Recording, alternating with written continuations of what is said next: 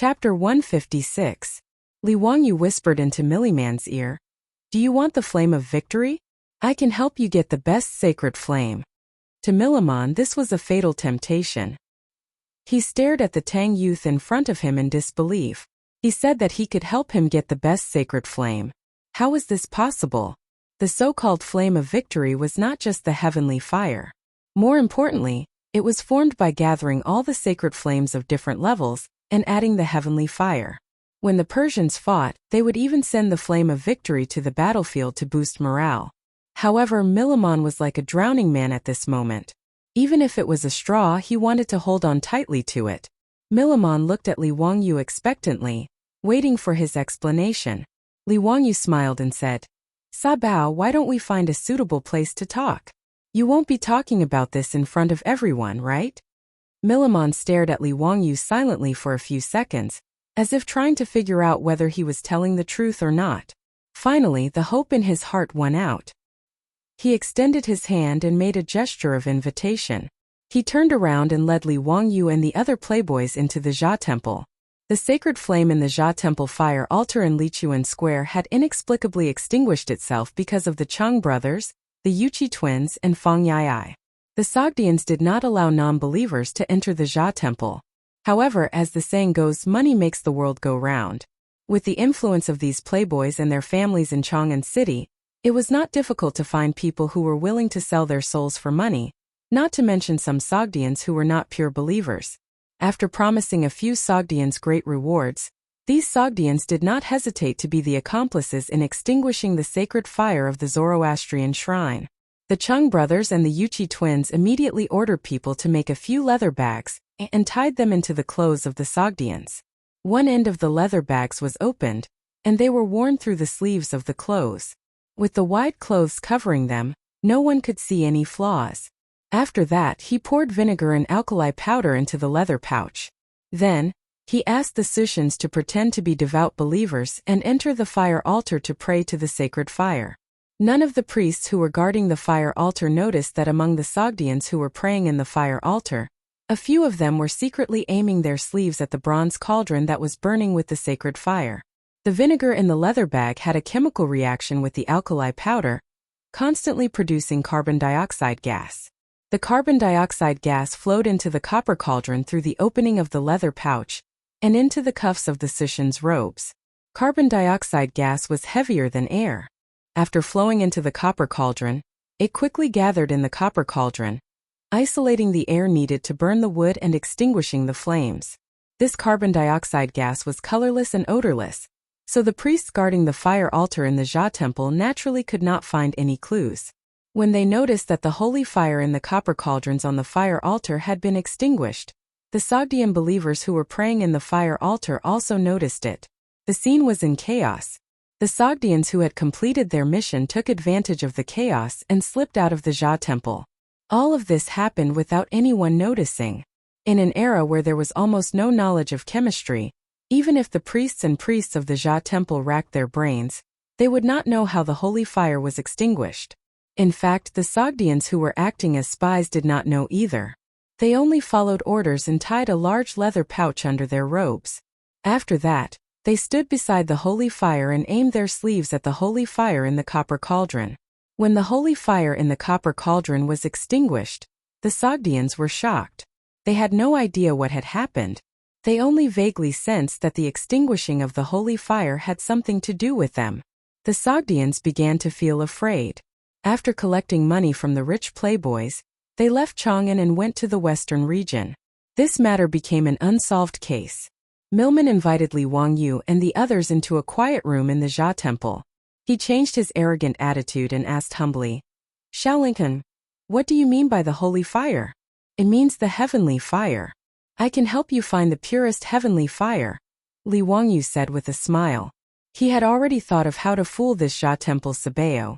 Although Millman did not know how the holy fire was extinguished, he was sure that it had something to do with the people in front of him. However, he did not have any evidence.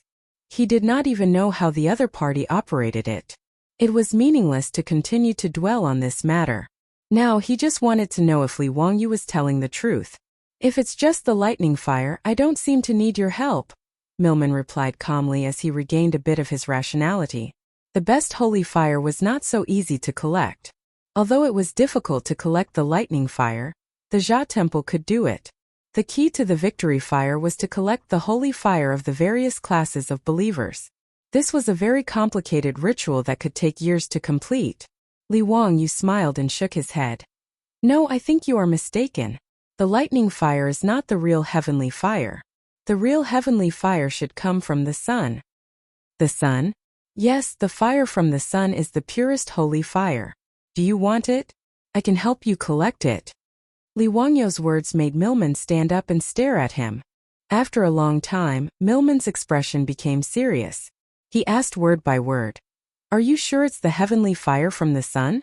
Xiao Langkuan, think carefully. The consequences of deceiving our Jia temple are very serious. Milman had never heard of the sun's heavenly fire being collected, but if it was really the sun's heavenly fire, he was sure that it was the best holy fire. It was even rarer than the victory fire stipulated in the doctrine. Li Wangyu chuckled. What's the benefit of lying to you? I will collect the sun's heavenly fire in front of your Jia temple. He was confident that he could collect the so-called sun's heavenly fire. Wasn't it the same as the process of collecting the Olympic holy fire in the future? By concentrating the sunlight in the center of the concave mirror, the high temperature generated to ignite the holy fire was the only way to collect the Olympic holy fire. Although Li Wangyu couldn't make a concave mirror in the Tang dynasty, he could collect the so-called sun's holy fire by similar means. Even the Olympic Games in the future recognized the holy fire. How could he not fool the Jia temple? Then please start quickly. What do you need? Jia temple will provide everything. Milman believed Li Wangyu's words. Li Wangyu really couldn't fool them. If Li Wangyu dared to deceive them, Milman swore that he would complain to the emperor of the Tang dynasty. He would even ask all the soot merchants in Chang and to go on strike to pressure the Tang dynasty. Milman did not believe that the emperor of the Great Tang would not uphold justice for them, given that he controlled the trade of the Silk Road. Li Wangyu waved his hand. I can help you collect the heavenly fire, but what can you give me in exchange? I'm not a follower of your Jia temple, so I have no obligation to help you. Gold, jewels, women. I can give you anything you want as long as you can collect the sun's heavenly fire, Milman said arrogantly. To the Sogdians, any problem that could be solved with money was not a problem at all. Li Wangyu looked at Milman with a faint smile. Sabeo, you know what I want. Give me that female slave of the Great Qin in exchange for the sun's heavenly fire. Milman hesitated. Turning the Great Qin woman into a prostitute was an order from the Persian Jia temple. He didn't know if he should go against it. He had completely forgotten how much he regretted not giving the female slave to the wastrels when they asked for it. Seeing Milman hesitate, Li Wangyu said again, Sabeo, Persia is far away from the Tang dynasty. You can just say that the female slave died of illness. You should know that compared to an insignificant female slave, the sun's heavenly fire is a 1 in a million divine item. Milman was convinced by Li Wangyu and nodded. Xiao Langkuan, as long as you can help me collect the sun's heavenly fire, you can take the female slave away and do whatever you want with her. After a long time, Milman finally agreed. Li Wangyu couldn't help but smile. No matter how arrogant Milman was, he was just a country bumpkin who hadn't seen the world. If it weren't for the fact that he was worried that Milman would act out of desperation and harm Aphrodite, Li Wangyu wouldn't have let him pass so easily. Chapter 157. Milman also had a good plan. If he could really collect the heavenly sunfire in front of everyone like this Tang young man said, then Li Chuanfang's Zhan temple would be able to turn the situation around and sing like a surf. Not only would the Zoroastrian temple not hold him responsible for the extinguishing of the solar heavenly fire, but he would also get more rewards. Compared to that, a female slave from Byzantium was nothing. Besides, after learning the lesson of the Zoroastrian temple's solar heavenly fire, he didn't dare to offend Li Wangyu again. Even if Li Wangyu collected the solar heavenly fire for them, if the solar heavenly fire was extinguished again, he wouldn't be able to survive. Maybe the easiest thing he could think of was to kill himself on the cauldron of the Zoroastrian temple's solar heavenly fire. Mr. Xiao Lang, how long will it take for you to collect the solar heavenly fire for us? Milman asked anxiously. Any time. As long as the sun is shining, noon would be the best. Milman lowered his head and thought for a while. How about 3 days later at noon? You have to collect the pure solar heavenly fire in front of all the priests and priests of the Zoroastrian temple. Li Wangyu nodded and said, "Okay, but you have to let me take the female slave away first." Since Milman had already agreed to this deal, he didn't reject it and nodded. If Li Wangyu could collect the solar heavenly fire in front of all the priests and priests of the Zoroastrian temple in Chang'an City, then everyone would be happy. If Li Wangyu was lying to them, the Zoroastrian temple wouldn't let him off easily. Milman summoned a priest and asked him to go to the tavern with Li Wangyu, and asked the tavern owner to release the slave. Li Wangyu and the others left, and Milman went to prepare for the solar heavenly fire ceremony in 3 days. It was a tedious job. At the same time, he had to comfort the believers and tell them that the solar heavenly fire was extinguished for no reason because the Zoroastrian temple was about to collect the pure solar heavenly fire. In front of the purest and noblest solar heavenly fire, the solar heavenly fire would naturally extinguish. This was their respect for the solar heavenly fire. These words, coupled with the fact that the sacred fire on the Zoroastrian temple's fire altar had automatically extinguished for no reason, made the Zoroastrian believers believe them. After all, there were many believers praying in the fire altar at that time, and they witnessed with their own eyes how the holy fire in the cauldron was extinguished one after another. Thanks to Sabeo Milliman's propaganda, everyone, including the priests and priests of the Zoroastrian temple, believed this story. The Sogdians began to pray, anticipating the arrival of the sacred fire of the sun 3 days later. When they exited the shrine, the Chung brothers, the Yuqi twins, Fang Yai, and Niu Zhengping were already waiting for them at the entrance. Due to the presence of the Zoroastrian priests, everyone held back their laughter and winked at each other to pass messages. Today's matter was simply too satisfying for this group of silk pants. Extinguishing the sacred flame of the Zoroastrianism, this kind of thing was simply too exciting for this group of idle playboys. However, they also knew that this matter couldn't be made public. It wasn't even convenient for them to tell their parents, so they could only secretly laugh amongst themselves. This made the silk pants feel very regretful, as they felt like they were walking in the dark. The group once again returned to the Hu wine shop in Shi City. The Zoroastrian priests passed on Sabeo Milliman's orders to the Hu shopkeeper, asking him to hand over the Qin female slave. The Hu shopkeeper didn't expect that in just half a day, Li Wangyu would be able to convince Sabeo Milliman. This made him very surprised. The Hu shopkeeper naturally obeyed Sabeo Milliman's orders. He asked someone to summon Aphrodite and prepared to go to the Chang'an County to handle the procedures. After the fire last night, when Aphrodite turned to leave, she closed her eyes. That drop of tear, carrying a sense of persistence, a sense of waiting, a sense of determination, and a sense of sadness fell. 2 years ago, when Carthagena City was conquered by the Persians, to the 13-year-old girl, it was as if she saw the entire world collapse in front of her. In the burning ruins, every tile was engraved with her vivid memories. From a proud daughter of heaven to a female slave, Aphrodite lost her faith and hope in God. After that, the long journey of a year and a half made Aphrodite lose hope in the future. She could never return to her hometown. She was just a pitiful person who was exiled from her memories. Yesterday, she was dragged out to meet the guests after resisting in every way possible. Aphrodite thought that would be the beginning of her life, the endless darkness of hell. She didn't expect that the handsome young man from the Tang dynasty would squat beside her gently and ask her in a gentle tone, "Are you okay?" With just one sentence, Aphrodite's heart seemed to have been shot by Cupid, the god of love. She obediently allowed the young man from the Tang dynasty to hold her hand and take her to a seat. When she was mocked by his friends for being ugly, Aphrodite bit her lips hard to stop her tears from falling. She took the initiative to change into a dance costume and perform a branch dance. She wanted to show her best side to the young man from the Tang dynasty. At that moment, she forgot her identity as a female slave. She was willing to give up everything she had to return to the world of her dreams. However, he still left, but he didn't take her with him. She heard from the other Hu girls in the tavern that the young man tried to buy her, but he was rejected by the Hu tavern owner. Aphrodite knew why. Zoroastrianism, the common religion of the Persians and Sogdians, They wanted to use this opportunity to humiliate her and the Byzantine Empire.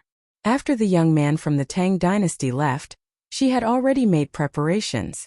A sharpened hairpin. Before she was forced to meet the guests, Aphrodite was going to insert it into her heart.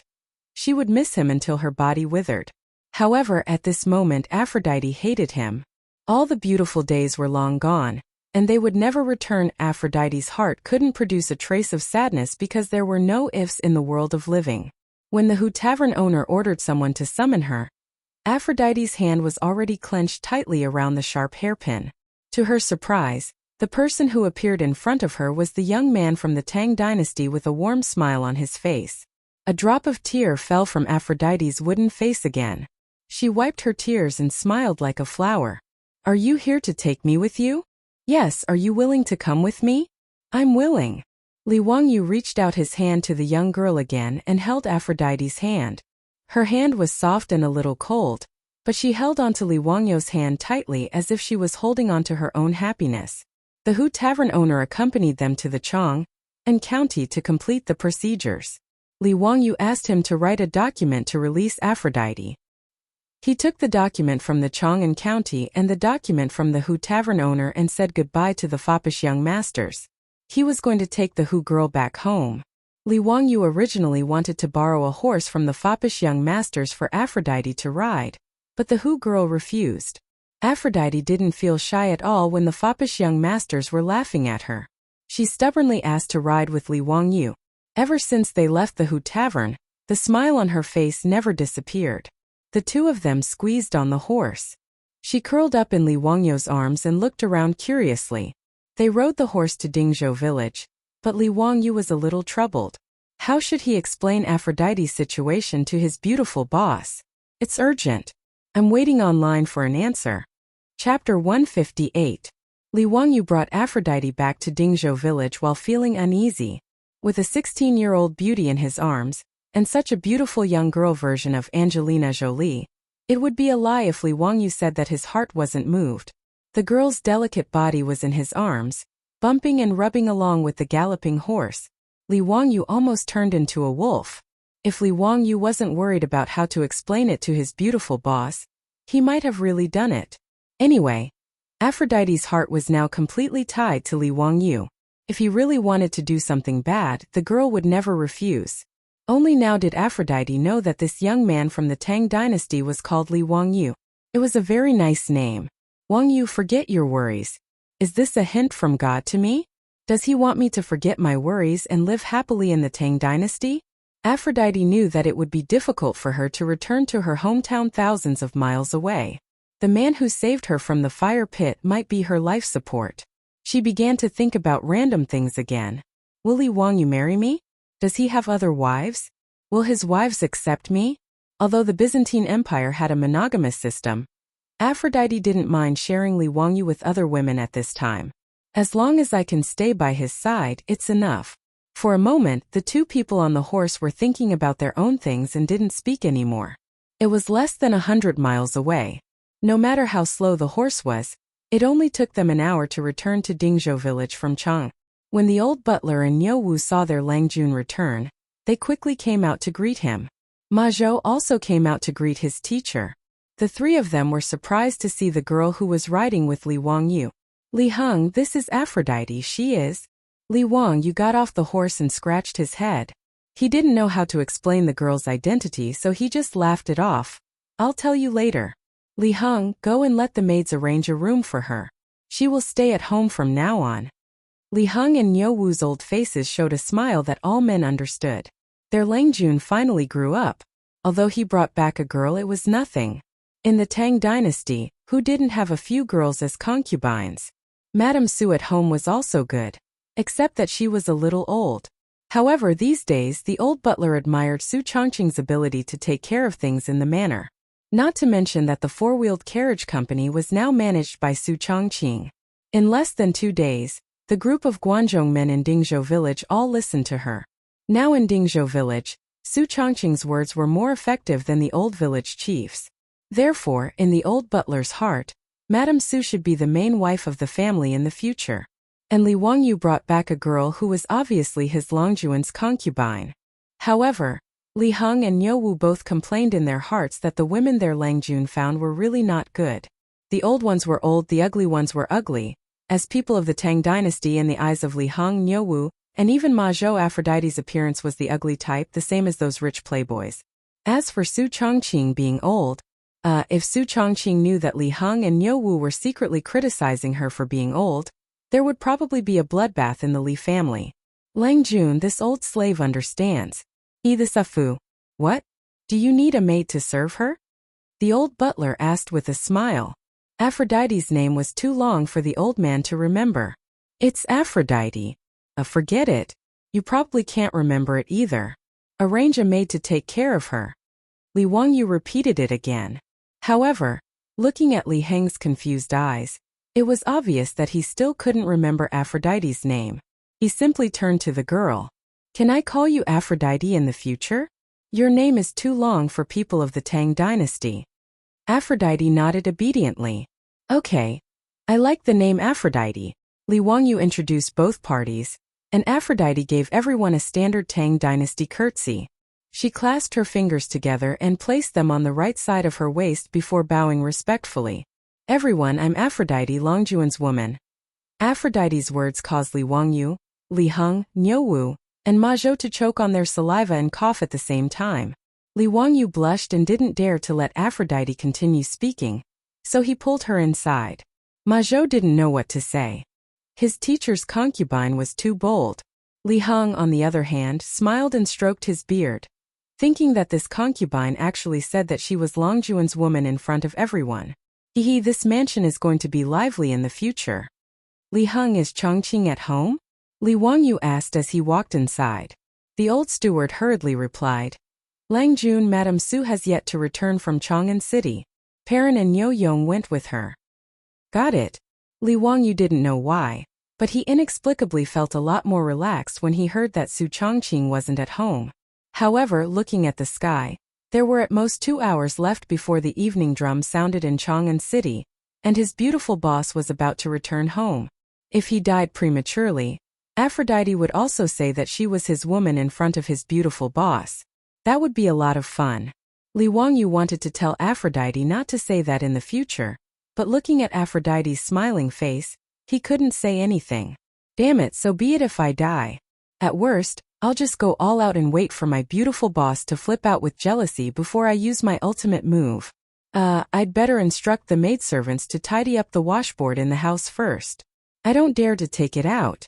Fortunately, there weren't any keyboards or computer motherboards in the Tang dynasty, let alone fruits like durian. Looking at their Longjuan's conflicted look, the old steward Li Heng and Niu Wu couldn't help but shake their heads. What a scandal, what a scandal! How could the head of the Li family be afraid of a woman? If word got out, the Li family would lose all face.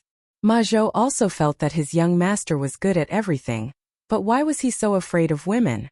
He could learn everything from his master, but this was something that he absolutely couldn't learn. If Li Wangyu knew what Li Heng, Niu Wu and Ma Zhou were thinking, he would definitely snort in disdain. In the future, a goddess like his beautiful boss was in existence that could instantly kill a group of men with a single look. Sai, let's not talk about it anymore. The more I talk about it, the more I'll cry. Women's rights are rampant, Li Wangyu thought with grief and indignation. However, Li Heng's disdainful look made Li Wangyu somewhat unable to put down his pride as a man. He suddenly straightened his back. This isn't the future. This is the Tang dynasty. I want to have 3 wives and 4 concubines, so what? Li Wangyu decided to be tough for once. He absolutely couldn't face his beautiful boss with the same mentality as he did in the future. Otherwise, in the future, his wife wouldn't be respected, and that would be a terrible thing. As a man, he couldn't be a coward, he had to be tough. Li Wangyu coughed softly.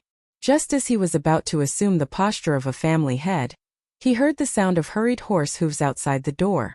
Then a figure jumped off the horse and rushed through the door with a gust of wind. The one who rushed through the door was Niu Yong. He was panting heavily and sweating profusely as he shouted, Lang Jun, something happened.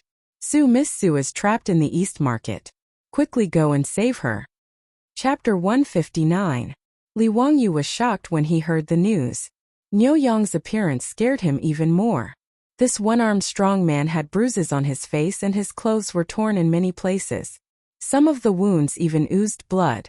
It was obvious that he had suffered a lot. "Brother, who beat you up like this? I'm going to get even with them." Niu Wu was furious when he saw that his brother was injured. Niu Yong ignored him and grabbed Li Wangyu's arm tightly. Lang Jun, let's go and save Lady Su." "Niu Yong, what happened? What happened to Su Chongqing? Tell me the details." Li Wangyu supported Niu Yong. Niu Yong gasped for breath and said hurriedly, "Lady Su is trapped in the carriage. Lang Jun, let's go quickly. We'll talk on the way. The city gate of Chang'an is about to close. If we're late, we won't be able to enter the city." Li Wangyu looked at the sky and saw that it was almost dusk. There was not much time left before the city gate of Chang'an closed. He was also anxious and shouted at Niu Wu, "Niu Wu, go and prepare the horse. We're going to Chang'an." Niu Wu agreed and was about to run outside. Li Heng grabbed him and said, "Wait, let's go find the village chief first. Go quickly." Niu Wu was stunned for a moment and immediately understood. He jumped onto the date red horse that Li Wangyu rode back and ran towards the village chief's house. Although Niu Wu didn't know what had happened, he knew that he and his elder brother might not be able to break into Chang'an City to save Madame Su just by relying on the two of them. They might have to rely on the villagers of Dingzhou village to help out. When the old village chief heard that Lady Su was trapped in the carriage of Chang'an, he rang the old copper bell in the village without saying anything. The copper bell in the village could not be rung casually. If the copper bell was rung 12 times, it meant that the village was facing a threat. After the old village chief rang the copper bell, the men who were originally squatting in front of their house holding big bowls and chatting with others were suddenly startled and rushed back into the house. In less than a quarter of an hour, hundreds of strong men with all kinds of weapons had gathered on the grain-sunning ground in the village. They were led by 12 middle-aged strong men who were wearing leather armor and holding weapons, but their bodies were all handicapped. These 12 strong men were the comrades of the Niu brothers who had survived the bloody battle with the Turks at Yanmen Pass. Back then, 60 former Sui soldiers from Dingzhou village went to war. Those who were able to survive all had their own abilities. Although their bodies were disabled, their battle prowess was not to be underestimated. Almost all of the youths in the village were trained by these 12 people, and the Niu brothers according to the military methods. No one would have expected that a small village like Dingzhou would have the military strength of 2 brigades hidden within it. If they were equipped with armor and long weapons, their combat effectiveness would not be inferior to that of the imperial army in Chang'an at all. When the village had conflicts with the surrounding villages, they had never lost a fight. Even in the village, there had never been any blind thieves who came looking for trouble.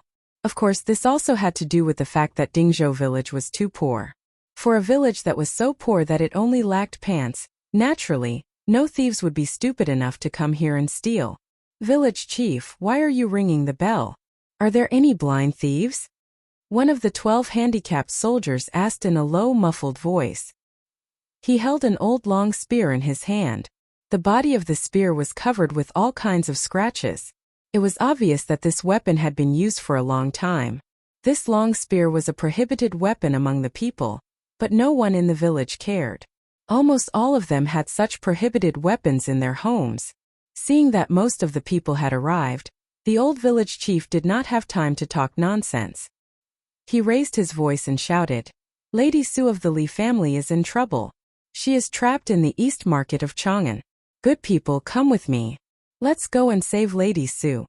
Ever since Su Chongqing took over the four-wheeled carriage business, the carriage business had already begun to take shape in just a few days. Many of the villagers of Dingzhou village had already started driving carriages to help the merchants in the East Market and West Market transport goods. However, due to the insufficient number of carriages in the early stages and the poor quality of the carriages, Su Chongqing limited the carriage's transport distance to 300 miles around Chang'an City, which was the distance that a four-wheeled carriage could travel in a day. Su Chongqing also contacted many merchants in the East Market and West Market, and recommended the four-wheeled carriage business of Dingzhou village to them. Dingzhou village and the Li family jointly opened the four-wheeled carriage business. Li Wangyu shamelessly named it the Shunfeng Express four-wheeled carriage business. His beautiful superior just rolled her eyes speechlessly. She did not object to this. The Shunfeng Express four-wheeled carriage business charged 2 copper coins for each carriage of goods for a distance of 100 miles.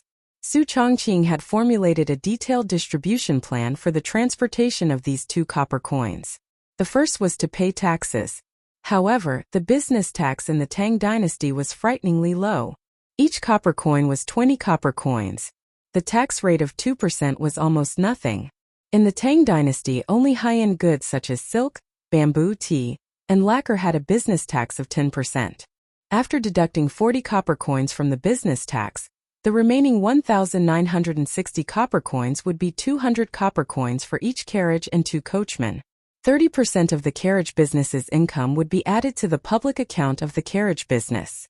It would be used to purchase horses, expand the scale of the carriage business, and pay for its operating expenses. The Li family would take 60% of the remaining money, while Dingzhou village would take 40%. The old village chief would distribute the remaining money equally according to the number of households. In this way, each carriage of the Shunfeng Express could bring the Li family more than 700 copper coins for every 100 miles of transportation. Dingzhou village could get about 500 copper coins. It might not seem like much, but the carriage business now had nearly 30 carriages. It could bring in an almost endless stream of cash flow every day. In just a few days, not to mention the villagers who had taken up the post as coachmen, even the ordinary villagers could get a few hundred copper coins out of thin air. It had only been a few days, and there were not many carriages in the village at present. The villagers of Dingzhou village now walked with the wind and felt that their backs were much straighter. Carpenter Lu's family was even busier. Every day, with the help of the villagers, they were busy forging and repairing carriages. They even selected a few clever young men from the village to be their apprentices. Therefore, in the eyes of the villagers of Dingzhou village, the Li family was the Buddha of all families. Madame Su was the goddess of wealth and the lifeblood of the entire village. Now that they heard from the old village chief that Madame Su was trapped in Chang, an east city, more than 100 young men were furious. Motherf **Ker, who dares to touch Madame Su? I'll chop him up alive. Village chief, stop talking. Tell us, should we attack Chang'an City now? Motherf **Ker. How dare they touch Madame Su of the Li family? We'll fight them to the death. Nearly 200 young men, under the leadership of the 12 disabled soldiers, wanted to immediately attack Chang'an City and fight the Southern Yamen Imperial Army to the death. Li Wangyu, who had just arrived at the grain-sunning field in the village, saw this scene. Large beads of sweat dripped down from his forehead. Are you going to start another rebellion like what happened at the Black Tortoise Gate? Chapter 160. Li Wangyu hurriedly stepped forward and stopped the furious old Muramasa. He had already communicated with Niu Yong. Su Chongqing was not in danger for now, but he was trapped in the SF Express carriage and could not leave. If he really led 200 people and farmers with all kinds of weapons to Chang'an, the guards at the city gate would be mobilized. With great difficulty, Li Wangyu managed to calm down the agitated village chief and the villagers. However, under the unanimous request of the villagers, he finally led the Niu brothers and the 12 soldiers who had survived hundreds of battles. They mounted their horses and galloped towards Chang'an City. The huge Chang'an City had many city gates, palace gates, halls, pavilions, and streets. It took hours to open and close these gates every day. Night fell. After the first drumbeat, the palace gates closed. After the second drumbeat, the palace gates began to close. After the second drumbeat, the palace city gates, left and right eternal light gates, the imperial city gates, and the capital city gates began to close. After 800 drumbeats, the city gates closed. Li Wangyu led 14 horses and galloped all the way. They did not care about the horses and kept whipping their horses. Finally, they rushed into the illustrious Virtue Gate after the first drumbeat. Let's not talk about how Li Wangyu and the others were rushing to the East Market. This morning, Su Chongqing led Peilon and Niu Yong to the Shunfeng Express Carriage Company in Chang'an City as usual. The little girl Perrin and Su Chongqing rode on the same horse. Niu Yong rode beside them to protect them. Perrin curled up in the arms of her beautiful boss. The two of them chatted in a low voice. Perrin wanted to go to the East Market, so she begged Su Chongqing to take her to Chang. Sister Chongqing, Lang Jun did not come back last night. Humph, it must be that group of rich playboys who took him to indulge in wine and women. Perrin pouted and said unhappily. Yesterday, Li Wangyu and the other hedonistic sons of rich families stayed overnight at the Hu People's wine shop in the western city. He only sent someone back to inform them that he would not be returning to Dingzhou village that night. Regarding this, the little girl Perrin had a rather strong opinion. The beautiful boss reached out and pinched her face. Little girl, you have a lot of little ideas. Perrin twisted her body and said. I'm not. I'm just thinking for you, Sister Chongqing. Sister, don't you care about Lang Jun? Humph, they're all like this. Let him be. Su Chongqing came from the future, so he wasn't surprised by such things. She also knew that in the company, including Li Wangyu, it was not uncommon for white-collar workers like them to accompany customers to places like nightclubs in order to get an order. For Su Chongqing, she didn't care much about men playing outside. She cared more about whether the two of them could be together for the rest of their lives. Some of the beautiful bosses like the lyrics of the song, the most romantic thing I can think of is to slowly grow old with you. Until we're old and can't go anywhere, you'll still treat me as a treasure in the palm of your hand. Ever since Su Chongqing transmigrated to the prosperous Tang dynasty, she regarded Li Wangyu as her lifelong partner. In addition to having a good impression of Li Wangyu, the main reason was that in the Tang dynasty, Li Wangyu was the only one who could understand her. It was like a man and a woman living on a deserted island. If you didn't choose him, did you have any other choice? Although the Tang dynasty was not a deserted island, in Su Chongqing's mind except for Li Wangyu, there was no one else she could open her heart to and communicate with. To her, this world was no different from a deserted island. Su Chongqing didn't think that she could be like those female protagonists in novels who transmigrated to ancient times and lived happily with an ancient person. That was too much of a fantasy. She couldn't imagine marrying an ancient person from the Tang dynasty and then living a life of seclusion in the backyard. That was simply a disaster. However, the beautiful boss also had some worries in her heart. That was, the age gap between her and Li Wangyu was too big. Although she knew that Li Wangyu was actually 2 or 3 years older than her. No matter what, Li Wangyu's physical age was only 16 years old, and she was already 24 years old. As the saying went, a woman 3 years older than her husband would hold a golden brick. A woman 8 years older would make a fortune. However, Su Chongqing was nervous. For her, this matter had become a sore point. The soul of the man she liked was possessed by a young man. Felt really strange. It was precisely because of this fear that Li Wangyu would despise her age that she did not want to be intimate with Li Wangyu. The two people holding hands already made her feel very awkward. This kind of worry about personal gains and losses made the beautiful boss jealous of the young maidservants sent by Cho Kuan on one hand, but on the other hand, she was particularly indulgent with Li Wangyu. Even if she knew that Chang Chuma was a playboy and took Li Wangyu to indulge in wine and women, she did not want to interfere. Contradiction, entanglement, this was Su Chongqing's current state of mind. Suppressing the emotions in her heart, the three people entered Chang'an City and went straight to the East Market. The Shunfeng Express Carriage Company had rented a courtyard in the East Market as a temporary stop for the carriage company in Chang'an City. Usually, because of the delay in transporting goods, the four-wheeled carriages and coachmen who could not return to Dingzhou village would temporarily spend the night here. This was also the location of the Shunfeng Express, which contracted the freight business of the merchants in the East and West markets. The reason why they chose to open the carriage company in the East Market was mainly because the Cho family had a business here. Since planning to open a carriage company in Chang'an City, Su Chongqing first contacted Cho Kuan and asked him to help find a suitable shop in Chang'an City. The Cho family was surprised to learn that Li Wangyu actually wanted to open a carriage company business. However, after Cho Yuanliang saw the carrying capacity and speed of the four-wheeled carriage, he immediately decided to cooperate with the Shunfeng Express for a long time. The biggest problem for the Cho family in the grain business was the transportation of grain. The Shunfeng Express simply made Cho Yuanliang overjoyed. The courtyard in the East Market was the property of the Cho family. It was rented to Su Chongqing by Cho Yuanliang at a very low price.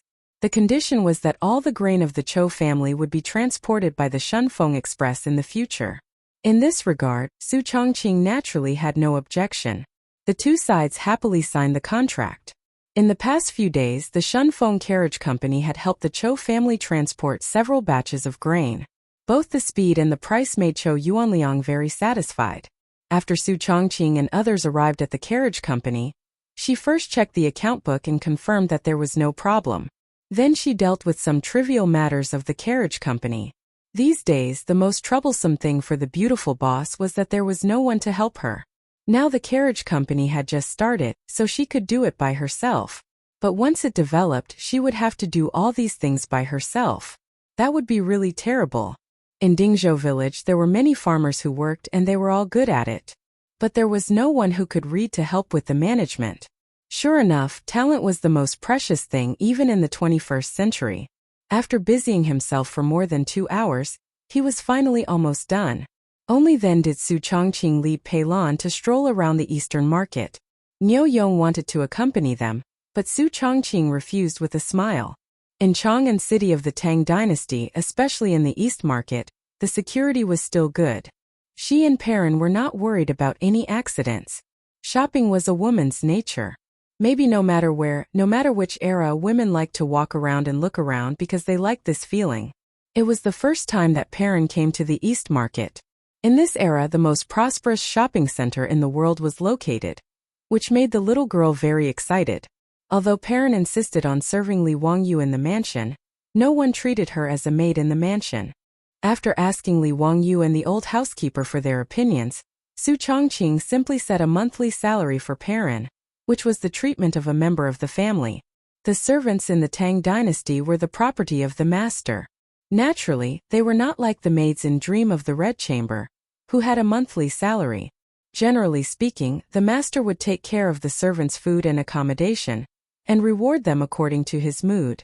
Today, Perrin came to the East Market of Chang'an City with all the copper coins she had saved these days, saying that she wanted to buy something. But whether it was a rouge shop or a jewelry shop, the little girl could go in and look around. However, although the little girl had money in her pocket, she just looked around and did not spend money to buy anything. Perrin, what do you want to buy? Su Chongqing asked curiously. Perrin blushed and stuck out her tongue at her.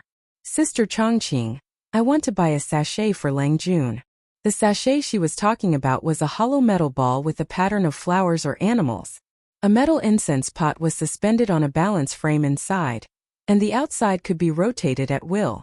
In the Tang dynasty, not only women liked to wear sachets, but men were no exception. Whether hunting, traveling, or playing, they all carried sachets with them. Wherever it went, the fragrance would spread. At that time, men even had the custom of comparing spices with each other, which was called competing in incense. Even the generals of the Tang dynasty used incense. In the Tang poem Young Man's Journey, it was written, Ping Ming little hunting out of the middle army, exotic fragrance filling sleeves. It was obvious how popular incense was in the Tang dynasty. Su Chongqing was speechless. In her mind she could not imagine Li Wang wearing a sachet around his waist, and the fragrance was overflowing. Perrin, your Lang Jun definitely doesn't like to wear that stuff. You'd better not waste your money. Su Chongqing said firmly. Li Wangyu was a standard straight man. In the company of later generations, some male colleagues would wear perfume for men. But on Li Wangyu, the beautiful boss had never smelled any fragrance except for the smell of sweat. He was the representative of smelly men. Really? Lang Jun used to like it. Perrin was a little confused. Shouldn't wearing sachets be the favorite of men in the Tang dynasty? She remembered that her Lang Jun used to wear sachets. It's true. Let's go over there and have a look. I'll treat you to candy, okay? Su Chongqing could not explain to the little girl that her Lang Jun had been replaced. She could only say perfunctorily and pull Perrin away. When they passed by the door of a shop that specialized in women's ready-made clothes, Perrin looked at the colorful women's clothes in the shop and waved to Su Chongqing. Sister Chongqing, let's go in and have a look. The clothes here are so beautiful. Su Chongqing naturally would not refuse. She smiled and held Perrin's hand and walked into the shop. But she did not expect to meet a noble person in the shop. Chapter 161. This East City's ready-made clothing store was expensive, so there weren't many customers. Su Chongqing saw two beautiful women who were about the same age as her. so she smiled and nodded to greet them in a friendly manner. The two women also smiled and greeted her. After transmigrating for almost a month, even Su Chongqing could see that these two women obviously had a high status. Their hair was tied up in a bun, their breasts were exposed, and their shoulders were covered with a gauze. They were wearing a short-sleeved shirt, a long skirt and a belt. One of the women was pregnant, and her belly was already showing. There were maids serving them. Although Su Chongqing didn't know much about history, she still knew a phrase called Tang Dynasty clothing. The Tang Dynasty clothing was the heyday of China's clothing development. Even in later generations, the shadow of the Tang Dynasty clothing could still be seen in East Asian countries. The Tang Dynasty women's clothing was the most wonderful chapter of China's ancient clothing. Their clothes were beautiful and gorgeous, and the decorations were strange and complicated, making it too much for the eyes to take in. Speaking of which, Su Chongqing was secretly shocked by the Tang Dynasty women's clothing, because even in the eyes of later generations, the Tang Dynasty women's clothing was too bold. The light, thin and transparent fabric, coupled with the bare-chested clothing, which was the low-chested clothing of later generations, and the slow-chested gauze skirt made Su Chongqing as a woman blush when she looked at it. In the Tang Dynasty, where plump breasts were considered to be beautiful, the white patch on the chest of a woman with a bit of status was a cheap sight for many men. Not to mention that there was no such thing as underwear in the Tang Dynasty. With such a low neckline, when these women bent down, the fatal temptation of exposing their bodies was simply too deadly. In the Tang Dynasty, bare-chested clothing was not something that just anyone could wear. Women from ordinary families were not allowed to wear such clothes. Only women with high status could wear such clothes. Just like the two beautiful women in the store at this time, who were wearing bare-chested clothing, revealing their plump and snow-white chests. Obviously, they were of noble status. Su Chongqing didn't want to disturb them, so she let Perrin and whispered about the various clothing in the store. But she accidentally overheard the conversation of the two beautiful women. "Sister, look at this belt. It suits you so well." "It does look good, but it's not convenient for me to wear this belt right now." The pregnant woman sighed and said, "I look ugly no matter what I wear now. I don't even dare to let Erlang see me like this." The beautiful boss stole a glance at the pregnant woman and couldn't help but laugh out loud. Her laughter immediately alerted the two beautiful women, and they both cast inquisitive gazes over. Su Chongqing hurriedly bowed to them and explained, "Ladies, I'm really sorry. I accidentally overheard your conversation and disturbed you." However, the two beautiful women didn't blame her and just laughed it off. Su Chongqing was a little embarrassed. His laughter just now was indeed a little impolite. He hurriedly said, "My two wives, actually I know of clothes that are suitable for pregnant women. Would you be interested?"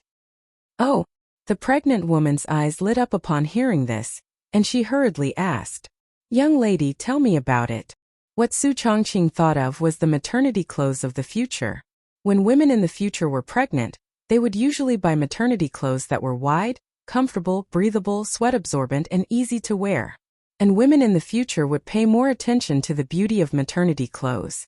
Aside from the large waist, the style wasn't inferior to ordinary fashion. Su Chongqing asked the female shop assistant of the ready-made clothing store to bring over a chest-length skirt.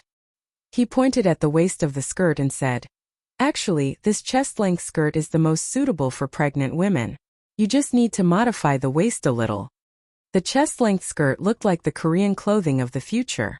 The so-called Korean clothing was passed down to Korea during the Tang Dynasty. The chest-length skirt tied the belt high above the chest. This style could achieve a different elegant effect regardless of whether the figure was plump or thin. Furthermore, the chest-length skirt that was modified at the waist was thin at the top and thick at the bottom. It looked dignified and elegant, and the wide skirt perfectly hid the pregnant belly. Whether it was a 6-month pregnant woman or an 8-month pregnant woman, it couldn't be seen after wearing it. It was the best combination for pregnant women. Su Chongqing's words made the two beautiful women quite interested. The female shop assistant on the side was also very tactful and quickly said, "Honorable guests, there are tailors in this small shop. If you need, I can ask them to modify it right away. It can be done in a moment." The two beautiful women smiled and looked at each other. They nodded and asked her to take the chest-length skirt to the back of the shop to modify it. Su Chongqing said with a smile. Ladies, it's better not to wear silk clothes when you're pregnant. It's better for the fetus to wear cotton clothes. Oh? Why is that? The beautiful woman asked. Because cotton clothes are not irritating to the fetus and the pregnant woman. Moreover, cotton clothes are breathable and comfortable to wear. The beautiful woman immediately called the female shop assistant and asked if there were any cotton clothes. Cotton clothes were not common in the early years of the Tang dynasty. It was just a novelty. It wasn't until the middle of the Tang dynasty that cotton clothes became popular. There was no cotton cultivation in the Tang dynasty. At that time there was only cotton from Gaochang in the western regions. The 7 indigenous people in Gaochang planted cotton, then spun and weaved cloth before sending it to the interior of the Tang dynasty. Because of its high price, its quality was not as smooth as silk, and it was much more expensive than linen. Therefore, cotton clothes were still a very small luxury at this time. This ready-to-wear shop specialized in making all kinds of women's clothes. They also had chest-length skirts made of cotton. The beautiful woman immediately asked the female shop assistant to modify it. While waiting for the shop to modify the clothes, Su Chongqing talked with the 2 beautiful women again. He talked about many methods and tricks for pregnant women in the later generations, which greatly interested the 2 beautiful women. In fact, these were all common sense for women in the later generations. Although the beautiful boss was a virgin, she also had relatives, friends, and classmates who were married and pregnant. Therefore, she also knew a thing or two. The beautiful boss now understood why Li Wangyu often shamelessly plagiarized. She was also the same now. Showing off some common sense of the later generations made the 2 beautiful women exclaim again and again, giving her a great sense of satisfaction. The 2 sides chatted happily. Then, the topic changed to the problem of maintaining a pregnant woman's figure. Although women in the Tang dynasty were beautiful with plump bodies did not mean that they were fat. However, it was easy for women to gain weight and lose their shape when they were pregnant. In this regard, the 2 beautiful women, who were already mothers, were also very distressed. Su Chongqing said, Ladies, you can try practicing yoga. It is very effective for maintaining your figure. Yoga? Isn't that a Buddhist technique? The beautiful woman asked in astonishment. Yoga had been introduced to China as early as the Han Dynasty along with Buddhism. It was mainly used as a Buddhist cultivation method. The Chinese transliteration of yoga was also yoga, which first appeared in the Chinese translation of Buddhist scriptures. However, yoga at this time was very different from the yoga of the later generations. Ancient yoga was mainly used for meditation, which was the so-called repair of the soul. However, the modern yoga of the later generations was used to exercise the body. Modern yoga could adjust the body's muscles, bones, and endocrine system to the healthiest state through long-term exercise. In order to maintain her figure, Su Chongqing specially learned yoga exercises and insisted on practicing every day to maintain her good figure. In response to the 2 beautiful women's questions, Su Chongqing smiled and explained the difference between her yoga and Buddhist yoga. Hearing that yoga could maintain one's figure and make one young, the 2 beautiful women's eyes lit up. Women loved beauty, and this was the case no matter which dynasty it was. Young lady, I wonder if it's convenient for you to teach us yoga? The beautiful woman asked expectantly. Chapter 162. Su Chongqing didn't refuse the 2 beautiful women's request. She didn't mind getting to know a few more noble women of the Tang dynasty. Since she and Li Wangyu were going to live in the Tang dynasty for a long time, she still needed to expand her network. These 2 beautiful women, whether it was their conversation or temperament, made Su Chongqing have a good impression of them. Naturally, she was willing to get closer to such beautiful women. However, she was slightly embarrassed. I can teach you yoga, but I need a convenient place. When practicing yoga, you can't wear too many clothes, otherwise it will affect your physical activity. The 2 beautiful women were stunned. This was a problem. The pregnant woman asked, Are you from Chang'an? Su Chongqing smiled and shook her head. I'm from Dingzhou village in Hu County. I run a carriage business in the East Market. Dingzhou village in Hu County? The beautiful woman smiled and asked, Do you know Li Wangyu from the Li family in Dingzhou village? The beautiful woman's words caused Su Chongqing to be stunned as well, and only after a long time did he reply, Of course I know him. I'm Li Wangyu's cousin. May I ask how the two of you know my cousin? Her cousin's words were even vague, but the smile in the pregnant woman's eyes deepened. I'm Li Jia Xiaolong's elder.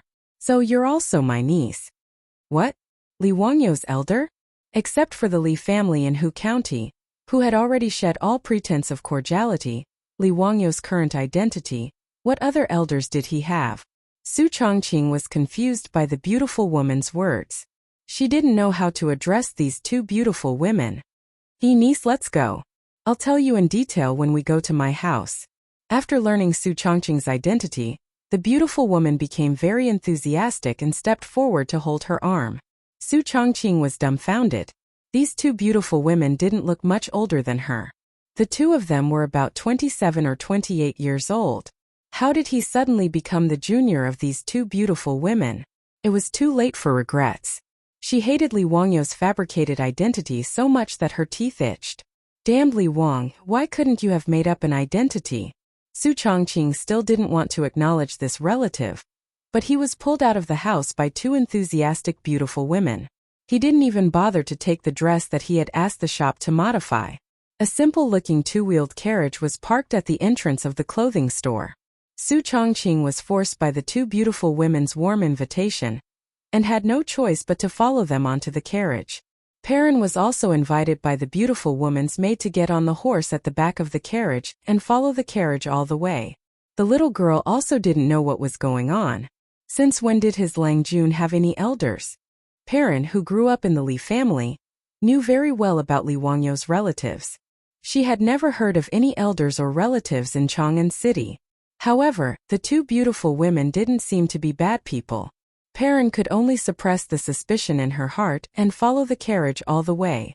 After the carriage drove out of the East Market, Perrin found that there were many strong men on horseback in front and behind the carriage.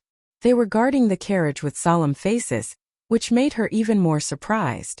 It was obvious that the two beautiful women's family power couldn't be underestimated since they had so many troops. Inside the carriage, Su Chongqing had been carefully inquiring about who exactly the two beautiful women were. However, the two beautiful women just smiled and didn't say anything. They only told her that she would know when she arrived at the mansion. Perrin, who was riding behind the carriage, was horrified to find that after the carriage left the East Market, it went all the way north and then turned in the direction of the Imperial City. Finally, the carriage drove straight to the Yanqi Gate on the east side of the Imperial City. From here, the Imperial City was to the south and the Imperial Palace of the Tang Dynasty Taiji Palace was to the north. When the carriage passed by the Yanqi Gate, the Imperial Guards guarding the gate of the Imperial City didn't stop them for inspection. Instead, they all bowed and saluted. Even if the little girl Perrin was slow at this moment, she realized that the two beautiful women were nobles in the Imperial Palace. This discovery frightened Pei Lan to the point that her entire body trembled. She rode on horseback in a daze and followed the carriage into the Taiji Palace. Su Chongqing didn't know where the carriage went like Perrin. She didn't know the way, nor did she know the Imperial Palace of the Tang Dynasty. However, when the two-wheeled carriage stopped, she and the two beautiful women were helped out of the carriage by the maidservants. She was still shocked by the buildings in front of her. Even in the future, she had visited the magnificent palace complex in the Forbidden City, but she was still shocked by the Taiji Palace in front of her. The continuous Imperial City and the Imperial City, the Imperial Palace was majestic, gorgeous, solemn and had strict security. It had an irreplaceable sense of oppression. In the magnificent era of the Tang Dynasty, whether it was the 150-meter-wide Vermilion Bird Avenue or the palace complex in front of her, they were all so magnificent. The palace complex in front of Taiji Palace was 40 feet above the ground, with its back against the blue sky. It was tall and majestic and it was breathtaking. On both sides of the stairs leading to the main hall were bluestone handrails. The handrails on the upper level were engraved with the image of a swordsman's head, while the middle and lower levels were engraved with the image of a lotus flower. Su Chongqing was stunned. A group of palace maids bowed to the two beautiful women beside her and saluted. "Welcome back to the Imperial Palace, Your Highness." "Welcome back to the Imperial Palace." "Empress? Imperial concubine?" The beautiful superior was completely dumbfounded. Her body was stiff, and she didn't know whether she should bow like those palace maids at this time. She actually saw the living Empress Zhangsun? She didn't look like the Empress Zhongsun she had seen in the TV series, but she looked more graceful and luxurious. With a myriad of manners, Perrin had already rolled off the back of the horse. She anxiously bowed and didn't dare to raise her head for a long time. The two beautiful women in Su Chongqing's eyes were Empress Zhongsun, who was 5 or 6 months pregnant, and one of the 4 concubines of Pai Lupi, Concubine Yang. Concubine Yang's identity was also very noble. Her father was Emperor Yang of the Sui dynasty. She was a princess of the royal family and was born as an emperor. After Sui dynasty was subjugated by Tang and replaced the Sui dynasty, Concubine Yang married Pai Lupi and gave birth to the 3rd Prince Li Gu and the 6th Prince Li Gu. Because of the special background of Concubine Yang, she didn't want to fight for power. Among the concubines in Pai Lupi's harem, she had a very harmonious relationship with Empress Zhongsun. Today, because Empress Zhongsun felt depressed in the imperial palace, and because she was pregnant, she took Concubine Yang out of the imperial palace and went to the East Market to relax. Even the Honorable Empress Zhongsun and Concubine Yang had a strong interest in things like shopping. Although the two women were already the mothers of several princes and princesses, and Empress Zhongsun was the mother of the world and the ruler of the imperial harem, in the end, she was only a young woman in her 20s. As the most powerful and open country in history, the imperial palace of the Tang dynasty didn't have the same strict restrictions on the imperial harem in the Ming and Qing dynasties. Not only could the imperial harem leave the imperial harem, but even the concubines didn't live in the imperial palace and built their own mansion outside. Compared to the imperial harem in the Ming and Qing dynasties, it was simply a heaven-like existence. Therefore, it wasn't very surprising that Su Chongqing would encounter Empress Zhongsun and Concubine Yang in the East Market today. Su Chongqing understood a little bit why Zhongsun and Concubine Yang said that they were her elders. Li Wangyu was born in the imperial family and hadn't left the imperial harem. Weren't Empress Zhongsun and Concubine Yang her and Li Wangyu's elders? My life. I'm afraid that my fake cousin will be exposed. Chapter 163. While the beautiful boss was feeling uneasy, she didn't notice that Empress Zhongsun and Concubine Yang were both smiling. She didn't know that ever since Li Wangyu did a series of things, the Li family had entered Pai Lupi's sight. The 100 Horsemen Department, the secret service of the imperial family, had already secretly investigated Li Wangyu and reported all of his recent activities to Pai Lupi. Su Chongqing, this woman who suddenly appeared in the Li family, even the 100 Horsemen Department couldn't find out her origin. She was very mysterious. The 100 Horsemen Department even found those servants who were released by Li Wangyu, but they only found out that this woman appeared out of nowhere in the Li family's residence a month ago. As for where she came from and where she came from, the 100 Horsemen Department didn't know. It was as if this woman suddenly fell from the sky. The 100 Horsemen Department didn't know that Su Chongqing really did fall from the sky, but she fell into Li Wangyu's bathtub. If they wanted to find out her origin and where she came from, the 100 Horsemen Department would have to travel 1,300 years and go to the police station in the future. The Li family announced to the public that this woman named Su Chongqing was Li Wangyu's cousin, but no one believed this. However, the 100 Horsemen Department's report clearly stated that this woman was very smart and capable, and that she had feelings for Li Jia Xiaolang. Not only did Pai Lupi read the 100 Horsemen Department's report, but Pai Lupi also showed it to Empress Zhongsun for a look. Pai Lupi and Empress Zhongsun didn't care about Su Chongqing's origin. A woman wasn't in the eyes of the emperor of the Tang dynasty. She was just Li Jia Xiaolang's concubine, although she was a bit older. However, because Empress Zhongsun had a good impression of Li Jia Xiaolang and met Su Chongqing today, she admired Su Chongqing very much after talking with her. The more Empress Zhongsun looked at her, the more she liked her. In addition, the yoga that Su Chongqing mentioned made her and Concubine Yang very curious, so they simply brought Su Chongqing back to Taiji Palace and revealed her identity. The so-called niece was just a joke between Empress Zhongsun and Concubine Yang and Su Chongqing. Empress Zhongsun smiled and invited Su Chongqing to follow her into Lijian Hall, which was Empress Zhongsun's bedroom. Lijian was the main hall of the second courtyard. In the courtyard was the imperial palace's palace, the palace's palace. Li, STSS books as always, strictly speaking, this place was not part of the harem, But Empress Zhongsun lived here in order to accompany Pai Lupi. Only the Tang dynasty had this kind of tolerance.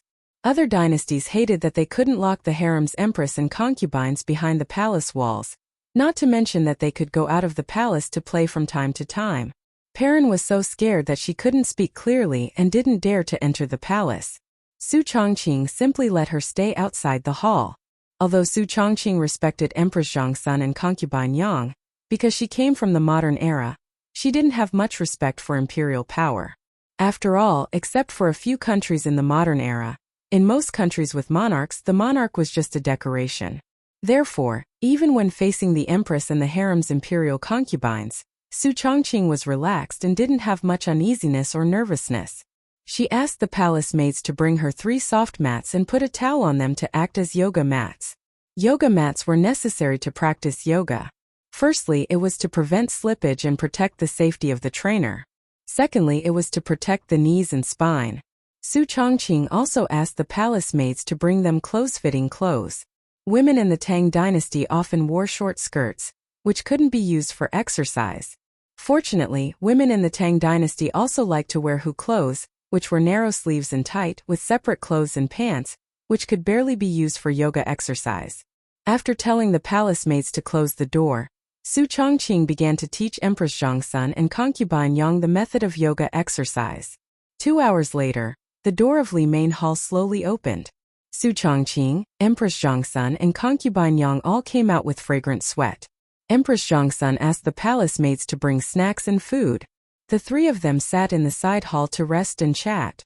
Niece Chongqing, your yoga is really magical. I feel much more relaxed after exercise. Empress Zhongsun said while stroking her slightly bulging belly. Concubine Yang also smiled and nodded. Indeed, Chongqing's yoga is really effective. I also feel much more energetic. Your Highness, Imperial Concubine, yoga requires long-term exercise. Today is just the beginning. If you want it to be effective, you must persist in practicing every day. Su Chongqing said. Empress Zhongsun said. That's good. Niece Chongqing, if it's convenient for you, you can come to the palace every day to teach us. Is that okay? Su Chongqing hesitated for a moment, but quickly nodded and agreed.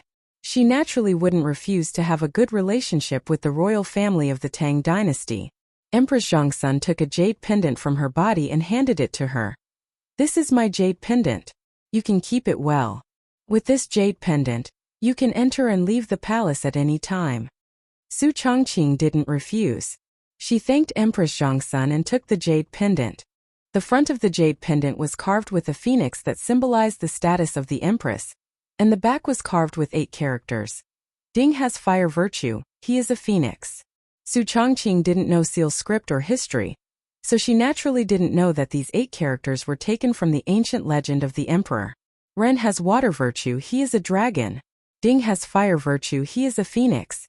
Therefore, the emperor was a combination of dragon and phoenix, incomparably noble. Ding is a phoenix and calls herself the empress. This jade pendant wasn't just a certificate to enter and leave the palace, but also represented the status of Empress Zhongsun. In a sense, it was like the imperial sword and the golden token arrow made up in the TV series of later generations. It was like the emperor himself. Although she couldn't use the jade pendant to do whatever she wanted or order the court officials, it was enough to avoid a lot of trouble when necessary. This jade pendant represented that the holder had a close relationship with Empress Zhongsun, at least no one in Chang, and would be blind enough to offend the holder of the empress's jade pendant. The reason why Empress Zhongsun gave the jade pendant that represented her status. She gave it to Su Chongqing to give Li Wangyu a backer. She had long known about the filthy things that the Li clan of Hu County had done before. Empress Zhongsun wanted nothing more than to have Pai Lupi remove all of them from the imperial family. They had simply lost all of the imperial family's face. Li Wangyu was now showing more and more ability, so Empress Zhongsun's impression of him was getting better and better. That was why she gave Su Chongqing such a jade pendant. She hoped that Li Jiaxiaolang could use this jade pendant to dispel some people's distracting thoughts, if he encountered a similar situation again. Su Chongqing naturally wouldn't think so much. He simply thought that this jade pendant was a certificate similar to a pass, so he didn't think much and put it away. While the 3 people were chatting by the table, Yang Fei suddenly looked at Su Chongqing's clothes and sighed. Chongqing, it's really been hard on you. Li Jia Xiaolang actually let you wear Huanzhua clothes. Su Chongqing was stunned. What did this mean? Wear Huanzhua clothes? Huanzhua referred to clothes that had been washed many times. Who didn't wash clothes? Why did it become him suffering? While she was still confused, she saw Yang Fei turn to Empress Zhongsun and say, Sister, Li Jia Xiaolang is very pitiful. This made the beautiful superior even more confused. What was Li Wangyu pitiful about? Chapter 164. Su Chongqing didn't understand. Concubine Yang meant that Li Jia Xiaolang was so poor that even his woman was still wearing washed old clothes. Yes, in the eyes of Empress Zhongsun and concubine Yang, wearing washed clothes was too shabby. Su Chongqing's impression of the Tang dynasty and Empress Zhongsun came from a TV series he watched in modern times, The Rule of Zhongguan.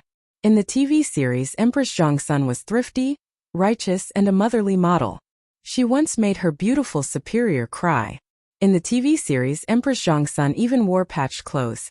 In history, Empress Zhongsun and Empress Ma of Zhu Yuanzhang were known for being thrifty, but the difference between the two was too big.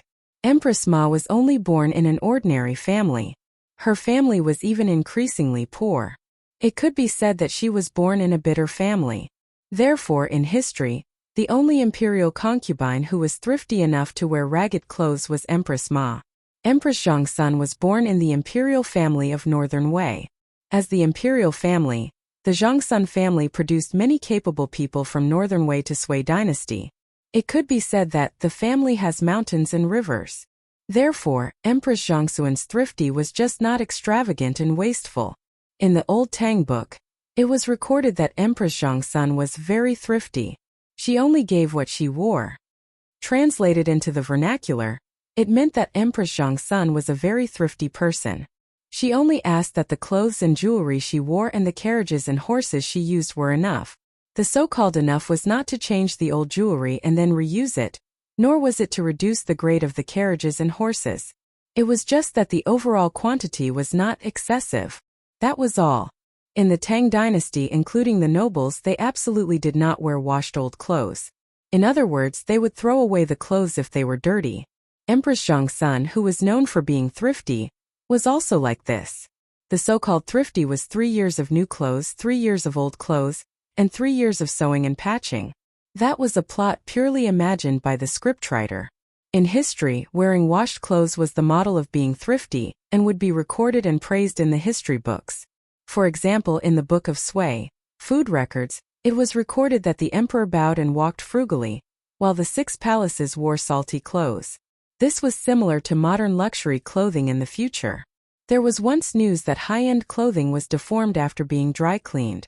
The answer the company received was, "We didn't consider the issue of cleaning when designing this clothing." The level of extravagance in both ancient and modern times was comparable. It was precisely because of this that Yang Fei would look at Su Chongqing's clothes and say those words. Empress Zhongsun agreed with Yang Fei's words. She lovingly looked at Su Chongqing and felt that Li Jia Xiaolang treated his woman too harshly. By the time Su Chongqing understood the meaning of the Empress and Gui Fei's words, he didn't know whether to laugh or cry.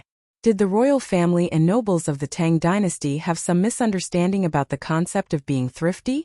However, a thought suddenly appeared in her mind, and her expression immediately became miserable.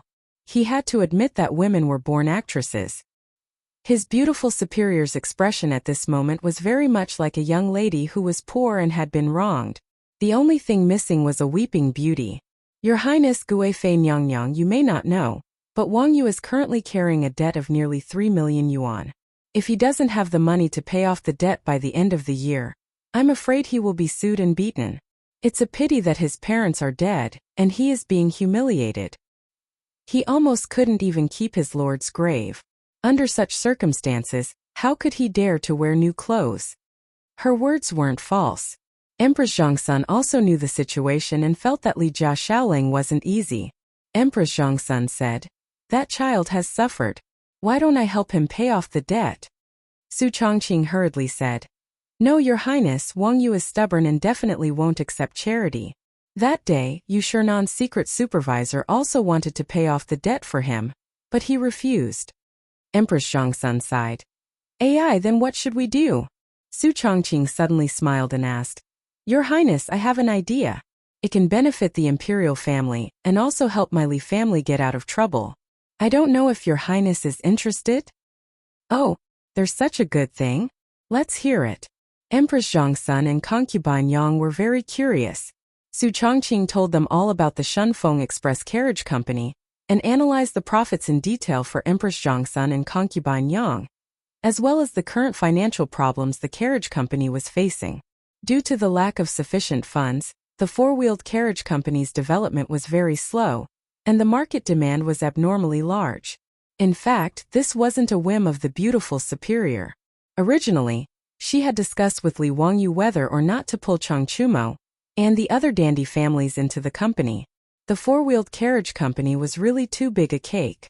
It was so big that the Li family in Dingzhou village couldn't eat it all. If they weren't careful, they might even choke to death. This wasn't an alarmist talk, but the seemingly inconspicuous four-wheeled carriage transportation business actually had too much profit in it. Li Wangyu only relied on Fang Xianling and the Imperial Edict of Chang and City's special franchise. It was difficult to resist the greedy eyes of the aristocratic families. According to Su Chongqing and Li Wangyu's analysis, to meet the needs of many merchants in Chang'an City, at least 1,000 four-wheeled carriages were needed. Even if the average daily profit of a carriage was the same copper coins, the Shunfeng Express might make a profit of 1,000 strings of coins a day in the future. Millions of coins, but only a day's profit. Could be imagined how big this cake would be. Before she and Li Wangyu discussed how to invite the dandy families to invest in the carriage company, she unexpectedly met Empress Zhongsun today. If they wanted to choose a partner, was there anyone more suitable than the imperial family in the world? No matter how greedy the aristocratic families were, they didn't dare to extend their claws to the imperial property. And once the imperial family invested in the Shunfeng Express, not only could they solve the initial capital needs of the development of the carriage company, but they could also find a group of managers from the imperial family who could write and calculate. Why not? Su Chongqing believed that Empress Zhongsun would not refuse her proposal, which was a win-win choice. Sure enough, after she explained the key points, Empress Zhongsun didn't hesitate to decide to cooperate. Empress Zhongsun was not only the master of the harem, but also all the imperial property was under her jurisdiction. She could decide the cooperation with the Li family in one word. This empress will offer 800 horses and 5,000 strings of copper coins. Niece, how much can you give this empress? Empress Zhongsun looked at Su Chongqing with interest, wanting to see how she would answer. Su Chongqing didn't hesitate at all and directly replied, Your Highness, the imperial family will take 50% of the carriage company, the Li family will take 30%, and the villagers will take 20%. What do you think? Okay. Empress Zhongsun nodded with satisfaction and was very satisfied with Su Chongqing's proposal. But I have two conditions and I hope your Highness can agree. Before Empress Zhongsun spoke, Su Chongqing quickly said her conditions. I hope that the Shunfeng Express will still be managed by me, and the imperial family will send accountants and managers to supervise. Is that okay? Okay. Empress Zhongsun nodded again. She didn't want to take this property away from the Li family, which was not her original intention. Su Chongqing couldn't help but smile. He didn't expect that he would get such a big backer for his family when he accompanied the little girl to stroll in the street today. Chapter 165. After settling the matter of the imperial family investing in SF Express, Su Chongqing only felt that a large stone had been lifted from his heart. The Li family had a backer, and the carriage company also had the capital to develop. She believed that with her management ability, she could complete the monopoly of Chang'an's transportation business within a year. After making an appointment with Empress Zhongsun and concubine Yang to teach yoga in the palace the next day, Su Chongqing led the trembling little girl Perrin out of the Tang dynasty's palace. Seeing that it was getting late, she prepared to return to SF Express to meet Niu Yong, and then return to Dingzhou village to share today's unexpected harvest with Li Wangyu. Empress Zhongsun considerately asked the palace maid to prepare 2 horses for them to ride. Su Chongqing disliked that kind of hat that was connected to a circle of long black muslin. After wearing it, it would cover the face and body. The conical hat was stuffy, so she never wore this kind of thing called a hedgerow, when riding a horse. But she didn't expect that today she would get into trouble, because she didn't bring this hedgerow. The Zheng family of Xingyang was one of the 5 families and 7 kings of the Tang dynasty. The ancestors of the Zheng family of Xingyang could be traced back to the Zheng state that was infected by King Xianwang of Zhou. After the fall of the state, the royal family still used Zheng as their surname and Xingyang as their capital. At the end of the Eastern Han dynasty, the Zheng family gradually developed into a noble family. When the Tang dynasty was established, the Zheng family of Xingyang was the most prominent Zheng family in the world. There was a saying that the Zheng family of the world came from Xingyang. The Zheng family of Xingyang had many officials in the imperial court. The head of the family, Zheng Yuanshou, was an official in the Sui and Tang dynasties. Zheng Yuanshou's cousin, Zheng Shanghua, was the Minister of War, Civil Affairs, and Works in the Sui and Tang dynasties. The other members of the Zheng family of Xingyang held the positions of General, Minister of War, Commander of the Army, and so on. Not only did the family have such great power in the imperial court, but the Zheng family of Xingyang had been doing business for generations. The wealth of the Zheng family was piled up like a mountain. The number of horses, fields, grains, silk, and jewelry was comparable to the Pai Lupi's imperial treasury. Just the interest from the loans alone was no less than 100,000 strings of cash every year. It could be said to be the richest in the world. The luxurious lifestyle of the Zheng family in Xingyang was well known in Chang. Just in Chang'an city alone, there were 600 to 700 servants in the Zheng mansion. Every day there would be banquets, singing and dancing, bathing, sightseeing, luxurious clothes, and delicious food. Zheng.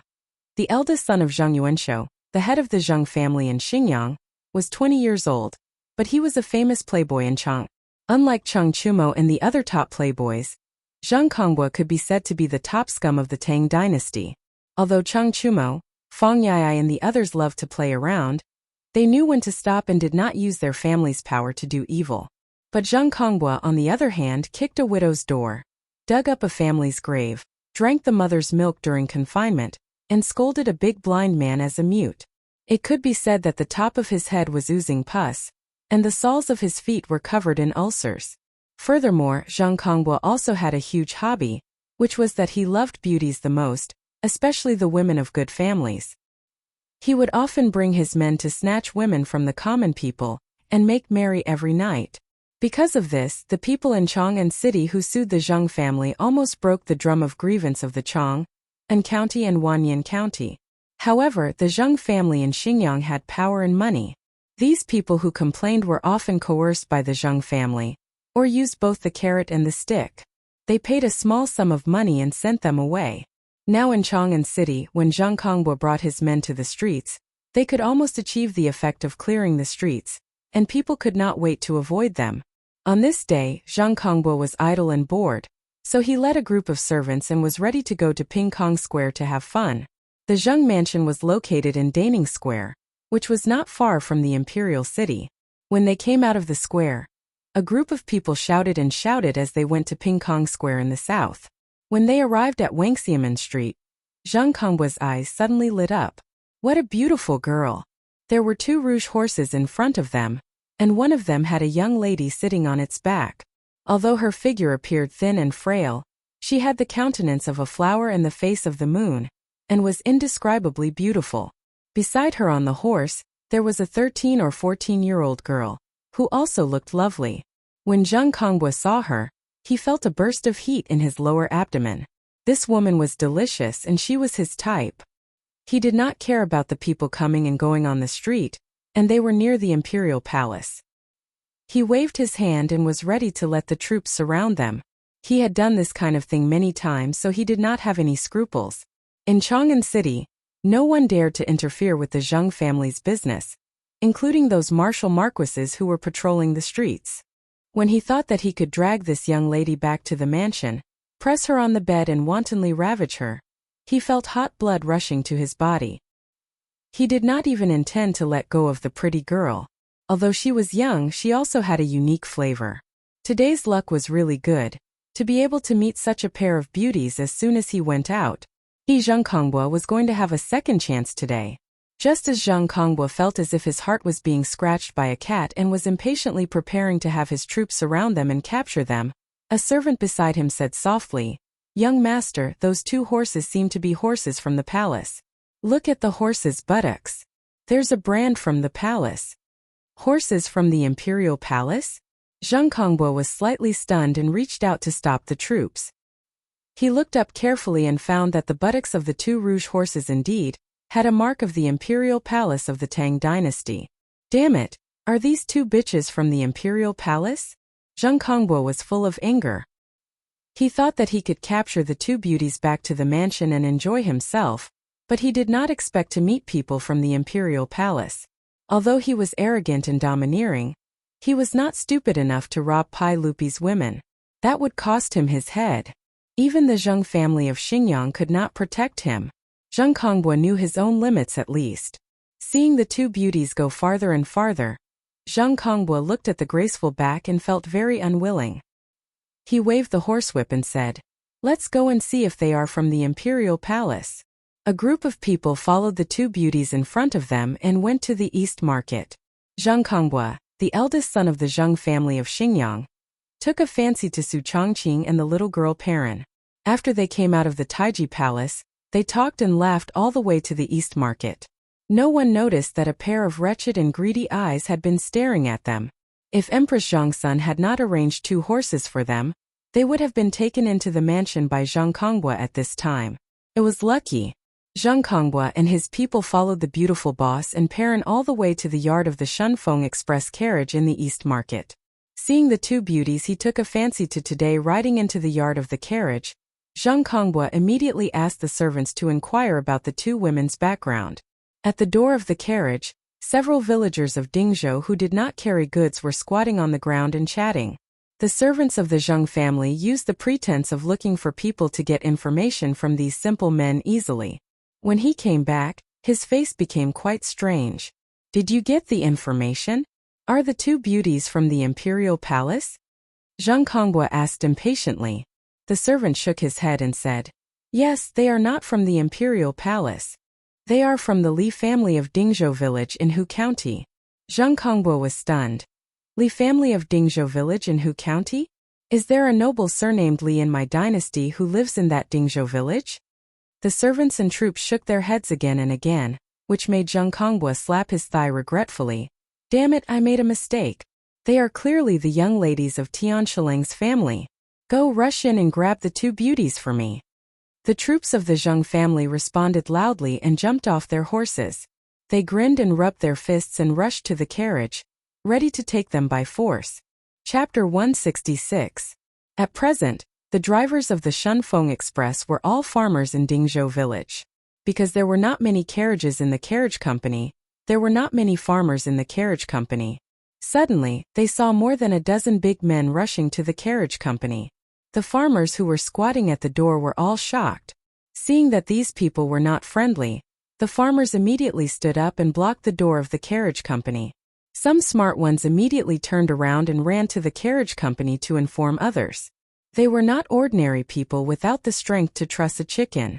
With the guidance of more than a dozen experienced soldiers in the village, the farmers in Dingzhou village all knew how to fight. "Stop, who are you? What do you want to do?" A farmer shouted loudly. The leader of the Zheng family shouted, "Go away! Who dares to stop the Zheng family of Xingyang?" "Zheng family of Xingyang? Have you all made a mistake? We are a carriage company. Go away, Zheng family's work? Do we need to explain it to you farmers?" The leader of the troops ignored him and shouted to his men, "Rush in and catch them. Young master will reward you handsomely." While speaking, the troops of the Zheng family had rushed to the door of the carriage company and waved their fists at the farmers. Zheng Kongbo's troops did not put these farmers in their eyes at all. They rushed over one by one with a grim smile, intending to beat the farmers blocking the door half to death, and then rush into the carriage company to kidnap the people. After the name of the Zheng family of Xingyang was revealed, the few villagers who were blocking the door hesitated for a moment. The name of the 5 surnames and 7 hopes of the Tang dynasty was too well known. Even these farmers knew that this was the top aristocratic family of the Tang dynasty, and could not be easily offended. But seeing that the troops did not say anything and directly attacked, some farmers were caught off guard and took a few punches. They were beaten fiercely and waved their fists back regardless of anything. For a moment, the door of the carriage company was in a mess. There were only a few farmers at the door of the carriage company. They were surrounded by more than a dozen troops of the Zheng family, and were about to suffer. But then he heard Su Chongqing's clear voice from inside the carriage. "Stop it!" Having received the manor's report, Su Chongqing led Niu Yong and the others out of the carriage, wanting to see what exactly had happened. After Su Chongqing appeared, the Zheng family troops stopped for the time being. The villagers quickly retreated and blocked Su Chongqing's former bodyguard, afraid that they would be injured by this group of people from the Zheng family. "Everyone, did you make a mistake? We are Shunfeng Express Carriage Company. I wonder what business you have with us?" Su Chongqing asked in a clear voice. She wanted to clarify things first to see if there was any misunderstanding. Their carriage company did not receive any transportation orders from the Zheng family in Xinjiang, so they did not have any dealings with the Zheng family. Why did the Zheng family's troops come to their doorstep with such ferocious expressions? It would have been better if the beautiful boss did not appear. When her beautiful figure appeared at the door of the carriage company, Zheng Konggua's evil thoughts were aroused. Zheng Kongbua pushed away the troops in front of him from the back and came forward with a lewd smile. He smiled at Su Chongqing and said, "Young lady, haha, it's all a misunderstanding. Our Zheng family wants to find your carriage company to transport goods. Young lady, please come with me to the Zheng mansion to discuss." "Young master, if you need to transport goods, we will arrange people to negotiate with your mansion. Please don't block the door of our carriage company." Su Chongqing saw this man's pair of peach blossom eyes staring at her lustfully. She felt disgusted and immediately said perfunctorily. Zheng Kongbua smiled and said, "How can other people come to discuss? My goods are very important. I need to talk to young lady personally." "Young lady, you won't not give face to the Zheng family in Xinjiang, right?" Su Chongqing did not want to be entangled with this person and coldly refused. "I'm sorry, we can't do business with your mansion. Please find another place." "Young lady, you don't want to give face to the Zheng family?" Zheng Kongbua suddenly put on a straight face and shouted at the troops of the Zheng family. "Go! Capture that young lady and bring her back to the mansion. Lowly servant, you don't want face." As soon as he said this, the villagers of Dingzhou village were suddenly awakened. It turned out that the reason the Zheng family came knocking on their door was not for anything else but to snatch Madame Su. Because they were afraid of the Zheng family's power, the villagers who did not dare to act freely all clenched their fists and angrily glared at the troops of the Zheng family. As long as they dared to rush forward, the villagers of Dingzhou village would dare to risk their lives. They dared to touch the goddess of wealth of Dingzhou village, the lifeblood of the entire village. Su Chongqing was also angered by Zheng Konggua's words to the point that his face turned frosty. He said coldly, "In broad daylight under the clear sky, your Xinjiang Zheng family dares to be so lawless?" As if he heard a funny joke, Zheng Kongbua raised his head and laughed loudly. "Haha, to you farmers, our Zheng family is the law. Young lady, why bother to be a farmer's slave? Isn't it good to pleasure under this young master's crotch? This young master promises to make you wish you were dead, haha." "You!" The beautiful superior was so angry by Zheng Konggua's filthy words that her body trembled and she was speechless for a long time. Zheng Kongbua continued to tease, "Lowly servant, as long as you serve this young master well in bed, this young master promises you endless glory, splendor, wealth and rank in the future. That's right, bring that young lady along too. Today this young master wants to eat both young and old." His words angered Niu Yong to the point that he could not restrain his anger. Niu Yong did not wait for Su Chongqing to speak and rushed out of the main door. He waved his iron fist and rushed towards the Zheng family troops. When the villagers who were blocking the entrance saw Niu Yong rushing forward, they all rushed forward and fought with the Zheng family troops. At this time in the carriage, there were no more than 10 villagers of Dingzhou village while the Zheng family troops numbered no less than 20 to 30 people. However, although Zheng Konggua's troops had a lot of people, they had already been spoiled by the luxurious lifestyle of the Zheng family. Those who could be recruited into the Zheng family troops were originally fierce soldiers in the army. However, ever since they joined the Zheng family, especially the troops that followed Zheng Kongbua, they had been indulging in debauchery and committing atrocities every day. They had long lost the courage they had in the past and could only bully some ordinary people. At this moment, The group of villagers led by Niu Yong rushed forward and barely resisted for a few rounds. They were somewhat unable to withstand it and retreated in a mess. Zhang Kongbua was so angry at the clumsy performance of his own troops that he stomped his feet. "Trash, you bunch of trash! Go! Beat this bunch of farmers to death!" The 20 to 30 troops gathered again after being yelled at by their own Lang Jun. Relying on their numbers, they turned back and fought with the villagers again. After all, they were in Chang'an City. Regardless of whether it was the Zheng family troops or the villagers of Dingzhou village, they did not use weapons. Therefore, Niu Yong's abilities could not be used. Instead, he suffered some losses because he was missing an arm. Seeing that the villagers of Dingzhou village were in trouble, Niu Yong suddenly lifted his leg and kicked a troop in front of him. He shouted, "Retreat to the carriage and defend!" The villagers immediately clustered around Niu Yong and fought as they retreated. They all retreated to the main door to defend. The width of the main door of the carriage was only enough for 5 to 6 people to stand side by side at the same time. For a moment, the Zheng family troops' advantage in numbers was not effective and they were blocked at the entrance. When both sides were in a deadlock, a copper whistle was heard. It was the marquises of the East City who had heard the news and rushed over. Chapter 167. Seeing the marquises of the marquis shop arrive, Zhang Kongbua coldly snorted and waved his hand to signal his troops to retreat. Although he was arrogant and did not put these marquises in his eyes, he was not arrogant enough to kidnap people in front of them. After all, the Zheng family of Xingyang was only one of the 5 surnames and 7 nobles, not the royal family of the Tang dynasty. If this matter was reported to the government, it would be troublesome. When Su Chongqing opened the carriage business in Chang'an, he had already taken the initiative to visit the Chang family. Although he did not say it explicitly, he meant that he wanted Lu Guogong to take care of them when it was convenient. Cheng Yaoji naturally did not refuse. After knowing that the carriage business was opened in the East Market, he ordered the housekeeper to pass a message to the colonel of the East Market marquis shop to take care of the Li family's business. The colonel of the East Market marquis shop was called Qin Xian, a collateral relative of Qin Qiong. The Qin family had a good relationship with the Cheng family, Yuqi family, and other military leaders. This could be seen from the fact that these playboys could gather together to eat, drink, and play. Of course, the reason why Qin Huaidao, Qin Qiong's son, was not invited to play with the playboys was because Qin Huaidao was only 3 years old this year. He was too young, therefore with Lu Guogong's words Qin Xian naturally obeyed.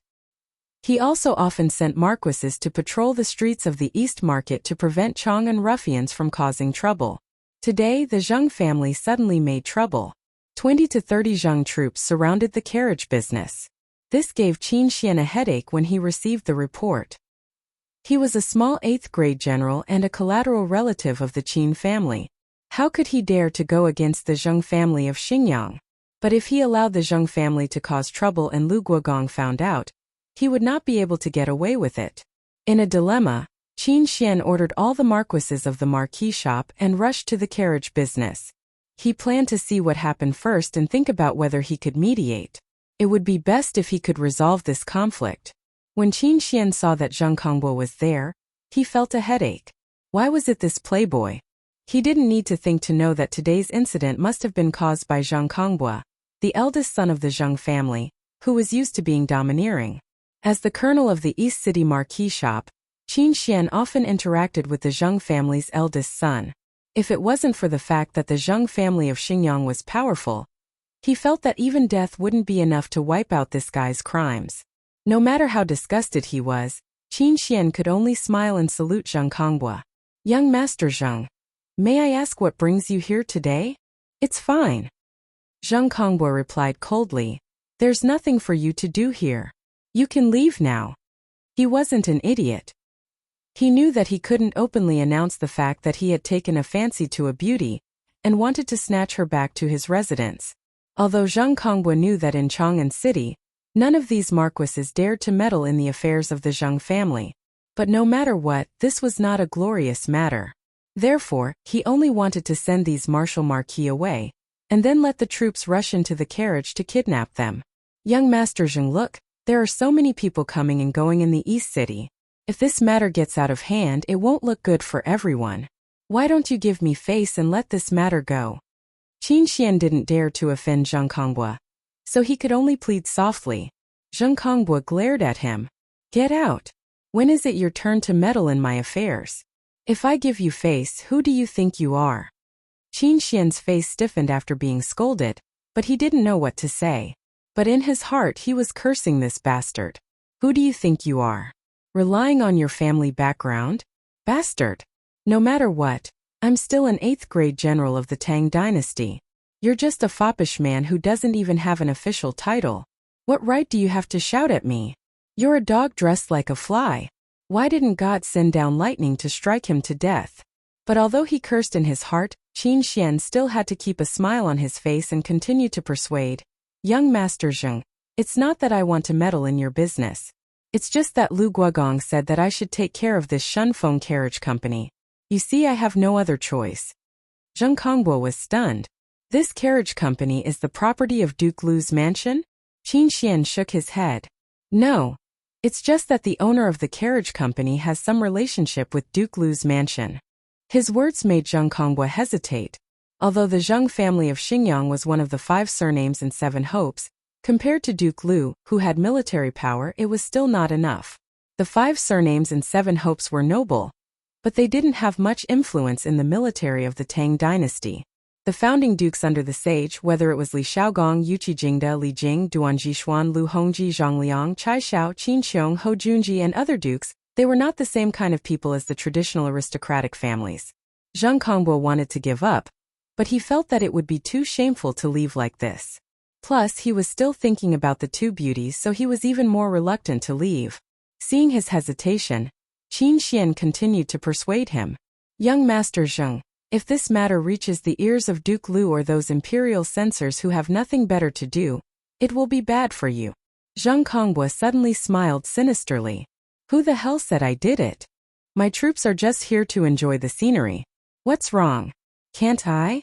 Qin Xian was stunned. What the hell? Enjoy the scenery? Zheng Kongbua stretched out his hand to summon the head of his troops and whispered a few words in his ear. The head of the troops immediately nodded with a sinister smile.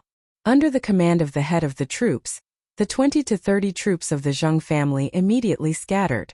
Except for nearly 10 people who continued to block the entrance of the carriage company, the others all scattered around the carriage company and directly surrounded it. Moreover, not only did they surround the carriage company, but they also pulled out the weapons they carried with them. It looked like they would attack if there was any disagreement. When the villagers in the carriage company saw that the other party had used weapons, and they could only use wooden sticks as weapons at most, they did not dare to rush out and could only guard the entrance. If Li Wangyu were here, he might have adapted the modern poem Broken Chapter to exclaim at Zheng Kongbua's shamelessness. You stand outside the door to enjoy the scenery, and the people who enjoy the scenery are looking at you from inside the door. Humph, surname Qin, as you can see, my troops are just here to enjoy the scenery. However, if someone offends them and something unpleasant happens, it has nothing to do with my Zheng family. Zheng Kongbua snorted coldly and glanced at Qin Xian from the corner of his eyes. This put Qin Xian in a difficult position. Zheng Kongbua asked the troops to surround the carriage company, obviously wanting to trap them. However, he could not force the people of the Zheng family to leave. He could only watch the troops of the Zheng family unscrupulously besiege the carriage company. Su Chongqing saw that the troops of the Zheng family showed their weapons and worried that the villagers of Dingzhou village would be at a disadvantage. He quickly ordered Niu Yong to close the door of the carriage company. Zheng Kongbua sent people back to the residence to mobilize a group of troops. In addition to the 20 to 30 troops from before, there were more than 100 people surrounding the Shunfeng carriage company. He had made up his mind to trap this group of farmers and make them obediently hand over the 2 beauties. Qin Xian was at his wits' end. He could only take the marquis of the East City marquis shop to watch from afar. He was somewhat undecided. He did not know if he should report this matter to the Duke Lu's residence. However, he did not want to completely offend the Zheng family of Xingyang. He pondered for a while before making a decision. Blocked in the carriage company, Su Chongqing and Niu Yong also understood the plan of the Zheng family. They wanted to trap them to death. It was indeed a wild ambition. Chapter 168. With the Wu Ho from the eastern city's Wu Ho shop present and the Dingzhou village's guards, there was no need to worry for the time being that the Zheng family's troops would charge into the carriage and kidnap them. However, there was no food stored in the carriage, and they did not consider the possibility of being besieged. 1 or 2 days was not a problem, but if it was too long, they might not be able to hold on. But what the Zheng family displayed was an attitude of being unwilling to leave the matter at that, making Su Chongqing's head ache. She was an elite in the business world and had never faced such a situation, so she was at a loss. But Niu Yong was very calm. After comforting the villagers in Su Chongqing, he decided to return to Dingzhou village to get reinforcements. After arranging for the villagers to guard the door, Niu Yong rushed out of the encirclement of the Zheng family troops and rushed to Dingzhou village to get reinforcements. When the evening drum of Chang and city sounded and the gate of the eastern market was about to close, a dozen riders rushed into the eastern market before the gate was closed. After the drum sounded, the shops in the eastern market closed and the customers went home. In such a big eastern market, nighttime entertainment was not allowed. The sun was about to set, and the bustling eastern market during the day had become empty and quiet. More than a dozen horses' hooves stepped on the bluestone road, making a light sound of hooves. Lang Jun, are we going to kill them directly or what? Niu Yong suffered a big loss during the day, but now his eyes were burning with anger. Although the Zheng family of Xingyang had mobilized more than 100 troops, Niu Yong did not put them in his eyes. Li Wangyu rushed all the way to Chang'an, and he had been thinking about how to deal with this matter. He naturally knew about the Zheng family of Xingyang, the top family of the Tang dynasty. If possible, he did not want to have a conflict with them. But since the Zheng family wanted to target his beautiful boss and parent, then no matter how powerful the Zheng family of Xingyang was, Li Wangyu would have to fight them to the death. Although Li Wangyu was only a white-collar worker in his previous life, he still had the fierceness of a village boy. Since you dare to touch my woman, I will fight you to the death. Although the Zheng family of Xingyang was a giant to him in Dingzhou village, Li Wangyu was not necessarily afraid of them. If he was really forced into a corner, he would dare to take out the black powder and let the Zheng family of Xingyang see the power of modern weapons. In the future, even elementary school students knew about the 4 great inventions of China: gunpowder, papermaking, compass, and printing. Li Wangyu believed that he was still capable of producing gunpowder that changed the history of human wars. When he was young, Li Wangyu's village had a small firecracker workshop. Later it was shut down because it was unsafe. Although he had never personally made gunpowder before, he was still very clear about the basic process. If there was a need, he could succeed after a few experiments. Li Wangyu wasn't as impulsive as Niu Yong. The journey had allowed him to calm down. Don't worry, let's observe the situation and then make a plan. Li Wangyu wanted to find a way to contact Su Chongqing and ask about the situation before thinking about how to solve the situation. Purely using force to fight with the Zheng family of Xingyang was not the best choice. He and Su Chongqing did not care, but he did not want to implicate the 127 families of Dingzhou village. If he really angered the Zheng family of Xingyang, then he could only turn the world upside down and then take the 500 villagers of Dingzhou village and retreat to the Qinling mountains to be savages. The threat of the Zheng family of Xingyang, for the first time, made Li Wangyu feel that it was not easy to be a small landlord in the prosperous Tang dynasty. He vaguely had a desire for power in his heart. In order not to disturb the Zheng family's troops, the riders slowed down and slowly moved towards the carriage. When they turned a corner and saw the carriage, Li Wangyu signaled everyone to dismount. He planned to observe from the dark before making a plan. Just when they passed by a closed shop at the corner, the shop's door was suddenly opened from the inside. A figure flashed out and grabbed Li Wangyu, wanting to drag him into the shop. This sudden turn of events gave Li Wangyu a fright. Behind him, Niu Yong, Niu Wu, and the others also drew their weapons. "Xiao Lang, it's me," the person quickly whispered. Li Wangyu looked up and could not help but laugh. The person who grabbed him was not someone else, but the fatty Cho Kuan. "Brother Cho, why are you here? Why are you here?" Li Wangyu quickly asked everyone to put away their weapons and turned to ask Cho Kuan. The fatty first pulled everyone into the shop. Even the horses were led to the backyard of the shop. He then ordered the shop assistant to reclose the shop's door. Only then did he pull Li Wangyu to sit down and talk. Nonsense, this is my family's grain shop. Did you forget that your Miss Su rented my courtyard? Cho Kuan said snappily. Li Wangyu suddenly realized that the courtyard Su Chongqing rented from the Cho family was actually next to the Cho family's grain shop in the East Market. Between the Cho family's grain shop and the carriage shop, there was only a 10-meter wide alley. Today Zhang Konghua brought people to surround the carriage shop, which caused an uproar in the East Market. However, the merchants in the East Market did not dare to provoke the Zheng family of Xingyang. They just silently shook their heads and whispered to each other that the carriage shop was in big trouble. Cho Yuanliang and Cho Kuan naturally also received the news and were very anxious. For Li Wangyu, the Cho father and son both wanted to be on good terms with him. However, today's matter involved the Zheng family of Xingyang. The Cho family was a merchant family. Even if they had a small family property, they could do nothing. The Cho family sent someone to Dingzhou village to deliver the message, but they missed Li Wangyu and the others. Cho Kuan simply ran to his family's grain shop to see if he could help. The carriage shop was surrounded by more than 100 troops of the Zheng family. Cho Kuan could only watch helplessly. He was anxious, but there was nothing he could do. Xiao Lang, now the situation is like this. What do you plan to do?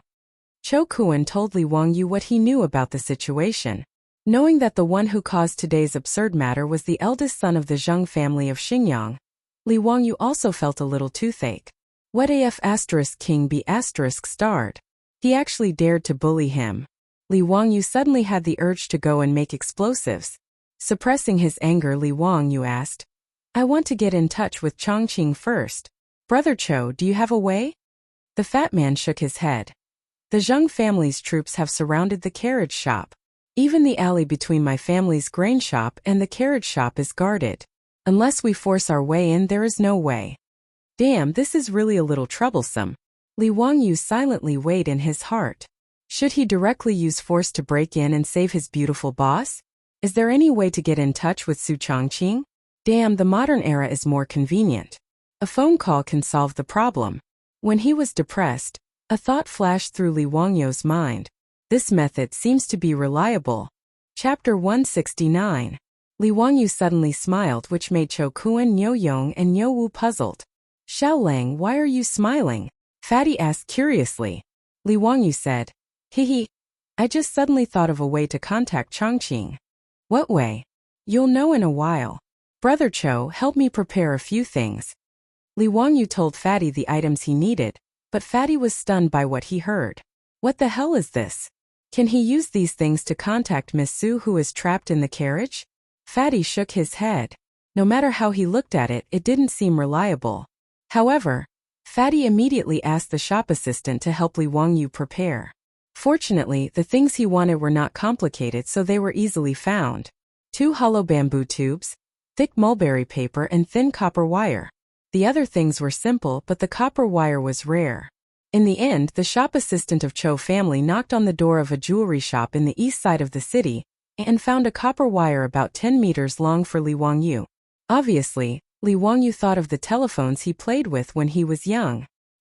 He wanted to make one to contact Su Chongqing, who was in the carriage. Actually, cotton thread could also be used, but the copper wire had a better effect. Anyone who studied physics in junior high school would know that sound was transmitted through vibration. The copper wire's metal structure was tightly rehearsed, so the loss of sound transmission was small, and the self-made phone had a better effect.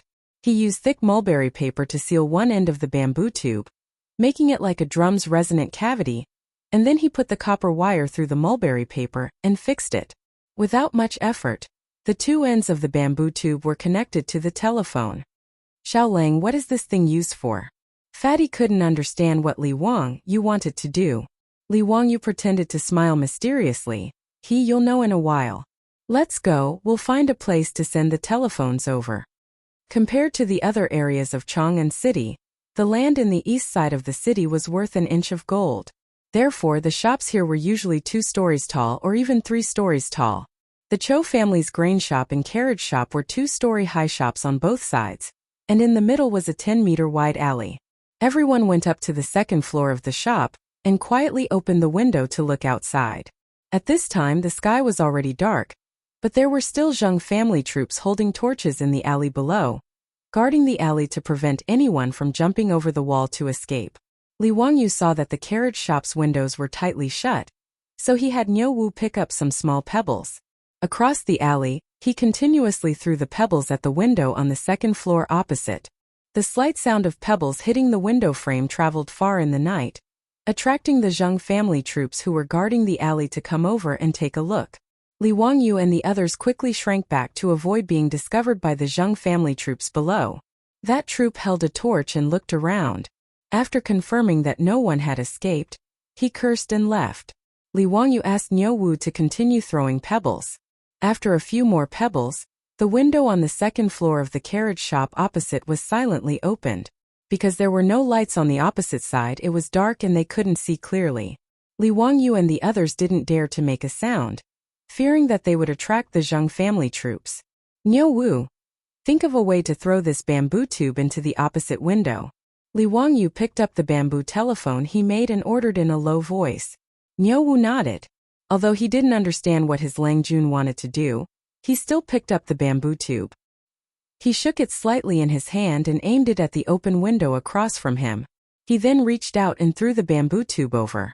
The bamboo tube with thin copper wires drew an arc in the night sky and accurately flew into the window on the second floor of the opposite carriage shop. Lang Jun, it's done. I threw it over. What do we do next? Don't tell me you want to pull a rope over? Niu Wu asked. Li Wangyu smiled and waved his hand. No need. Just wait. When Chongqing sees it, we will be able to contact them. That's it? Fatty had a face of confusion. He couldn't figure out how throwing the bamboo tube would allow them to contact Madame Su in the opposite carriage shop. Li Wangyu didn't explain and just waited quietly by the window. He believed that when the villagers in the carriage shop saw the bamboo tube and didn't understand what it meant, they would definitely ask their beautiful superior. In the future, this was a toy for children to play with. Their beautiful superior would understand at a glance.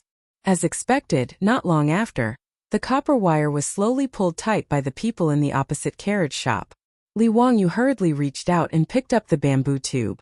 After the copper wire was pulled tight, he whispered into the bamboo tube. Chongqing, did you hear that? Fatty, Niu Yong, and Niu Wu all looked at Li Wangyu as if they were looking at an idiot. Did Li Jia Xiaoling lose his mind?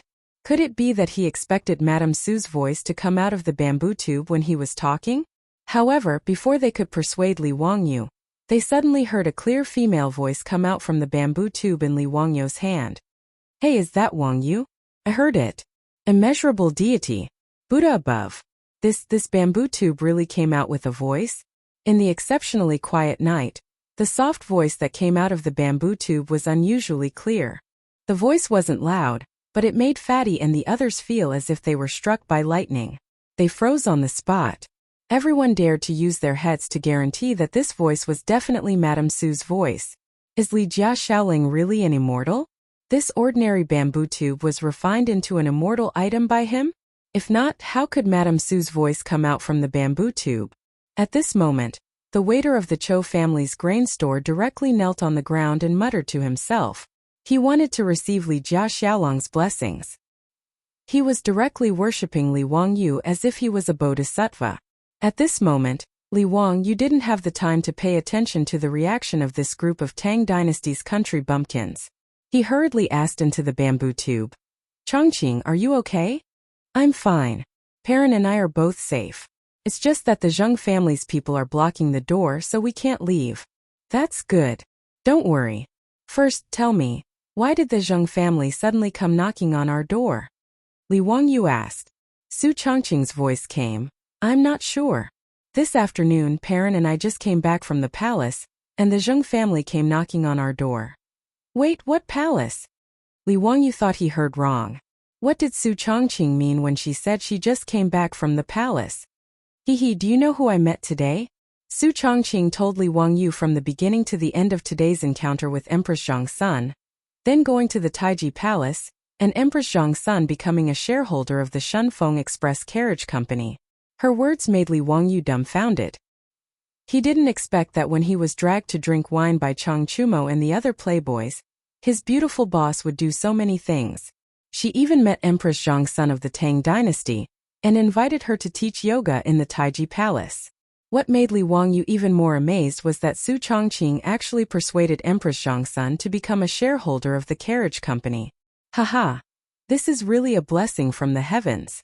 After learning this information, Li Wangyu raised his eyes and looked down at the Zheng family's troops who were holding torches and besieging the carriage company. Zheng family of Xingyang, you deserve this bad luck. Chapter 170. Li Wangyu was originally anxious and worried, but after hearing the beautiful boss's words, he immediately relaxed. Xingyang's Zheng family was really looking for trouble. The Shunfeng Express carriage company that Empress Zhongsun wanted to invest in was actually besieged by the Zheng family's eldest son. Did they want to rebel? Not to mention that the beautiful boss was now Empress Zhongsun and concubine Yang's yoga instructor. How dare they want to snatch it back? It was simply provoking the lion. After listening to Su Chongqing's words in the bamboo tube, Fatty Cho Kuan didn't have time to study why there was a sound from the bamboo tube, but began to feel lucky. Lucky that their Cho family had a close relationship with Li Jia Xiaolang. Otherwise, where could they find such a thigh to cling to in the future? He was sure that the Li family's prosperity was in front of them. If they could have a relationship with Empress Zhongsun, why would they be afraid of Xingyang's Zheng family? However, Li Wangyu was thinking about how to use Empress Zhongsun to dig a huge hole for Xingyang's Zheng family and let them jump into it. Knowing that Su Chongqing had a jade pendant given by Empress Zhongsun, Li Wangyu was even more overjoyed. He immediately asked the beautiful boss to find a pocket, put the jade pendant in it, and slide it along the copper wire in the middle of the intercom. Not long after, a brocade bag was hung on the copper wire in the middle of the intercom and slid into the window along the copper wire. Li Wangyu stepped forward and carefully took the brocade bag and took out the jade pendant. Fatty Cho Kuan quickly moved the candlelight in the room and looked at it closely. After seeing the jade pendant clearly, the fatty couldn't help but gasp from the root of his teeth. This was indeed the jade pendant that represented Empress Zhongsun's identity. The carved phoenix and the 8 seal characters Ding has fire virtue. She is a phoenix behind the jade pendant clearly showed the meaning of the jade pendant. He looked at Li Wangyu with a bit of respect in his eyes. The Li family of Hu County was really extraordinary. Cho Kuan admired his father's unique vision even more when his father asked him to have a good relationship with Li Jia Xiaolang. Xiaolang, what are you going to do now? The Zheng family has kicked an iron plate this time. Li Wangyu played with the jade pendant in his hand and pondered for a moment. Then he lowered his voice and whispered to everyone. Fatty, Niu Yong and the others nodded repeatedly. He then communicated his thoughts to Su Chongqing through the microphone. His beautiful boss immediately understood his thoughts and naturally did not object. The matter of digging a hole for Madame Zheng of Xingyang was thus settled. Don't worry, Lang Jun. When the door opens tomorrow, I will go and do it. Niu Wu patted his chest and promised. Li Wangyu then looked at Cho Kuan. Brother Cho, when this matter is settled, I will definitely compensate your family for your loss. Fatty Cho Kuan chuckled. There's no need for compensation. However, I wonder if my Cho family can join Xiaolang's Shunfeng Express Carriage Company? Well, Li Wangyu hesitated. Now that Empress Zhongsun had joined the carriage company and occupied 50% of the shares, it was not up to him to let the Cho family invest. Xiaolang, my Cho family doesn't ask for much. Her Highness the Empress in Xiaolang's shares, my Cho family naturally does not dare to think about it. I only ask that my family be allowed to buy some shares from Dingzhou village. My family will not treat the villagers of Dingzhou village unfairly. Fatty Cho knew what Li Wangyu was worried about and quickly expressed his thoughts. Li Wangyu pondered for a moment and felt that it was feasible. He nodded. Brother Cho, you can discuss this matter with the old village chief. As long as he agrees to transfer some shares, I have no objections. Fatty Cho was overjoyed to get Li Wangyu's approval. This matter was proposed by him on his own initiative, but Cho Kuan believed that even if his father, Cho Yuanliang, knew about it, he would only praise him for doing a good job. If the Cho family could invest in the carriage company, even if it was only a small share, it would allow the Cho family and the Li family to have a closer relationship, not to mention that they would have some connection with the royal family.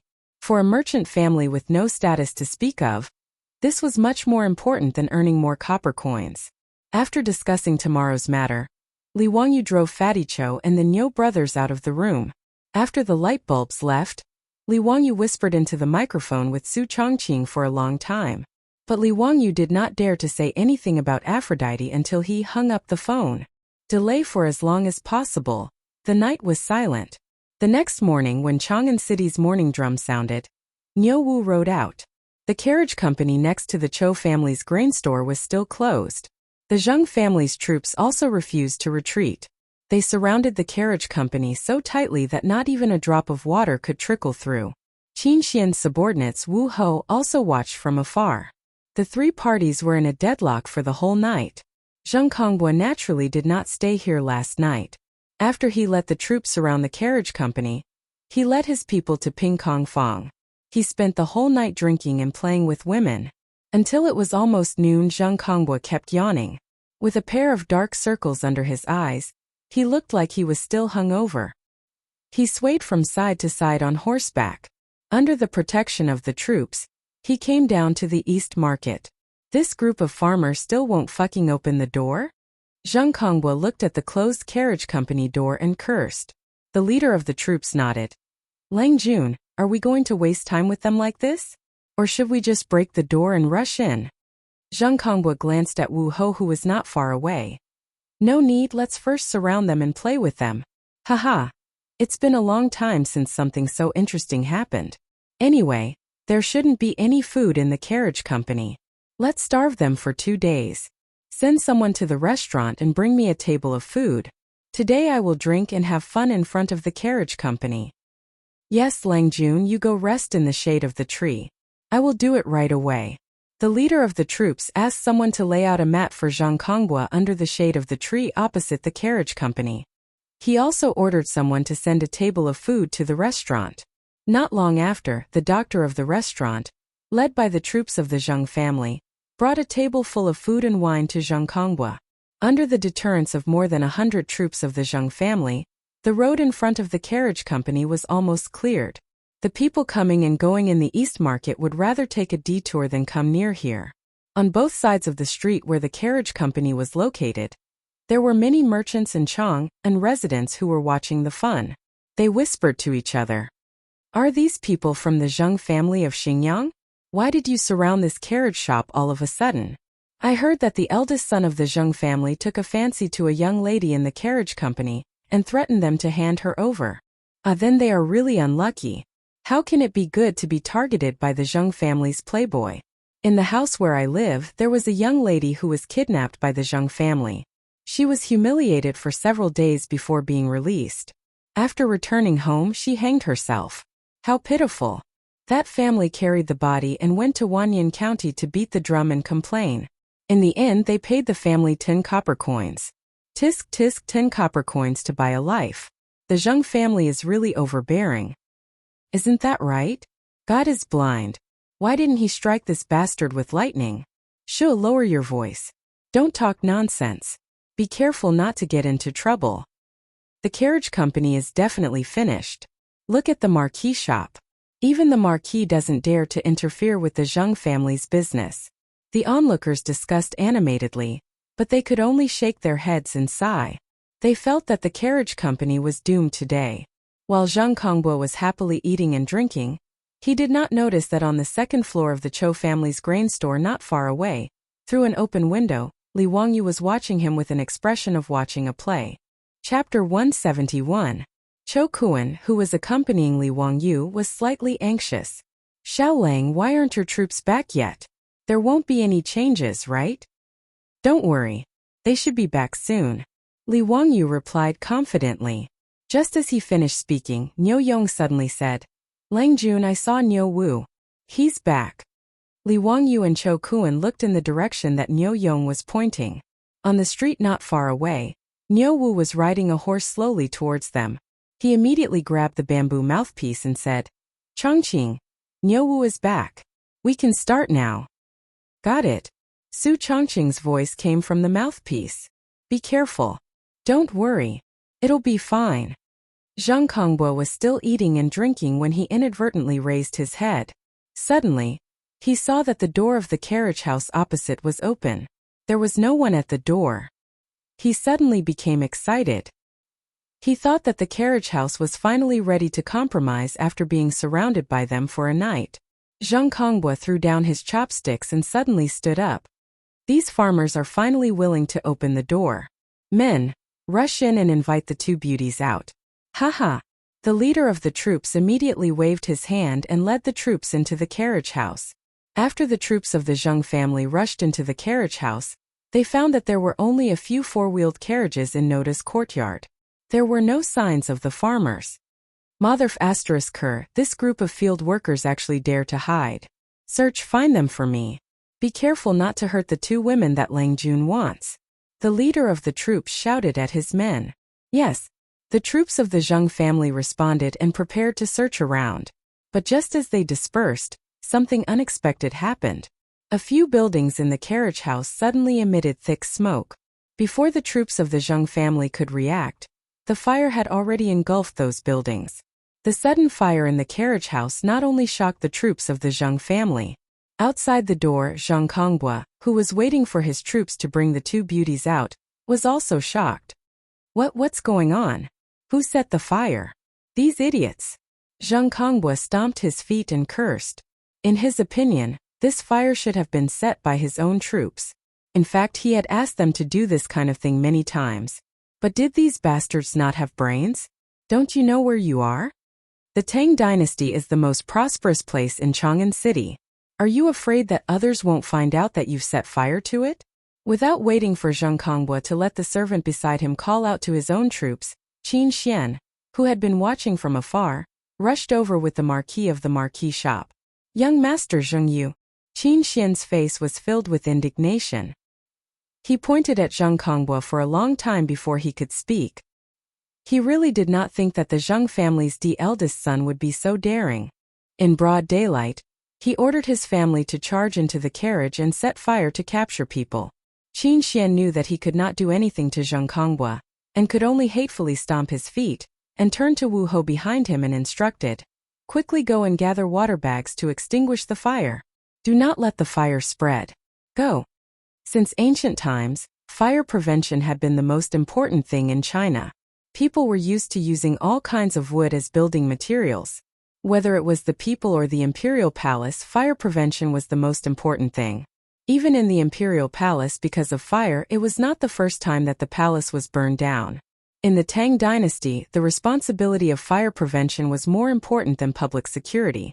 But fortunately, when Chang'an City was first established, there were sufficient preventive plans on how to prevent fire.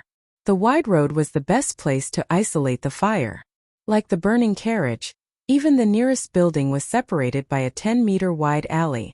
It was very difficult for the fire to spread. Qin Xian led a group of Wu Ho into the carriage and began to use water bags to extinguish the fire. Zhang Kongbua was also in a difficult situation. He cursed those stupid troops in his heart. Looking at the burning houses in the carriage, his face twitched. He secretly thought that things were not good. Seeing his own troops retreat from the carriage, Zhang Kongbua decided to slip away first. Before he could order his men to flee, he saw a one-eyed man respectfully leading a large number of men and horses, escorting a carriage in front of him. Zhang Kongbua did not want to complicate matters at this time. He did not have time to see who this group of people was. He called his troops and was about to leave. But before he could move, he heard a cold and angry voice from the carriage. "Guards! Take down all the people of the Zheng family for me. Don't let any of them go." "Yes." A group of fierce soldiers guarding the carriage immediately rushed to the Zheng family's troops after receiving the order from the person in the carriage. The Zheng family's troops naturally wouldn't allow themselves to be captured without putting up a fight. They wanted to resist, but they were beaten up by this group of guards until they covered their heads and scurried away like rats. Many of the Zheng family's troops were beaten to the ground. Then their hands and feet were skillfully tied with cooked beef tendons. Zhang Kongbua was shocked and shouted, "Stop! Who are you?" "I am Zhang Kongbua, the eldest son of the Zheng family of Xingyang. Who dares to touch me?" He never thought that there would be people in Chang'an City who dared to touch his Zheng family. Zheng family of Xingyang? How powerful they are. Today, I want to ask Madame Zheng who gave them the courage to set fire and kidnap people in broad daylight in Chang'an City. As the voice fell, the curtain of the carriage was opened. Empress Zhongsun, with an angry face, came down from the carriage with the help of a palace maid. She was followed by concubine Yang. Your Highness, Zheng Kongbua was angry at first.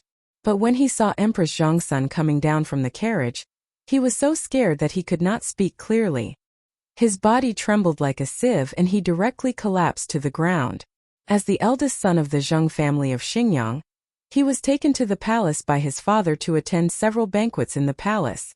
Naturally, he knew Empress Zhongsun. Zheng Kongbua did not expect that he just wanted to grab two beauties. How could he attract Empress Zhongsun? Thinking of the marks on the backs of the two rouge horses yesterday, he thought, are these two beauties really from the harem? Zheng Kongbua regretted it so much that his intestines turned green. He wished he could slap himself several times. As for the Zheng family's troops who originally wanted to resist, when they heard their Longjuan's words, they were so scared that they all knelt down. Empress Zhongsun did not look at Zheng Kongbua, who was paralyzed on the ground. She anxiously looked at the burning carriage and ordered the guards on her left and right, "You also go help put out the fire. Quickly go and rescue Lady Su." Yes. The guards responded and rushed to the carriage without hesitation. With the help of Empress Zhongsun's guards and the quick response of the East City's marquee shop, the fire in the carriage was quickly put out. Su Chongqing led the little girl Perrin and the villagers of Dingzhou village out of the carriage under the protection of the palace guards. "Chongqing thanks your highness and concubine Yang for saving me." Su Chongqing curtsied to Empress Zhongsun and concubine Yang. "Lady Su, are you okay?" Empress Zhongsun asked with concern. Su Chongqing did not suffer any injuries. Except for the traces of smoke on his body and face, he was not injured. Su Chongqing shook his head. "I'm fine. When the fire started, I was protected by the villagers and hid in the cellar." Empress Zhongsun nodded. "That's good. Fortunately, your family song came to the palace today to inform me of this matter. Otherwise, the consequences would be unimaginable." Su Chongqing's face was miserable. He curtsied to Empress Zhongsun again. "Your Highness, please forgive me. I did not protect the imperial family's property and let the carriage be burned down by the evildoers." "Lady Su, what are you talking about? What crime did you commit? The carriage was burned down. How can you be blamed?" Empress Zhongsun did not care that she was pregnant. She hurriedly went forward to help Su Chongqing up. She turned her head and glared at Zheng Kongbua, who was completely stunned. "Xingyang's Zheng family is so powerful. They even dare to set fire to my property. Good. Very good. Today, I will ask Zheng for an explanation and see if the world is still the world of the Tang dynasty." Empress Zhongsun's words made Zheng Kongbua feel dark. The carriage was the imperial family's property? How could this be?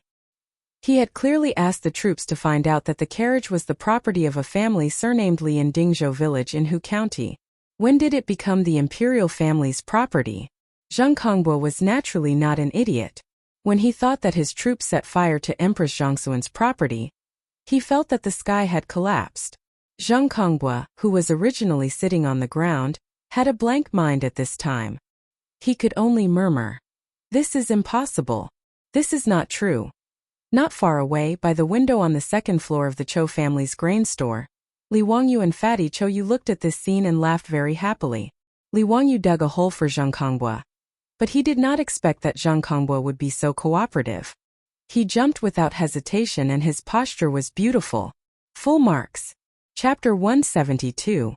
Last night, when Li Wangyu learned that his beautiful boss had the jade pendant given by Empress Zhongsun, he was relieved. No matter how arrogant Madame Zheng of Xingyang was, as long as Su Chongqing showed the jade pendant, the people of the Zheng family in front of the carriage would naturally withdraw. But Li Wangyu, the cynical man, did not intend to let Madame Zheng go so easily. If he only relied on the Empress jade pendant to scare away Zheng Kongbua, he would be sorry for himself and his beautiful boss. If his thoughts were not smooth, he would not be in a good mood. In order to make himself happy, Li Wangyu did not hesitate to dig a huge hole for Zheng Kongbua. Niu Wu went out early in the morning. According to Li Wangyu's order, he took the jade pendant and went to the Taiji Palace to see Empress Zhongsun. Li Wangyu asked him to ask for help from Empress Zhongsun, saying that Su Chongqing was trapped in the carriage and could not go out. Today he could not go to the Taiji Palace to teach yoga, so he asked Empress Zhongsun to help. Since Empress Zhongsun was willing to give Su Chongqing the jade pendant, she would not turn a blind eye to her beautiful boss's predicament. At that time, as long as Her Highness sent the palace guards to help the carriage, the next step of the plan could be carried out. In fact, several buildings on fire in the carriage were set by the farmers themselves. After a discussion last night, the beautiful boss asked the farmers to lay a lot of straw around the buildings to ignite the fire. The reason why Li Wangyu said to Cho Kuan last night that he would compensate for the loss of these buildings after they were burned. When Li Wangyu saw that Niu Wu led the people in the palace, he would immediately inform Su Chongqing to open the gate of the carriage and attract the troops of the Zheng family into the carriage. Then he would immediately set the buildings on fire. He just wanted to frame the Zheng family and let their yellow mud fall on their crotch. Even if it was not shit, it was shit. Under the watchful eyes of the public, countless people saw the troops of the Zheng family rush into the carriage like wolves and tigers, and then the carriage was on fire. No one would believe that it was not the troops of the Zheng family who set the fire. Even Zheng Konghua thought that it was his troops who set the fire. Even those Zheng family troops who had rushed into the carriage thought that it was one of their own who had set the fire casually. At that time, dozens of Zheng family's troops had rushed into the carriage and the scene was chaotic. Even they themselves were not sure if the fire was set by their own people. Li Wangyu's plan was very successful, but he did not expect Empress Zhongsun to come in person. Fatty Cho Kuan was also a little nervous now. Xiao Lang, why did Her Highness the Empress come personally? Could something have happened? It's fine. Isn't it better for Her Highness to come in person? This time the Zheng clan will find it even more difficult to escape this calamity. Li Wangyu comforted with a smile. That's good, that's good. The fatty was very respectful towards the royal family and aristocratic families. He was afraid that today's matter would bring about some trouble. Sure enough, as Li Wangyu expected, he stood by the window and looked from afar. He saw Empress Zhongsun say a few words to her beautiful boss and then take her boss to get on her carriage. Before Su Chongqing got on the carriage, he glanced at Li Wangyu's window and made an okay gesture to him from afar.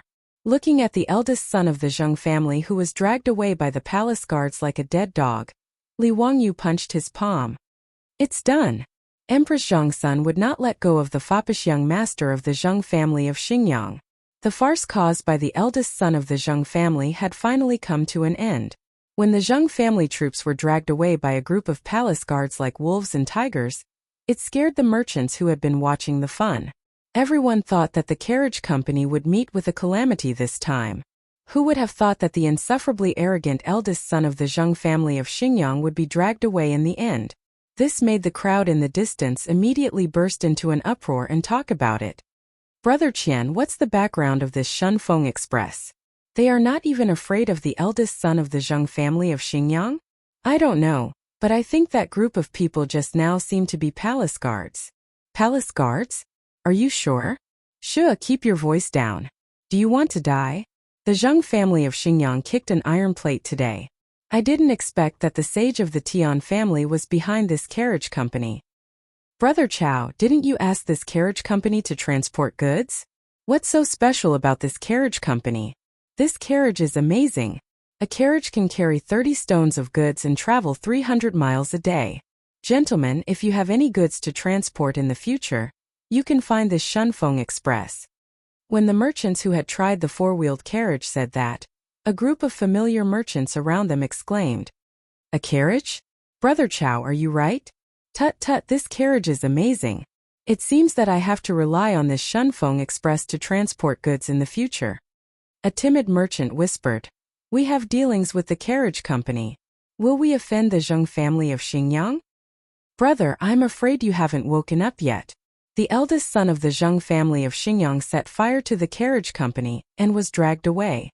From now on, who dares to offend the Shunfeng carriage company? Isn't that courting death? Yes, that's right. It seems that my shop will have to be closer to this carriage company in the future. Li Wangyu and Su Chongqing did not expect that Zheng Konghua's farce would make the Shunfeng carriage company quickly become famous among the merchants in the east and west of Chang'an City. This advertising effect was an unexpected gain. The villagers of Dingzhou village began to clean up the mess of the carriage company under the leadership of Niu Yong, Niu Wu and the retired soldiers. Fatty Cho Kuan also asked his assistant to help clean up the ruins of the carriage company. The fire of the carriage company did not have a big impact. Su Chongqing originally thought that the layout of the courtyard was not suitable for the carriage. This time it was just right to rebuild it. Li Wangyu was worried that the old village chief would be anxious, so he sent someone back to Dingzhou village to inform them that the matter had been solved. The old village chief who received the news immediately led many villagers to Chang'an and began to work on the reconstruction of the carriage company. When the carriage company began to clean up and rebuild in an orderly manner, the Zheng family mansion of Xingyang was in an uproar. They knew that their son had caused such a big trouble and was arrested by Empress Zheng's son. Zheng Konggua's mother, Zheng Lushi, immediately cried and made a scene in the mansion. She asked her husband, the head of the Zheng family, Zheng Yuanshou, to quickly save her son. Zheng Lushi was the legitimate daughter of the Lu family in Fanyang. She was also one of the 5 families and 7 nobles of the Tang dynasty. Zheng Konggua was her only son and she doted on him since he was young. Zheng Yuanshou also frowned in the face of his wife's crying. Zheng Yuanshou was not worried about the trouble caused by Zheng Konggua. Empress Zheng's son would not do anything to Zheng Konggua. Zheng Yuanshou still had this confidence. What he was worried about was that the things that were being planned in the imperial court would change because of this. Then he would lose more than he gained. After thinking for a while, Zheng Yuanshou sent someone to invite his cousin Zheng Shanggua. Zheng Yuanshou was an official of the Honglu Temple. Zheng Shanggua was an official of the Ministry of Works. Both of them were third-rank officials in the imperial court. In Zheng Yuanshou's study, the two of them dismissed the servants and discussed for a long time with the door closed. Only then did Zheng Shanggua leave. Looking at the towering walls of Taiji Palace outside the Zheng family mansion, Zheng Yuanshou's mouth showed a trace of a mocking sneer. Chapter 173. Su Chongqing was taken to the Taiji Palace by Empress Zheng's son. Both Empress Zheng's son and concubine Yang promised her that they would tell the saint to punish the Zheng family's prodigal son. Empress Zheng's son and concubine Yang guessed that Su Chongqing was not in the mood to teach them yoga today, so they comforted her and asked someone to send her back. Before Su Chongqing returned to the carriage shop in the East Market, the Zheng family of Xingyang came to apologize first. The Zheng family's housekeeper apologized sincerely and offered 200 taels of gold as an apology. This made Li Wangyu rather surprised.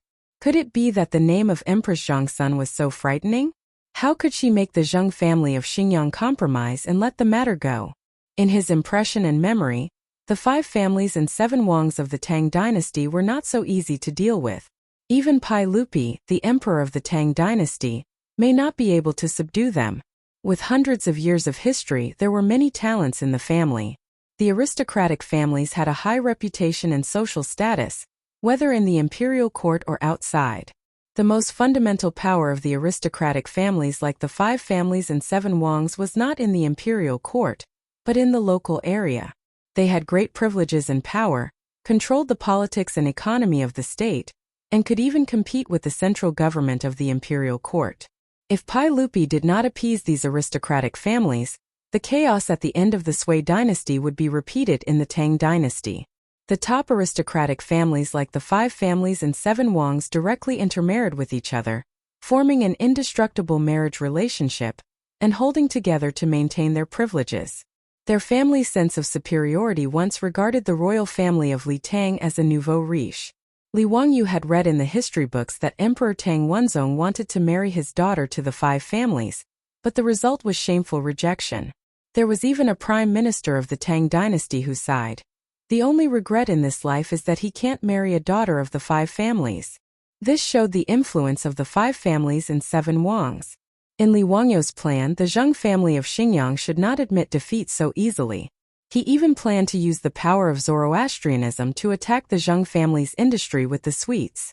Now the housekeeper of the Zheng family came with the gold to apologize, which was full of sincerity and gave enough face to Empress Zheng's son. The several buildings of the carriage shop that were burned down were renovated, which was a matter of 100 copper coins.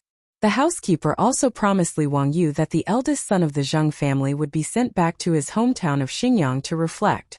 Zheng hoped that Li would be merciful and let this matter be dropped. Li Jia Xiaolang, this is a gift, please accept it. Please accept it. Today's matter is all a misunderstanding. Our Zheng family will go to Her Highness and ask for forgiveness. The Zheng family's housekeeper chuckled and ordered people to place the gold on the table.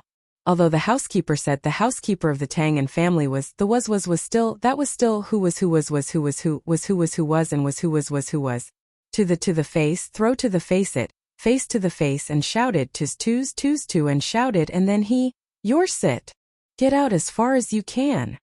But in this way he could vent his anger, but he, his beautiful superior, Perrin, the old housekeeper Li Heng, the Niu brothers, and the 127 families of Dingzhou village would be in a desperate situation. Li Wangyu clenched his teeth and suppressed the anger in his heart. He squeezed out a smile and said, Housekeeper Zheng, I'll accept the gold. Today's matter is a misunderstanding, I won't pursue it. Well, with Li Jia Xiaolang's words I can go back and explain to my master. So I'll take my leave. The housekeeper of the Zheng family stood up with a smile. In his view, the Zheng family of Xingyang had given enough face to this young man, so he naturally didn't dare to refuse. The fact was Li Wangyu didn't dare to refuse the kindness of the Zheng family of Xingyang, so he could only pinch his nose and accept it.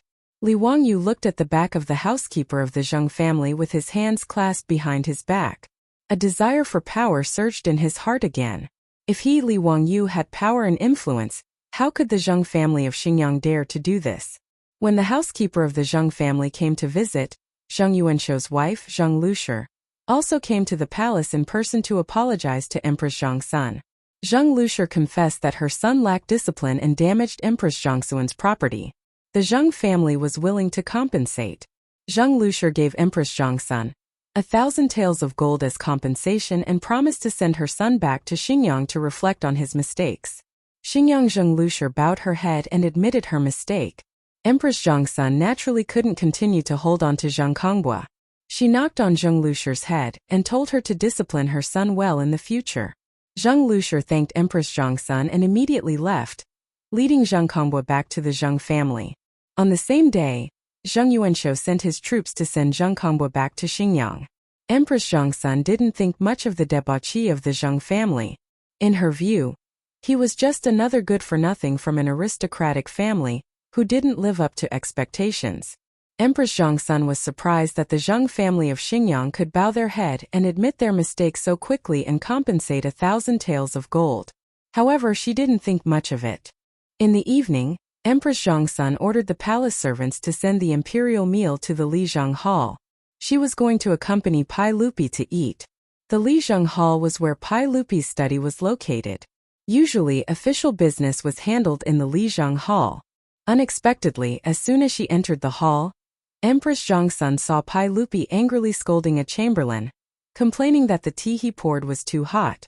Empress Zhengxuan waved her hand, having the trembling eunuch kneeling on the ground withdraw. Only then did she turn her head to say to Li Erxiao, Erlang, why are you so angry? Be careful not to hurt your body. Guanyin maid, I'm fine. Pai Lupi saw Empress Zhengxuan appear and slightly suppressed the anger in his heart. It's just some imperial court matters. Empress Zhengxuan saw that it was an imperial court matter and didn't ask anymore. She was born in a famous family and was well educated. In fact, she was also very proficient in imperial court matters. However, Empress Zhengxuan adhered to the principle of the imperial harem, not interfering in politics. Every time Pai Lupi asked her opinion on government affairs, Empress Zhengxuan never expressed her opinion and kept her mouth shut. The more Empress Zhengxuan didn't express her opinion, the more Pai Lupi liked to ask her opinion. Once, Pai Lupi forced Empress Zhengxuan into a corner. After being forced to say to Pai Lupi, she said, A hen leads the morning. Our family is poor. Do you care? The meaning of these words was, is it okay for a hen to crow? Thus, she dispelled Pai Lupi's idea of asking her about government affairs. However, because of this, Pai Lupi trusted Empress Zhengxuan even more. Empress Zhengxuan saw that Pai Lupi was in a bad mood, so she picked interesting things to talk about to ease her husband's mood. She saw that she caught the eldest son of the Zheng family of Xingyang today. In the end, she said with a smile, This Zheng family of Xingyang is tactful. They compensated me with 1,000 taels of gold. I invested in Li Jia Xiaolong's carriage company, so I don't have to pay a single copper coin. Empress Zhongsun said this as a joke, but Pai Lupi suddenly stood up. What? There's such a thing? What about the eldest son of the Zheng family? Zheng Lushur took him back. Why? Is it inappropriate? Empress Zhongsun asked. Pai Lupi slapped the table gloomily. Zheng Yunshou, that old man. I hate that I can't pull out my sword and cut him down. His words stunned Empress Zhongsun. She didn't care whether the imperial harem was interfering in politics or not.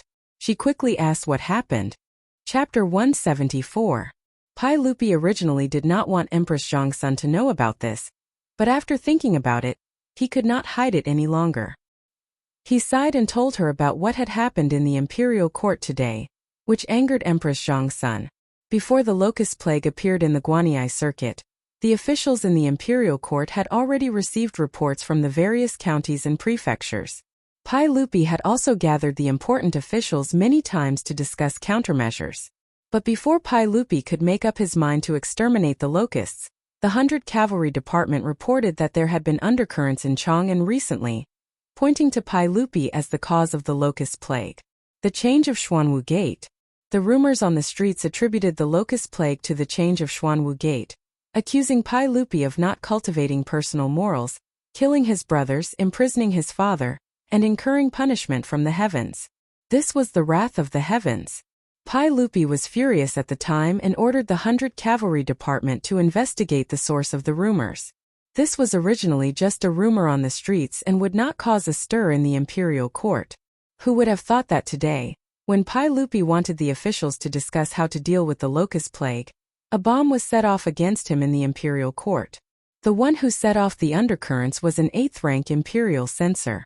This young imperial censor bypassed the censor Weijing and directly presented a memorial to Pai Lupi in the imperial court. In front of hundreds of officials, he accused the locust plague of being the wrath of the heavens because of the massacre in the 9th year of Wuda. The forbidden blood gate, together with the sword, has been ridiculed through the ages. It is the wrath of the heavens that caused the locusts to descend from the heavens. Your Majesty, please issue an edict of self-punishment to save the people of the world. The young imperial censor did not care about imperial censor Wei Zheng's attempts to stop him. Under the gazes of the officials and Li Er's towering rage, he said these words. He wanted Pai Lupi to issue an edict of self-punishment and apologize to the world. The imperial court was shocked. Pai Lupi was unable to restrain his anger. He ordered Wei Zheng, the censor, to investigate and then left in a huff. Fortunately, Pai Lupi was quite magnanimous.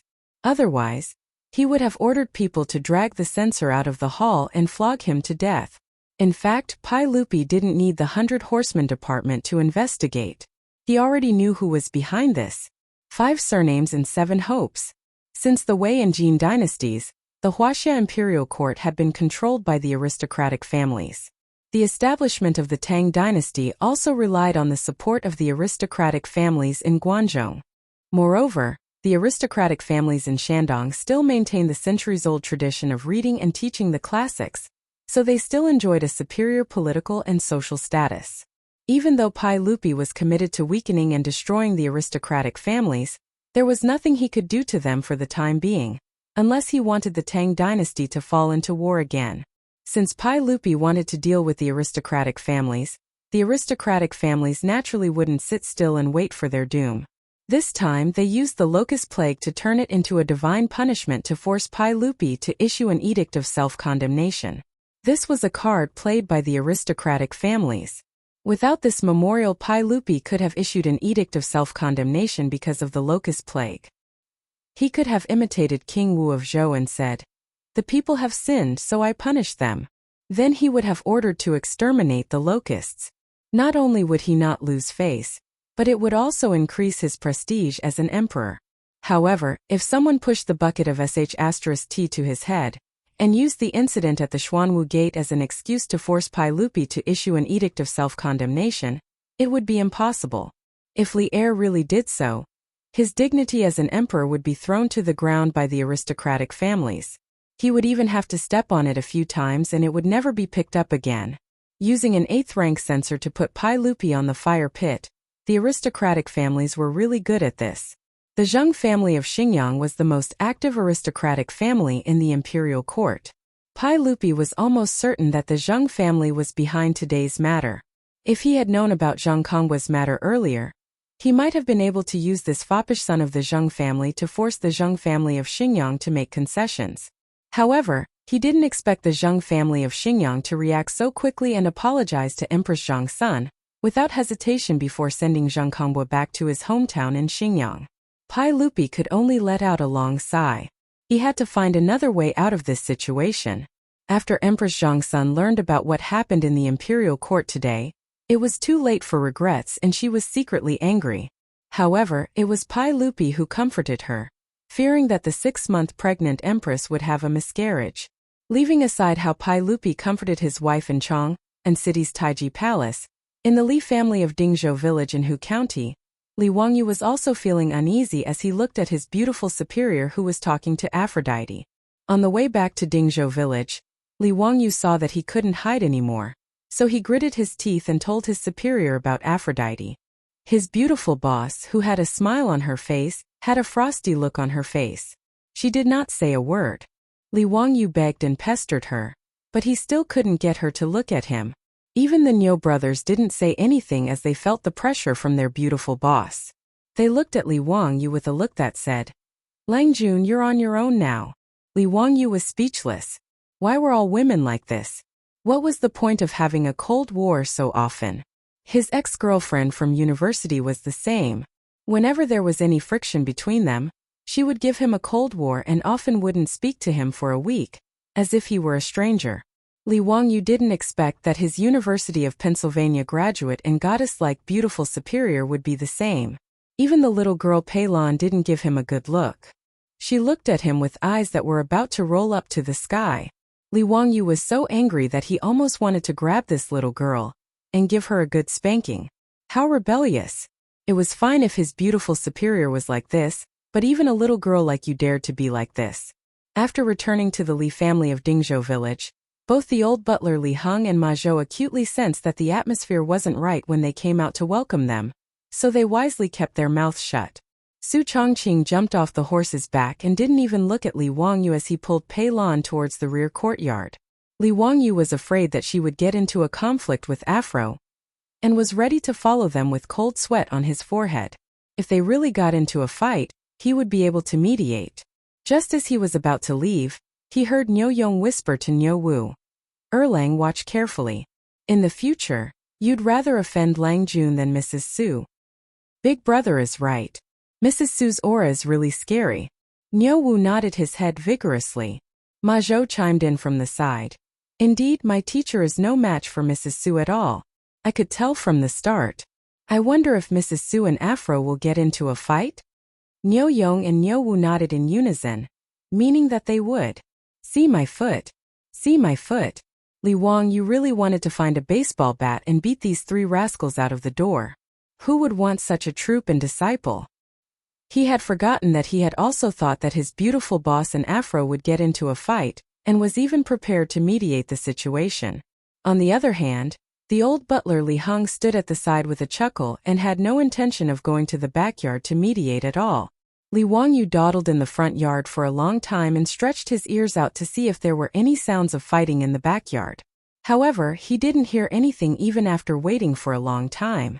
After thinking about it, he straightened his clothes and prepared to go to the backyard to see what was going on. As he dawdled into the backyard, he didn't see the expected scene of the main wife scolding the mistress, and the mistress resisting unwillingly. Su Chongqing was actually chatting amiably with Afro in an unusually harmonious atmosphere, while Perrin was fuming at the side. What the hell was going on? Something didn't seem right. Chapter 175. How could Li Wangyu know what Su Chongqing was thinking? In fact, Su Chongqing was already mentally prepared that Li Wangyu would bring a woman home, but she didn't expect it to be so fast. Although she hoped to live with Li Wangyu in the Tang dynasty for the rest of their lives, she didn't believe that Li Wangyu as a man would still insist on monogamy in the Tang dynasty, where 3 wives and 4 concubines were the norm. Not to mention in the Tang dynasty, even in the future, Su Chongqing was pessimistic about whether a husband and wife could live together for the rest of their lives. because her father was like that. Su Chongqing went to the United States to study in high school, and then studied at the University of Pennsylvania. Her family's economic conditions were naturally quite good. Her father had a successful career and was famous for his success. However, Su Chongqing's father, who was elegant and graceful in her eyes, also had more than one mistress outside. When she first learned the news from her mother, her whole person collapsed. She didn't believe that her father would do such a thing. Originally, in the eyes of Su Chongqing and all the other people who didn't know the truth, her parents were a loving couple, a model couple. However, Su Chongqing's father still couldn't resist all kinds of temptations. Although he didn't abandon the family and abandon his wife, his behavior made Su Chongqing no longer believe in the constraints of marriage and a man's self-control. After Su Chongqing's mother knew that her husband had an outside mistress, not only did she not cry and make a scene and ask for a divorce, but she also made 3 rules with her father. First, he had to go home every day. Second, he couldn't bring an outside woman home.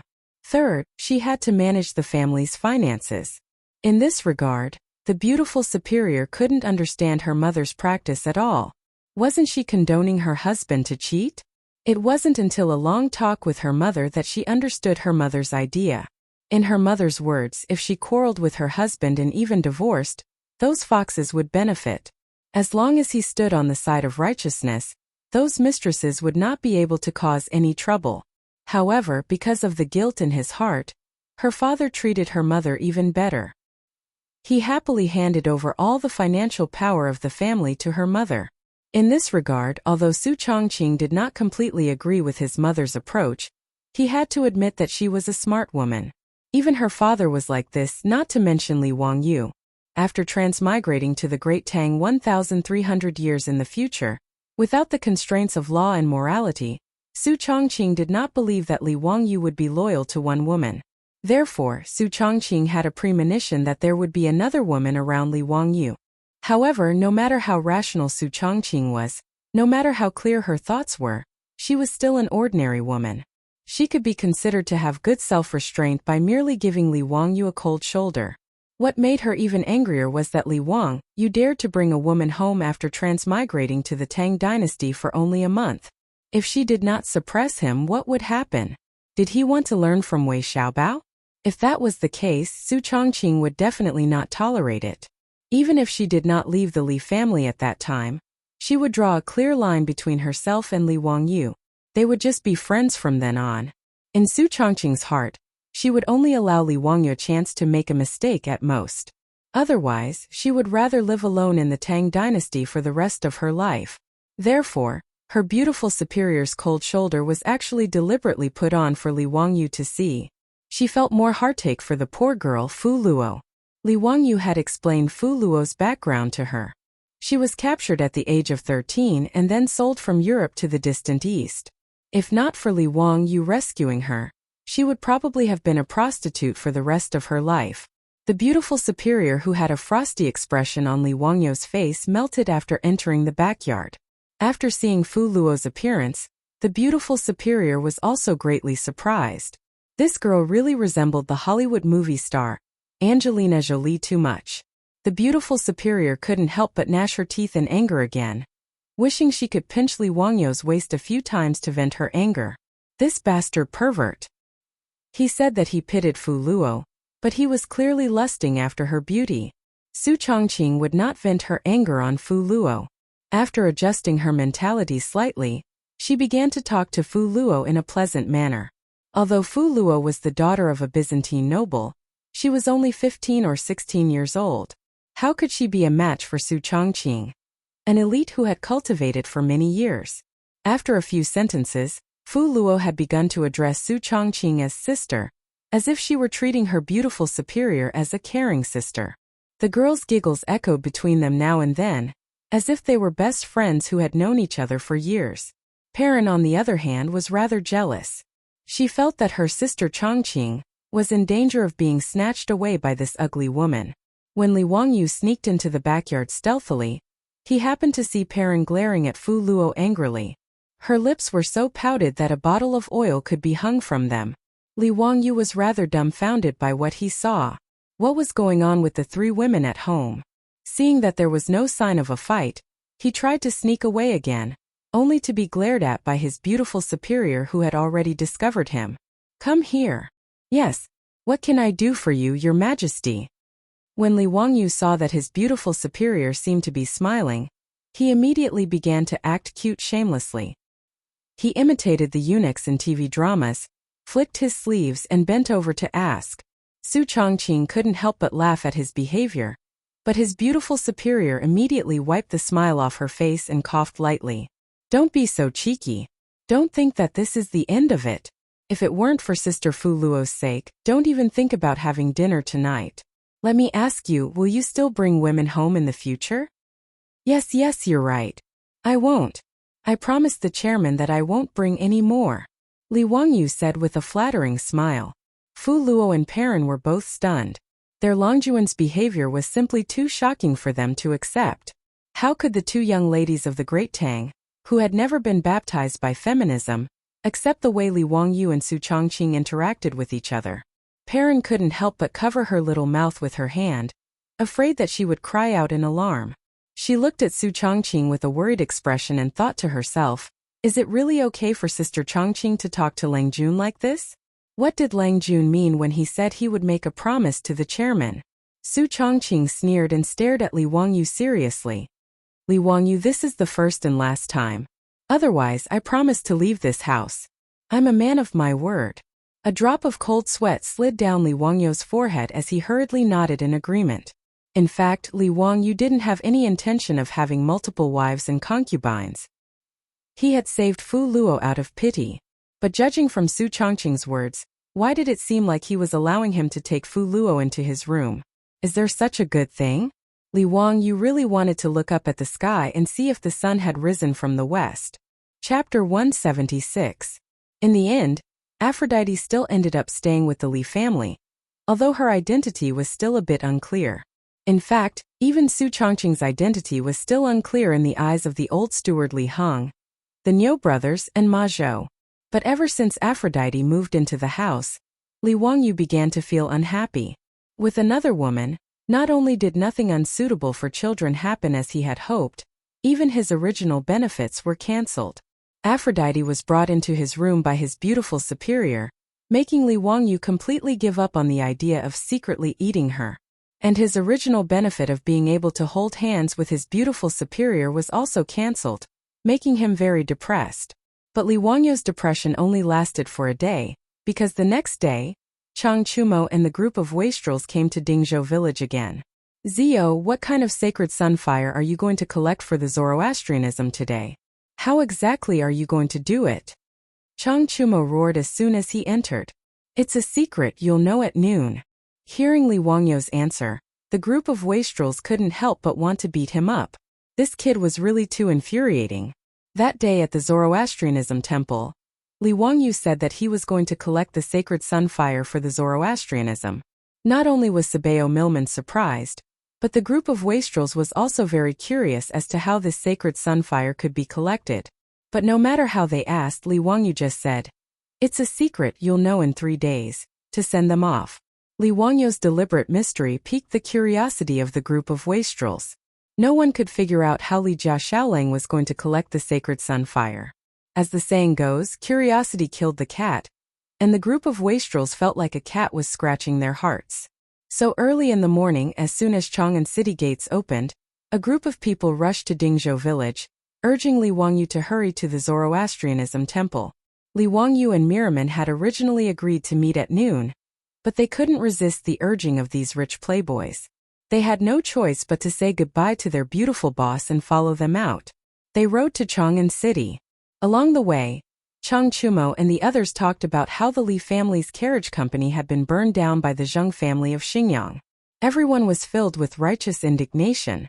They only found out about this after the fact. Originally, she wanted to help Li Wangyu vent his anger, but unexpectedly, Madame Zheng had already sent that bastard Zheng Kongbua back to Xinjiang. This group of silk pants naturally couldn't go to the Zheng family to cause trouble, so they could only mark the Zheng family's black mark in their hearts. Chang Chumo and the other debauchee clans were not on the same boat as the 5 surnames and 7 Wangs. Although Chang Yaojin's wife was the first daughter of the Chui clan, He was still most loyal to Pai Lupi. He didn't have much contact with aristocratic families. Furthermore, the incident that had happened in the imperial court the day before yesterday had caused Chang Yaojin and the other generals to be even more furious. If it wasn't for Pai Lupi's prohibition, they would have probably taken their weapons and attacked these aristocratic families. Ziyu, when that Zhang Kongbo returns to Chang, we brothers will definitely help you vent your anger. Chang Chumo patted Li Wangyu's shoulder and comforted him. Fang Yai also patted his chest and assured Li Wangyu. That's right, Ziyu. Don't worry, if that bastard dares to return to Chang'an, we will definitely teach him a lesson. Li Wangyu was greatly moved and saluted the group of silk pants. Many thanks, brothers. Haha. After today's matter, I will treat you all to a drink. Are we still going to that Hu wine shop? Chai Lingwu's eyes lit up when he heard about drinking. Li Wangyu was speechless. These bastards, they still mention the Hu wine shop. Hey! The group of people chatted and laughed as they quickly entered Chang'an. When the group of people entered Liquan Square, they found that the square was already crowded with people. So crowded that not even a drop of water could trickle through. The silk pants and Li Wangyu were all dumbfounded. What the hell was going on? It wasn't the Lantern Festival today, so why were there so many people in Liquan Square? Yuchi Baolin shouted. Those in front, move aside. What the hell are you all doing here? After he shouted, not only did no one move aside, but he also received a lot of rolling eyes and mockery. What is this big idiot shouting about? Can't he see that there are people here? That's right, why are you all squeezing? We want to go to the Jia Temple to watch the show. Today, there is a powerful person in the Jia Temple who is going to collect the sacred fire of the sun in front of everyone. Who doesn't want to witness such a miracle with their own eyes? Why should we move aside? I heard that the powerful person who can collect the sacred fire is 8 feet tall, and his waist is also 8 feet wide. His fists are as big as a mill and his arms are as thick as pillars. When Li Wangyu heard this, he almost fell off his horse. Was he a freaking ball? An alien version of a ball. Damn, the society was indeed very important. It was only right to not believe in rumors and not spread them. It turned out that Jia Temple was afraid of being held accountable for the extinguishing of the sacred fire. So he simply spread the news in Chang, and that the Jia Temple was going to collect the sacred fire of the sun in front of everyone. In the Tang dynasty, there was an extreme lack of entertainment among the people. After hearing about this bizarre event, not only did all the Sushans in Chang'an come, but even the ordinary citizens of Chang, and came to Liquan Square to watch the show. As a result, more and more people came. Liquan Square had become a sea of people, and even the streets outside the square were almost filled with people watching the show. When Li Wangyu heard about this, he was sweating like a waterfall. In the current situation, he and the silk pants couldn't enter the Jia Temple. He didn't know if the crowd would be disappointed if he, the main character, didn't go in at noon. Fortunately, this awkward situation didn't last long. Millimon, who was in the Jia Temple, also noticed the crowded situation outside the Jia Temple. He quickly asked the priests to go out and help the silk pants. With a group of Jia Temple priests leading the way, Li Wangyu and the silk pants finally squeezed into the Jia Temple through the gate of Liquan Square. Fortunately, only the priests and priests of Jia Temple were allowed to enter today. The other residents of Chang'an, including the believers of Jia Temple, could only watch the sacred fire collection ceremony outside the gate of the Jia Temple. It had to be said that the residents of Chang'an were very gossipy. In order to watch the show, someone quickly brought a ladder. As a result, the top of the Zoroastrian temple's wall was instantly filled with people who came to watch the show. Some of the bolder ones even sat on the wall, causing the faces of the priests and priests of the Zoroastrian temple to twitch. Xiaolang, what else do you need to prepare to collect the sacred fire of the sun? If you need anything, just tell me. I'll immediately get someone to prepare it for you. When Millimon saw Li Wangyu, he immediately greeted him. Whether Li Wangyu could collect the sacred fire of the sun in front of everyone today was a matter of life and death for him. He couldn't help but pay attention to it. Li Wangyu said, "Prepare a large block of ice for me, as well as some tools for cutting ice. Also prepare a room for me." Block of ice? Millimon and the silk pants were all stunned. Why would he want ice? What? Don't you have ice in your Jia Temple? Li Wangyu asked. Millimon shook his head. No, of course we have ice. How big do you need? I'll immediately get someone to prepare it for you. The rich and powerful in Chang and all dug ice cellars to store ice for use in summer. The Jia temple of the Sogdians didn't lack copper coins, so naturally, they also dug ice cellars to store ice. Li Wangyu said, "The size of a millstone is fine." Millimon nodded and immediately ordered the priest to prepare the things Li Wangyu needed. After the ice and the tools for cutting ice were delivered, Li Wangyu ignored the burning eyes of the silk pants and directly shut them out of the room. He started to busy himself in the room. The collection of the Olympic sacred fire in later generations focused the sunlight in the center of a concave mirror to generate high temperature to ignite the sacred fire. In addition to the concave mirror, the magnifying glass that he played with when he was young could also focus sunlight and play the role of igniting the fire. Li Wangyu naturally didn't have a magnifying glass. He only knew that glass was probably made by burning sand. But if he really wanted to make glass in the Tang dynasty, it would be a fantasy. But in addition to glass, grinding ice into a convex lens like a magnifying glass could also play the role of focusing sunlight. Although there would be many bubbles and cracks in the ice, and its transparency was far less than glass, the diameter of the magnifying convex lens could still focus sunlight and ignite flammable objects. So Li Wangyu asked Millimon to prepare a millstone-sized block of ice for him. He took the ice chisel tool in the room and began to grind the convex lens of the ice. As the sun gradually rose, the Jia temple's sacred fire gathering ceremony was about to begin. In Milliman's eagerness, the door finally creaked open. Li Wangyu walked out with a relaxed face. "Sabeo, you can start the sacred fire gathering." Chapter 177. The Sogdian ritual of gathering the sacred fire began with the prayers of the Zoroastrian priests. Dozens of priests murmured their prayers. "Burning sacred fire, burn my broken body. Good and evil, only the light is good. Joy and sorrow return to dust. Pity my people, they have so many worries." Leading the priests in front of the altar, Milman recited long passages of the Avesta scripture, reciting the hymns of the gods. As mentioned before, the highest level of sacred fire, the fire of victory, was not only a sacred fire, but also an ordinary sacred fire worshipped by believers. For this ritual, Miriam used 3 days to gather the sacred fire worshipped by all the Sogdian worshippers in Chang. Now the highlight of the ritual was to wait for Li Wangyu to gather the sacred fire of the sun, and combine the two flames into one to complete the ritual. Although the process of gathering the ordinary sacred fire was quite rushed, Miriam believed that as long as Li Wangyu could gather the sacred fire of the sun, it would be the highest level of sacred fire, even higher than the sacred fire worshipped in the Persian temple. After the tedious and solemn ritual was completed, it was Li Wangyu's turn to perform. Li Wangyu's small body could not carry the convex lens of ice the size of a millstone. However, there were foppish sons who fought to help him carry it.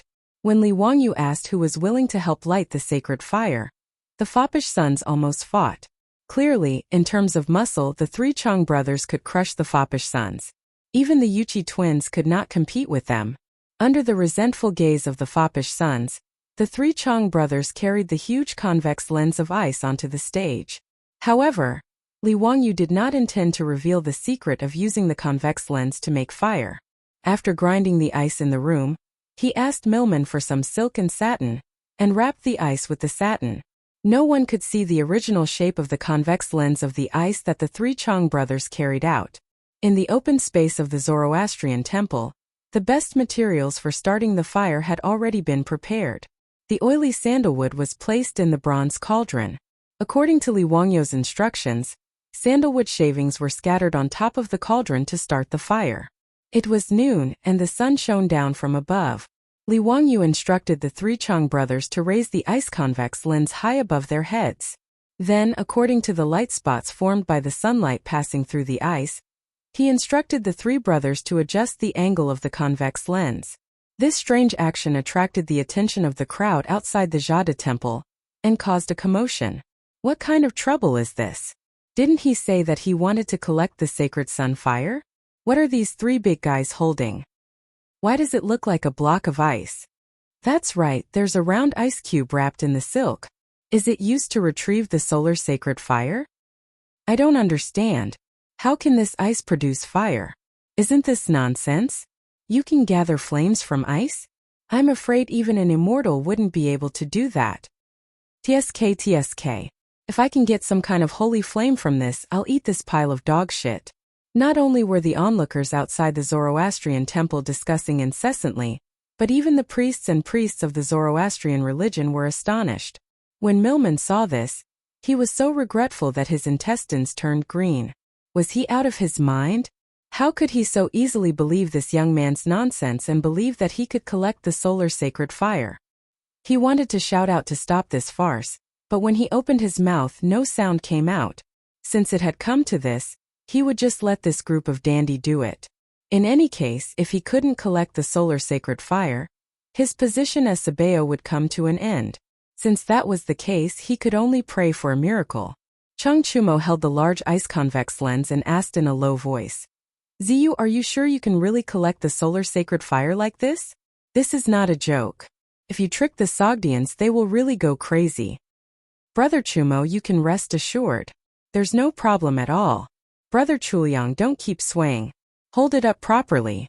Li Wangyu instructed them to adjust the angle of the ice cube while smiling at Chung Chumo. But although he said so, the three brothers of the Chung family didn't have the confidence that the solar sacred fire would really be collected from the ice cube they were holding. Under Li Wangyu's constant instructions and adjustments, the noon sun finally condensed into a large spot of light through the ice-convex lens and shone on the wood in the copper cauldron. Li Wangyu clapped his hands. "Okay, that's it. Brothers, hold on. Don't move around." Seeing him so determined, the Chung brothers obediently held the ice cube high. But because the purity of the ice cube wasn't high, and Li Wangyu's level of polishing was limited, although the light spot was condensed and shone on the wood in the copper cauldron, there was no reaction. Milman became more and more anxious.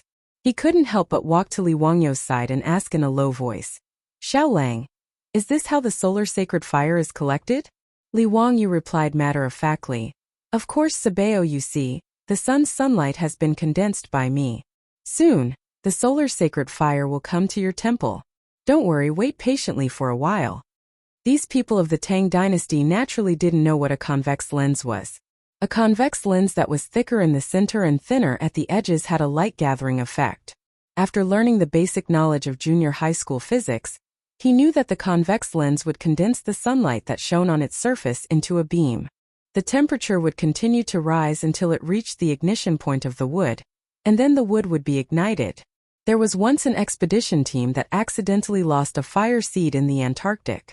They processed the ice cube into a convex lens and condensed the sunlight to ignite the fire.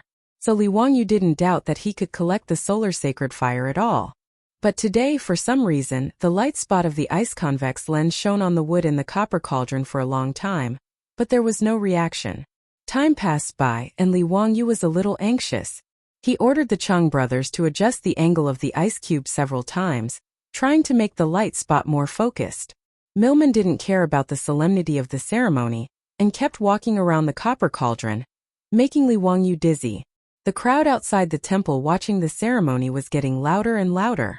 The group of playboys also looked at each other and thought that things were not good. If the gathering of the solar sacred fire failed today, the consequences would be unpredictable. Fang Yai secretly elbowed Chai Linggu. "Brother Linggu, if Zio can't get the solar sacred fire, we'll have to protect him and rush out." Chai Linggu wiped the sweat on his forehead and nodded. "Of course, we'll let the Yuchi brothers and the Chung brothers protect Zio and run first. We'll bring up the rear." Yuchi Baolin and Yuchi Baochi also nodded and secretly rolled up their sleeves, ready to drag Li Wangyu and run away at any time. While the playboys were talking in low voices, discussing their escape plan, they saw the crowd outside the temple being pushed aside by a group of fierce-looking troops, creating a path. Several playboys that Li Wangyu had never seen before swaggered into the temple under the protection of the troops. "Yo, is the Chung family's young master playing a monkey? Holding up a big ice cube to act for everyone to see?" The leader of the group, a young man with triangular eyes, mocked. Li Wangyu was stunned. Where did these bastards come from? They dared to mock Chung Chumo and the others? Chapter 178. When Chung Chumo and his two brothers saw them, they immediately put down the ice in their hands angrily. Fang Yai, Chai Linggu, and the other playboys also rushed forward and blocked the way of the young men. Chang Chumo rolled up his sleeves and was about to beat them up. Wang. Today, I'll let you know what it means to have a fist as big as a clay bowl. Seeing that the playboys were about to fight, the young men couldn't help but take a few steps back. Their troops immediately rushed up to protect their masters and protected the young men behind them. Li Wang Yu pulled Du He and asked, "Brother Du He, who are these people?" Du He replied angrily, "They are the bastards of the Chui, Lu, and Wang families." He pointed to the triangular-eyed man who had just spoken. "That one with a foul mouth is Wang Ziqiao, the legitimate son of the Taiyuan Wang clan. The others are Chui Daogu of the Qinghe Chui clan, Chui Hong of the Bowling Chui clan, and Lu Xiong of the Fanyang Lu clan." Li Wang Yu was stunned when he heard this. Well, in the Tang dynasty, except for the legitimate sons of the Longxi Li clan and the Li clan of Zhao County, and Zheng Kongbua of the Xingyang Zhang clan, who had run back to his hometown, the rest of the legitimate sons had all come to the Zhuang temple. He had always hated Zheng Kongbua. Now that he heard that these young masters were jackals of the same tribe as Zheng Kongbua, he looked at them with even more disgust. Especially when he heard the words Taiyuan Wangs, and looked at the triangular-eyed young man. He thought that it was a close call. Was this guy the one who almost became his brother-in-law? "Do these guys have a feud with you brothers?" Li Wang Yu asked. Du He spat hatefully and said, "These bastards are the same as Zheng Kongbua, who provoked your family before. They're all not good people. We don't like them and have fought with them several times. But these cowards always let their own troops get beaten up." Bah! Li Wang Yu nodded, understanding in his heart. The 5 clans and 7 watchful clans were of the same breadth and branch, especially after the Li family took over the world. The Chui clan of Bowling, the Chui clan of Qinghe, the Lu clan of Fanyang, the Zheng clan of Xingyang, and the Wang clan of Taiyuan, these 5 clans were even more united. The aristocratic families even viewed Pai Lupi as a nouveau riche. Naturally, they would look down on Cheng Yaojin and the other founding dukes who had followed Pai Lupi to conquer the world. The elders of both parties maintained their composure on the surface. Even though Cheng Yaojin looked boorish, he was actually a cunning old fox in the political arena. But the juniors of these aristocratic families and Chang Chumo's group were not in the same boat. The two sides had already clashed many times in Chang, and due to various conflicts, Li Wang Yu looked at those foppish sons of aristocratic families with disdain. They only knew how to bring a group of troops to put on airs and flaunt their prowess. Li Wang Yu had never seen Chang Chumo and the other top foppish sons of the Tang dynasty go out with their troops. Even if they fought, they would do it themselves. Even Du He, Du Go, Wei Shuyu and the other sons of civil officials were the same. Wang Ziqiao and the others, who were protected by the troops, began to clamor again when they saw that they were not in danger of being beaten. Wang Ziqiao mocked. "What, you are playing the people of Chang'an like monkeys, and you don't allow us to say anything?" Chui Daogu said. "We heard that some idiots were going to help the Jia sect collect some holy fire. We originally wanted to broaden our horizons, but we didn't expect such a farce. Haha, it's really funny." Lu Xiong pointed at Li Wang Yu and laughed. "I heard that you idiots are getting worse and worse. You actually listen to this young man's nonsense. If he can make fire out of ice, I will kneel down and kowtow to you, okay?" Several people laughed and were very proud. Their words made the crowd outside the Jia sect also began to jeer. Bursts of laughter came, making Chang Chumo and the others blush. Milamon and the other priests and priests of the Jia sect were also suspicious at this time, wondering if they had really been cheated. Chang Chumo and the others were so angry at Wang Ziqiao's words that they clenched their fists. The veins on their necks bulged and their faces flushed. Although the foppish sons did not believe that Li Wang Yu could collect the holy fire from the sun out of thin air. But at this time everyone was bound together for good or ill. Mocking Li Wang Yu was mocking them. Chang Chumo and the others were speechless by Wang Ziqiao and the others. Their anger was stuck in their throats, and they were very sullen. Yuchi Baolin, Yuchi Baoqi and the Cheng brothers looked at each other, and wanted to directly rush up and talk with their fists. Wang Ziqiao and the others were good at talking. When they saw that Chang Chumo and the others wanted to fight, they quickly retreated behind the troops and poked their heads out to continue to clamor. "What? Now that we've revealed the truth, you want to attack us out of anger? A group of idiots with nothing but brute force. You were sold and you still helped count the money. You really lost face for your duke's mansion. Hey, you want to fight? I'm so scared, haha. The originally solemn Jia sect holy fire gathering ceremony, because of the provocation of Wang Ziqiao and the others, became a mess. The Chang'an residents outside the Jia sect also did not mind that things were getting out of hand, for fear that the two sides would not fight. Milliman's face was as black as the bottom of a pot. He glared at Chang Chumo and the others, hesitating in his heart whether to throw them all out. Li Wangyu quickly reached out to stop Chang Chumo and the others. Brothers, please wait. Why do you have to fight with them? Don't ruin the Jia sect's holy fire gathering ceremony because of them. Jia sect is still waiting for the holy fire of the sun to descend on the Jia sect's fire altar. Don't lose sight of the big picture.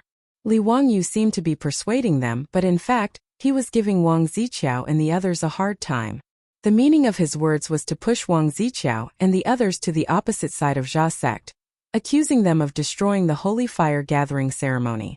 Sure enough, after he finished speaking, the priests and priests of Jia sect, including Milliman, looked at Wang Ziqiao and the others with unfriendly eyes.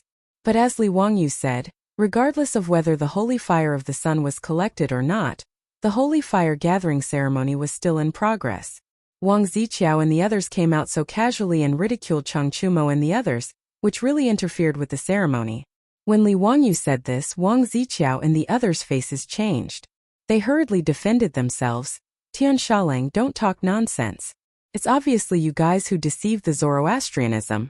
How is it us who are interfering with the ceremony? How did I deceive the Jia sect? Li Wangyu asked. Lu Xiang pointed to the ice block put down by Chang Chumo and the others. The 5 elements reinforce and restrain each other. This ice is water, water restrains fire, wood breeds fire. Isn't it obvious? Even if you break the heavens, it is impossible to use ice to collect the holy fire. What he said was common sense to everyone, and everyone nodded again and again, thinking that it was reasonable. Li Wangyu laughed. Then if I can use this ice block to help Jia sect collect the holy fire of the sun, what will you say? Just like you said just now, kneel down and kowtow to us? Do you dare to bet? Chapter 179. Li Wangyu's words made the faces of Wang Ziqiao and the others change. Nonsense. How dare a brat like you do this? Who do you think you are? How dare a man in white speak so arrogantly? Tian Shilang, you have no manners at all. Do you have the right to speak here? Chang Chumo put his arm around Li Wangyu's shoulder and said, He is my brother. You don't agree? Do you dare to bet with me?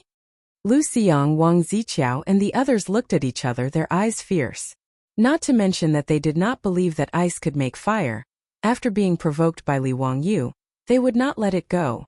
Lu Xiang gritted his teeth and said, Fine, let's bet. If you can make fire with this ice, we will kowtow to you and apologize. But if you can't, you will crawl out of Lishuan Square today. Do you dare to bet? Hiss, the bet proposed by Lu Xiang made Chang Chumo's teeth ache. He was gambling with his own face. He was really ruthless. If he really lost and crawled out of Lishuan Square in front of everyone, he would be too ashamed to face anyone in Chang'an. But before the foppish sons could speak, Li Wangyu looked at them and said, Brothers, I promise that I can make fire with ice. Do you believe me? Chang Chumo hesitated for a moment, then slapped Li Wangyu's shoulder and said, Zio, I'm going all out. I'll believe you this time. Yes, let's bet. I believe Li Jia Shaolang. I'll bet with them. Damn it, I'll make you kneel and kowtow to me today. Come, let's make an oath. If you don't admit it when you lose, I'll beat you until your mother can't recognize you. Feng Yai shouted. Wang Ziqiao and the others sneered and looked at the foppish sons as if they were idiots. They did not hesitate to make an oath and set the bet. Seeing that the foppish sons believed him without saying anything and made a bet with Wang Ziqiao and the others, Li Wangyu was very touched. Brothers, Chang Chumo slapped him on the shoulder again. Alright Zio, stop talking.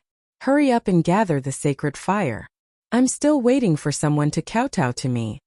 Li Wangyu did not act pretentious, nodding his head and letting everyone disperse.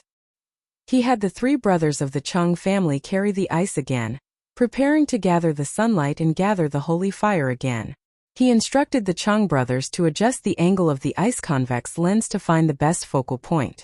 The sunlight shone on the ice again, and through the ice, it focused on the wood in the copper cauldron. This time, the three brothers of the Chung family were incomparably focused. They carried the huge block of ice without moving an inch. Everyone held their breaths again. Everyone inside and outside the temple turned their eyes to the bronze cauldron. Wang Ziqiao and the others were also a little nervous. They also stared at the wood in the copper cauldron. However, after a long while, the copper cauldron was still the same as before. There was no change at all. Wang Ziqiao, Cui Daogu, Cui Hong, and Lu Xiang could not help but breathe a sigh of relief. They looked at each other, feeling that today they could make Cheng Chumo and the others lose a lot of face. Regardless of whether Cheng Chumo and the others would keep their promise, climbing out of the Li Quan Square from the Zhan Temple was a loss of face. Wang Ziqiao was even thinking about how to persuade the Zhan Temple's Sabeo to make trouble for Cheng Chumo and the others. Just as he was feeling proud and smiling, he heard Niu Zhengping suddenly shout, "Look, smoke is coming out of the copper cauldron." His shout made Wang Ziqiao and the others' hearts skip a beat. They quickly turned their eyes to the copper cauldron. Under the noon sun, a wisp of green smoke was rising from the copper cauldron. The wisp of green smoke coming out of the copper cauldron was caused by the sunlight focusing on the wood shavings. Millimon, who was already feeling despair, was overjoyed when he saw this situation. He immediately began to recite the Avesta scripture with a group of Zhan Temple priests. As the Zhan Temple priests recited the scripture, the green smoke in the copper cauldron became thicker and thicker. A flame suddenly rose from the wood shavings, and then the flame slowly began to devour the wood in the copper cauldron. Sacred fire! It's really the sacred fire of the sun! Millimon exclaimed. Witnessing this miracle with their own eyes, the priests and priests of Zhan Temple immediately knelt down. A miracle had come to the Zhan Temple. No one doubted the authenticity of the sacred fire of the sun anymore. This flame was really created out of thin air after the sunlight gathered. The noon sun, after passing through the ice, actually created the sacred fire. This scene was too shocking. Millimon was so excited that his heart was beating so fast that it almost jumped out of his throat. His glory and wealth were saved. At this time, Millimon had already forgotten who extinguished the sacred fire in the Zhan Temple altar. He only knew that the Zhan Temple in Chang, and city's Li Quan Square had the world's top sacred fire. And all of this was brought to him by the young man from the Tang dynasty in front of him. Millimon didn't have time to express his gratitude to Li Wangyu now. He hurriedly called the priests of Zhan Temple who were responsible for looking after the sacred fire to come forward and carefully guard the precious sacred fire of the sun. The priests and priests of Zhan Temple excitedly recited the Avesta scripture in unison, while the Sogdian believers outside the Zhan Temple knelt down and murmured prayers. The sacred fire of the sun had descended on the Zhan Temple in Li Quan Square of the Tang dynasty. This was the supreme glory of the Zhan Temple of Zhan Temple. The residents of Chang and who were watching the fun and didn't believe in Zhan Temple at this time, saw Cheng Chumo and others really use ice to condense the sunlight out of thin air and create a flame. Everyone exclaimed, "My mother, the three young dukes of Duke Lu's mansion, have they become immortals? Using a piece of ice to create the sacred fire of the sun? Amazing, amazing, this is really the means of immortals. Where is the brother who said that if he used ice to collect the flame, he would eat dog shit? Where did he go?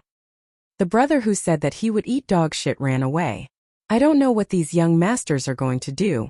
There will be a good show to watch. Isn't that right? If these young masters of aristocratic families were to kowtow to the young dukes, then they would really lose all face. Haha, interesting." Li Wangyu saw that the convex lens of the ice was successful in condensing the sunlight and called the three brothers of the Chung family to break the ice. He didn't want to reveal the mystery of collecting the sacred fire. If Zhan Temple learned it, it would be worthless. After the ice was broken, Li Wangyu smiled and said to the group of playboys, "Brothers, it seems that someone just made a bet with us? Little brother's memory is not good. What did we bet on?" "Aha, yes, someone didn't know life from death and made a bet with us." Feng Ai laughed and looked at Wang Ziqiao and others. When the sandalwood in the copper cauldron ignited the flame, Wang Ziqiao and others' faces turned pale. "This is impossible, impossible, how can the ice produce a flame?" Lu Xiang looked at the copper cauldron and exclaimed. Cui Daogu was even more unbearable. His body couldn't help but sway. If it weren't for the troops beside him supporting him, he would have fallen to the ground. The flame in the copper cauldron began to burn, as if it was roasting them. Their backs began to soak with sweat. Chapter 180. Chang Chumo walked towards them with an evil grin on his face. He cracked his knuckles with both hands. Hey you guys, now you can kneel down and kowtow. Wahaha you bastard, you finally let me vent my anger, quickly kneel down. Wang Ziqiao now felt dizzy. How did the ice block make the sandalwood in the copper cauldron burn? He began to regret coming to the Zhan temple today to provoke them. Wasn't this the same as sending his face to the door for these playboys to slap? His pale face squeezed out a smile that was uglier than crying. Chang Chumo, don't go too far. Don't go too far. Yes, what do you want to do? Do you really want to bully my Fanyang Lu family? Lu Xiang and the others were also regretting. They had forgotten to look at the almanac when they went out today. Originally, they wanted to ridicule Chang Chumo and the others who were not on good terms with them. Who would have thought that the ice block could make the sunlight burn? Today, the few of them could be considered to have been defeated. Their faces were probably going to be completely lost. Wahahaha, you bastards, what are you going to say to me? Don't give me that. If you admit that you don't have balls between your legs, then forget it, I can let you go today. Chang Chumo put his hands on his hips and laughed. He was sweating in his heart just now. If it were not because he was angry at Wang Ziqiao and the others for being too insidious, and because he had an inexplicable confidence in Li Wangyu, he would not have gambled on this matter. His words made Wang Ziqiao, Lu Xiang and the others pale, but they did not know how to refute. If they really wanted to kneel down and kowtow to Chang Chumo and the other playboys, they would never do it. This was worse than killing them. Wang Ziqiao simply snorted. Humph, I don't want to lower myself to your level, let's go. After that, he was ready to call the troops to open the way for the four of them to slip away. They would rather renege on their gambling debts and bear the infamy of going back on their words than kneel down and kowtow in front of countless onlookers. The bet between Wang Ziqiao and Chang Chumo had long been heard by the crowd outside the Zhan temple. As the saying goes, watching a good show is not a bad thing, so everyone began to kick up a fuss. Normally, Wang Ziqiao, Cui Daogu, Cui Hong, and Lu Xiang were profligate disciples from aristocratic families that absolutely no one dared to offend. But now, under the watchful eyes of countless people, it was unknown who took the lead. Waves of shouts came from Liquan Lane. Kneel, kneel, kneel. Kowtow, kowtow, kowtow. Wang Ziqiao and the rest were infuriated by the uproar. They felt a burning pain on their faces. They had really lost a lot of face today. They pretended to be deaf and mute, pretending that they did not hear those voices. Under the protection of their own troops, they rushed out of the crowd in a sorry state.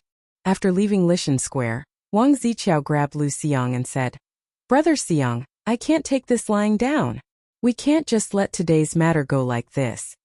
Cui Daogu's face was also gloomy as he gnashed his teeth and said, Today's humiliation is comparable to the humiliation of Han Xian's crotch. I will definitely get my revenge. You're going too far. This was going too far. I swear I can't exist under the same sky with them. But Chang Chumo and those bastards, we can't easily offend them. Our troops don't dare to really make a move against them. Wang Ziqiao and the others were like Zhang Kongbua. They were young, but their bodies had long been hollowed out by wine and women. Every time they had a conflict with Chang Chumo and the other playboys, they did not dare to fight personally. They only dared to let their troops fight. But when their troops faced Chang Chumo, Fang Yai and Chai Linggu, these playboys of the Tang dynasty's top noble families, how could they really dare to make a move? If they injured these young masters, how many heads would they have for Chang Yaojin to chop off? If they really angered Chang Yaojin and Yuqi Jingda, these founding generals, even their main families, these aristocratic families, could not protect them. Therefore, there had been several conflicts, and Chang Chumo and the others had always won, which made Wang Ziqiao and the others depressed. Today, they thought it was an opportunity to mock Chang Chumo and the others, but they did not expect that they would lose all their face. Cui Hong suddenly opened his mouth and said, Chang Chumo and those bastards can't be touched, but can that Tianxi Lang also not be touched? He was referring to Li Wangyu, the only one in the temple who was wearing a white robe at that time. Wang Ziqiao's triangular eyes flashed with a cold light. Yes, I can't deal with those bastards of the Cheng and Yuqi families, but I, your father, can't deal with the Tianxi Lang? I will now send people to watch that guy and see where he is from. Later, I will find someone to deal with him. Yes, that's right. Your father will kill this reckless guy. Brother Zichao, find out who this Tian Shilang is. If you don't destroy his family, this matter will not be over. Lu Xiang and the others also laughed. Suppressing people with power was what people like them should do. Idiots like Chang Chumo who liked to make a move were simply a disgrace to the nobles. Let's go and have a drink. Today's my treat. Find a few young ladies to relieve the heat. Lu Xiang called out to the other playboys and rode away. After Wang Zichao and the others fled the temple, the group of playboys laughed loudly. Chang Chumo and the other playboys naturally would not force Wang Zichao and the others to kneel down and kowtow. That would be tantamount to shedding all pretense of cordiality. But for these playboys who ran rampant in Chang'an, there was not much difference whether they kneeled or not. In short, today the Taiyuan Wang clan, the Bowling Chui clan, the Fanyang Lu clan, and the Qinghe Chui clan had lost all face. Under the mocking eyes of the playboys, Wang Zichao and the others covered their faces with their sleeves. Under the protection of their own troops, they escaped from Liquan Square in a sorry state. This made Chang Chumo and the others unable to help but laugh, feeling very happy. After the sacred fire gathering ceremony in the Zhan Temple, the crowd outside the temple gradually dispersed. But what they saw and heard today would be talked about by the people of Chang'an for a long time. Some busybodies, including the Zhan sect, tried to copy what Li Wangyu did that day. They found all kinds of ice and shone it under the sun, trying to find out the mystery of ice. But including the Zhan sect, no one succeeded in using ice to ignite the fire. This made Li Wangyu even more mysterious. Millimon was now more and more certain that the sacred fire in the Zhan temple was extinguished for no reason that day. It must be the work of this young man in front of him. But even after racking his brain, he still could not find the mystery of the sacred fire extinguishing by itself, so there was no way to prevent it. If he did not want this to happen again, it was necessary to be on good terms with Li Wangyu. Otherwise, even if the sacred fire of the sun was enshrined in the Zhan temple, it might be extinguished again one day, and then he would have a heart attack. Millimon waved his hand and asked the clergyman to bring a tray covered with silk cloth. He stretched out his hand and opened the cloth with a smile on his face. Xiao Lang, I have offended you before. Please forgive me. These gold and jewels are a little token of gratitude from the Zhan sect. Please accept them, Xiao Lang. But I also ask Xiao Lang not to gather the sacred fire of the sun in the future. Is that okay? On the tray, there was a neat pile of gold ingots, as well as all kinds of sapphires, rubies, and other jewels from the western regions. These gold and jewels, under the illumination of the sun, all emitted a dazzling light, very tempting. Chapter 181. Seeing the tray full of gold and jewels, Li Wangyu was a little surprised. He didn't expect Millimon to be so generous. Millimon's generosity, in addition to wanting to have a good relationship with Li Wangyu, was also a hush money. He didn't want Li Wangyu to know how to use ice in the future. If the method of getting fire from the sun was popularized everywhere, then there would be nothing sacred about the Zhan temple's sacred fire. The moment the holy flame was ignited, Millimon even had the thought of killing him to silence him. However, with this group of silk pants backing Li Wangyu, Millimon quickly dispelled this idea in his mind and decided to bribe him with money. Li Wangyu listened to his words and understood that he wanted him to keep it a secret and maintain the sacred feeling of the Zhan temple's sacred fire. Sabeo, you are too polite. You can rest assured that I will keep this matter a secret for Zhan temple. That's good. Thank you for your trouble, Xiao Lang. Li Wangyu was also not polite. He smiled and thanked Millimon, then grabbed the gold ingots and jewels and stuffed them into the hands of the playboys. Come, everyone has a share. Brothers, let's divide it. Chang Chumo and the others quickly refused. Today, they were very satisfied to see Wang Zichao and the others suffer. How could they have the nerve to take the gold and jewels? Not to mention, these playboys were not short of money, and Li Xiaolang still owed a lot of debt. The gold and jewels on the tray, at a glance, the playboys could roughly estimate the value. It was about 4 or 5 million yuan. This Zhan temple could be considered a big deal. Li Wangyu saw that the crowd didn't want it, so he threw the gold ingots and jewels back on the tray. Brothers, if you look down on these things, then this little brother also doesn't want it. Fang Yi and the others looked at each other. In the end, Chang Chumo laughed and reached out to grab a handful of gold ingots and jewels. Everyone, don't waste Ziyu's good intentions. Come, everyone has a share. Today, let's learn from the people of Jianghu. Divide the gold and let's go drink a big bowl later, wahahaha. Hearing Chang Chumo's words, the group of debauches also came forward with smiles on their faces, and each of them grabbed a handful of gold ingots and jewels. To them, the amount of money was not important. What was rare was Li Wangyu's sincerity. 5 to 6 million taels of gold and jewels. The group of silk pants, including Li Wangyu, each received 5 to 600,000 copper coins, which could be considered a small fortune. After everyone put away the gold and jewels, Chang Chumo waved his hand and said, "Let's go. Today at Ping Kong Fong, this old man will treat. We won't go home until we're drunk. Haha, let's go. Let's go home drunk today." After bidding farewell to Millimon, a group of playboys clustered around Li Wangyu as he mounted his horse, laughing and joking as they headed towards Peace Square. Li Wangyu, on the other hand, was laughing bitterly in his heart. He was still in the observation period of his beautiful boss. If Su Chongqing found out about this, he was afraid that it would be quite troublesome. What's more, it was broad daylight right now, just past noon. Was it really good to go drinking? But now it was too late for him to say no. Even if he said that his house was on fire, this group of silk pants would not let him leave. Li Wangyu shook his head. He planned to drink a few cups of wine and then use the excuse that he could not hold his liquor, and then run back to Zhou village. There were 2 delicate and beautiful women at home, so he did not have much longing for the girls of Ping Kong Fong.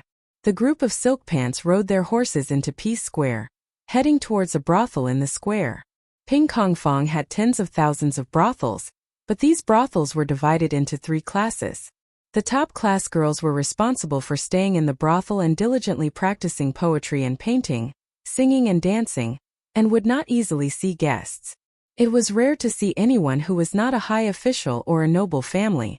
The second-class girls were responsible for receiving guests in the brothel and the brothel. They would accompany the merchants, rich young masters, and drink, play, sleep, and play to their heart's content. The most common brothel did not serve any peddlers or commoners to earn a little money. Instead, they were trained to be tour guides. That's right, tour guides.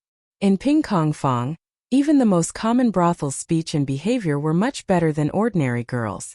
Whether it was a scholar who had just entered Chong, and to take the imperial examinations, or a merchant who came to do business, they could all rent such a brothel to accompany them to tour Chang'an's beautiful scenery, explain history, and stroll around the market. Or they could rent a few brothel when they went for a walk in the countryside, where high officials, nobles, poets, and scholars gathered to drink to their heart's content, accompanied by beautiful women, drinking wine, listening to songs, and watching beautiful women dance. How delightful! Therefore, the brothel of Ping Kong Fong was not as simple as sleeping with guests. They could recite poems, paint, and write poems. They could also dance, ride, shoot, and dance with swords. They could be said to be multi-talented. Ping Kong Fong, which was full of beautiful women and high quality, was far from the brothel of the future, which only dealt in the flesh business, could compare. It was also because of this that Ping Kong Fong had a unique charm in the Tang dynasty. Meng Jiao once wrote a poem, "Riding the spring breeze, the horse gallops, seeing all the flowers of Chang'an in a day." The flowers of Chang'an were not peonies or morning glories, but delicate beauty flowers. Li Wangyu had only come to Ping Kong Fong to sell erotic paintings, but it was his first time entering a brothel. He could not help but feel a little uneasy. Wei Shiyu suddenly winked at Li Wangyu and said with a mischievous smile, "Zio, there will be a lot of your admirers later. Don't be dazzled." What? What the hell was an admirer? Li Wangyu wanted to ask Wei Shiyu what he meant, but this guy pretended to be mysterious and did not explain. When the group of playboys was politely invited to the brothel by the handyman, the brothel's procuress came up to them with a smile. "Young dukes, you haven't been here for a long time. The young ladies in the brothel have missed you so much." This procuress was actually in her 30s, but in the eyes of the people of the Tang dynasty, she was already old. A procuress was also an old procuress. It was said that the old procuress was an extinct bird. It was said that there were only females and no males. They bred by mating with other kinds of birds. They were very much like prostitutes who were promiscuous. So the brothel's boss was called the old procuress or procuress, Chai Linggu, Wei Shuyu, and the others were veterans of the brothel and were familiar with the procuress. They teased, "Yun Yangzi, don't you miss us? Young dukes, don't make fun of me. Please come in, I'll call the young ladies." The procuress named Yun Yangzi smiled and led everyone into an elegantly decorated room. She asked the handyman to bring wine and food. Soon, a group of gorgeously dressed girls wearing topless dresses filed in, almost dazzling Li Wangyou's eyes. The topless dresses of the Tang dynasty, except for the noble women, were worn by the prostitutes who entertained people with their beauty. Their white and towering breasts were set off by the topless dresses, making Li Wangyou feel a little thirsty. With the status of Chang Chumo and the others, the ones who came out to receive them in the brothel were naturally the best girls. The young ladies of the brothel were only 15 or 16 years old, which was the age of high school girls in the future. Chang Chumo, these beasts only harm young girls. Li Wangyou despised them in his heart. Chapter 182. When Wei Shuyu saw these girls, he immediately pointed at Li Wangyou and laughed. "Qinyang, Lianyang, Xuanyang, don't you want to know the author of the poems, Journey to the Sword, and Hui Chongchen Jiang Xiaojing? Do you see this Xiaolang next to me? Why don't you come over and greet him?" His words made these girls' eyes light up, and they looked at Li Wangyou in a strange way. To put it in modern terms, it was like a fan's eyes were sparkling when they saw their idol. Li Wangyou was also stunned. How could he have fans in this brothel after plagiarizing a few poems? Were these the admirers that Wei Shuyu had mentioned? He didn't know that these girls in the brothel were not ordinary people. They knew everything about music, chess, calligraphy, and painting. Their love for poetry was no less than the pursuit of idols by fans in the future. It had to be said that in the Tang dynasty, being a poet was really a good profession. Wei Shuyu's words immediately caused Li Wangyou's side to be surrounded by girls. Each and every one of them looked at Li Wangyou with tender and admiring eyes. "Is this Li Wangyou from Hu County? Greetings, Mama Shui. I love Longjuan's song Going Out of the Frontier. Can I sing it for you later?" "Greetings, Lang Jun. I am Qin Yang. Lang Jun, I am Lian Yang." Li Wangyou was surrounded by a group of girls who were 15 or 16 years old. Although he was a veteran in the future and had watched all kinds of Japanese action movies, he still felt a little helpless. "Zio, why are you still standing there? Why don't you compose a poem in this situation?" Cheng Chumo also laughed. "Cheng Chumo, are you sure you are not possessed by Song Xiaofeng?" Li Wangyou was speechless and rolled his eyes. But in the face of a group of girls who were looking at him with shining eyes, he couldn't say no. Forget it. If he wanted to compose a poem, then so be it. It was just plagiarism. Anyway, he was used to plagiarizing, right? Picking up the wine that the young lady beside him had eagerly poured for him, he raised his head and drained it in one gulp.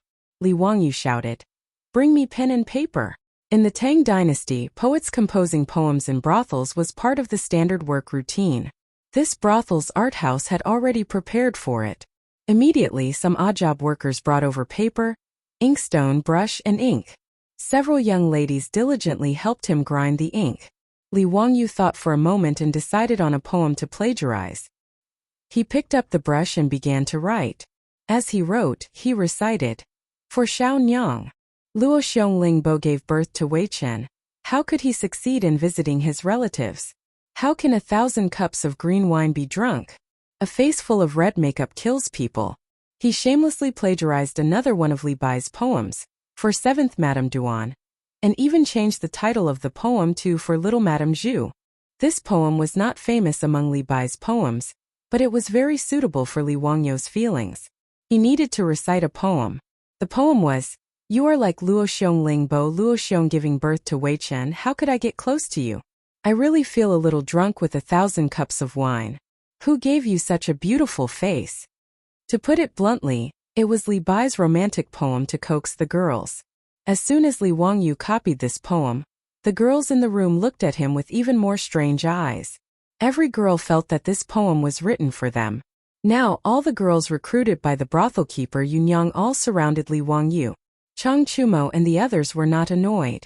As they drank and made merry, they watched Li Wangyou being surrounded by a group of prostitutes. Seeing Li Wangyou's battered and exhausted appearance, everyone laughed. Li Wangyu was surrounded by these delicate and soft girls, who kept urging him to drink. A girl who was good at singing and playing the pipa began to sing his poem, for little Madame Zhu. Some who were good at dancing also began to dance. In the room the atmosphere began to warm up. A group of playboys, under the service of the prostitutes, continued to drink wine. Li Wangyu also unconsciously drank a few more cups. The alcohol went to his head and he began to teach the girls around him how to play the finger-guessing game. Two little bees, flying in the flowers, fly. Papa. Ah ah. Kiss kiss. Lang Jun, you are so bad it doesn't count, let's play again. The playboys had never seen such a way of playing the finger-guessing game. They were very interested and soon learned it. They began to play the little bees. However, Li Wangyu was starting to regret it. The scene in the VIP room was 2F** king painful to the eyes. Can you imagine the scene of the burly Chang Chumo and Yuchi Baolin playing the little bees game? Especially when the two of them played the same game. The way they puckered their lips and kissed made Li Wangyu feel nauseous and disgusted. He wanted to vomit. In the room, after 3 rounds of wine, the atmosphere was in high spirits. Li Wangyu was thinking about how to disguise himself and retreat.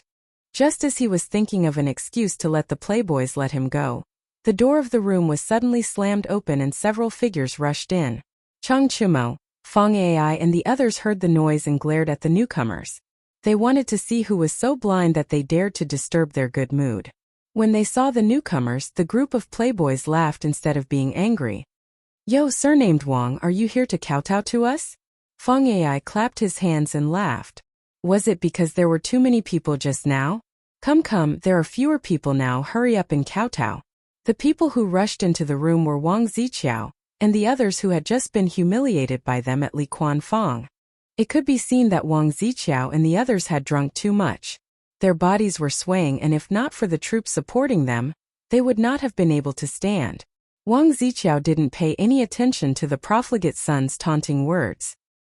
He stared at Li Wangyu with bloodshot eyes and cursed fiercely. So you Tianshalang are the little bastard of the Li family of Hu County. Li Wangyu had not yet spoken when Chang Chumo and the other playboys pushed the table and stood up, glaring at Wang Ziqiao. Surnamed Wang, clean your mouth. There was actually a reason why Wang Ziqiao had rushed in like this. Today, after they had been defeated at Li Quan Fong, they had left behind a few troops to follow them and gather information while he, Lu Xiang, Cui Daogu and the others went to Ping Kong Fong's brothel to drink. Because they had a bellyful of anger today, after drinking a few cups of wine, the 4 of them quickly began to get drunk. Just as they were drinking, they saw the troops come back to report that Chang Chumo and the others had also come to the brothel to drink in the private room next to theirs. Originally, Wang Ziqiao and the others were still a little afraid of Chang Chumo and the others. They were afraid that the matter of kneeling and kowtowing would be brought up again, and they would be the ones to lose face. Just as they were about to leave the brothel early, they heard the troops report that they had found out the identity of the white-clothed youth. After hearing that the youth was actually Hu County's Li Wangyu, Wang Ziqiao could not bear it anymore. He slapped the table and stood up. Using the alcohol, he rushed to the room next door, planning to teach Li Wangyu a lesson. The reason why Wang Ziqiao hated Li Wangyu so much was because of the Taiyuan Wangs breaking off the engagement. Chapter 183. When Li Wangyu's father, Li Zhou, was still alive, the Taiyuan Wangs wanted to be on good terms with the imperial family. So they took the initiative to arrange a marriage between their daughter and Li Zhou. Considering Li Zhou's position in the imperial court at that time, this marriage was well matched. Even though the 5 families and 7 families looked down on the imperial family of Li Tang and felt that they were nouveau riche, this did not affect the marriage of the Wang family's daughter. In the patriarchal society of the Tang dynasty, women were just appendages of the family.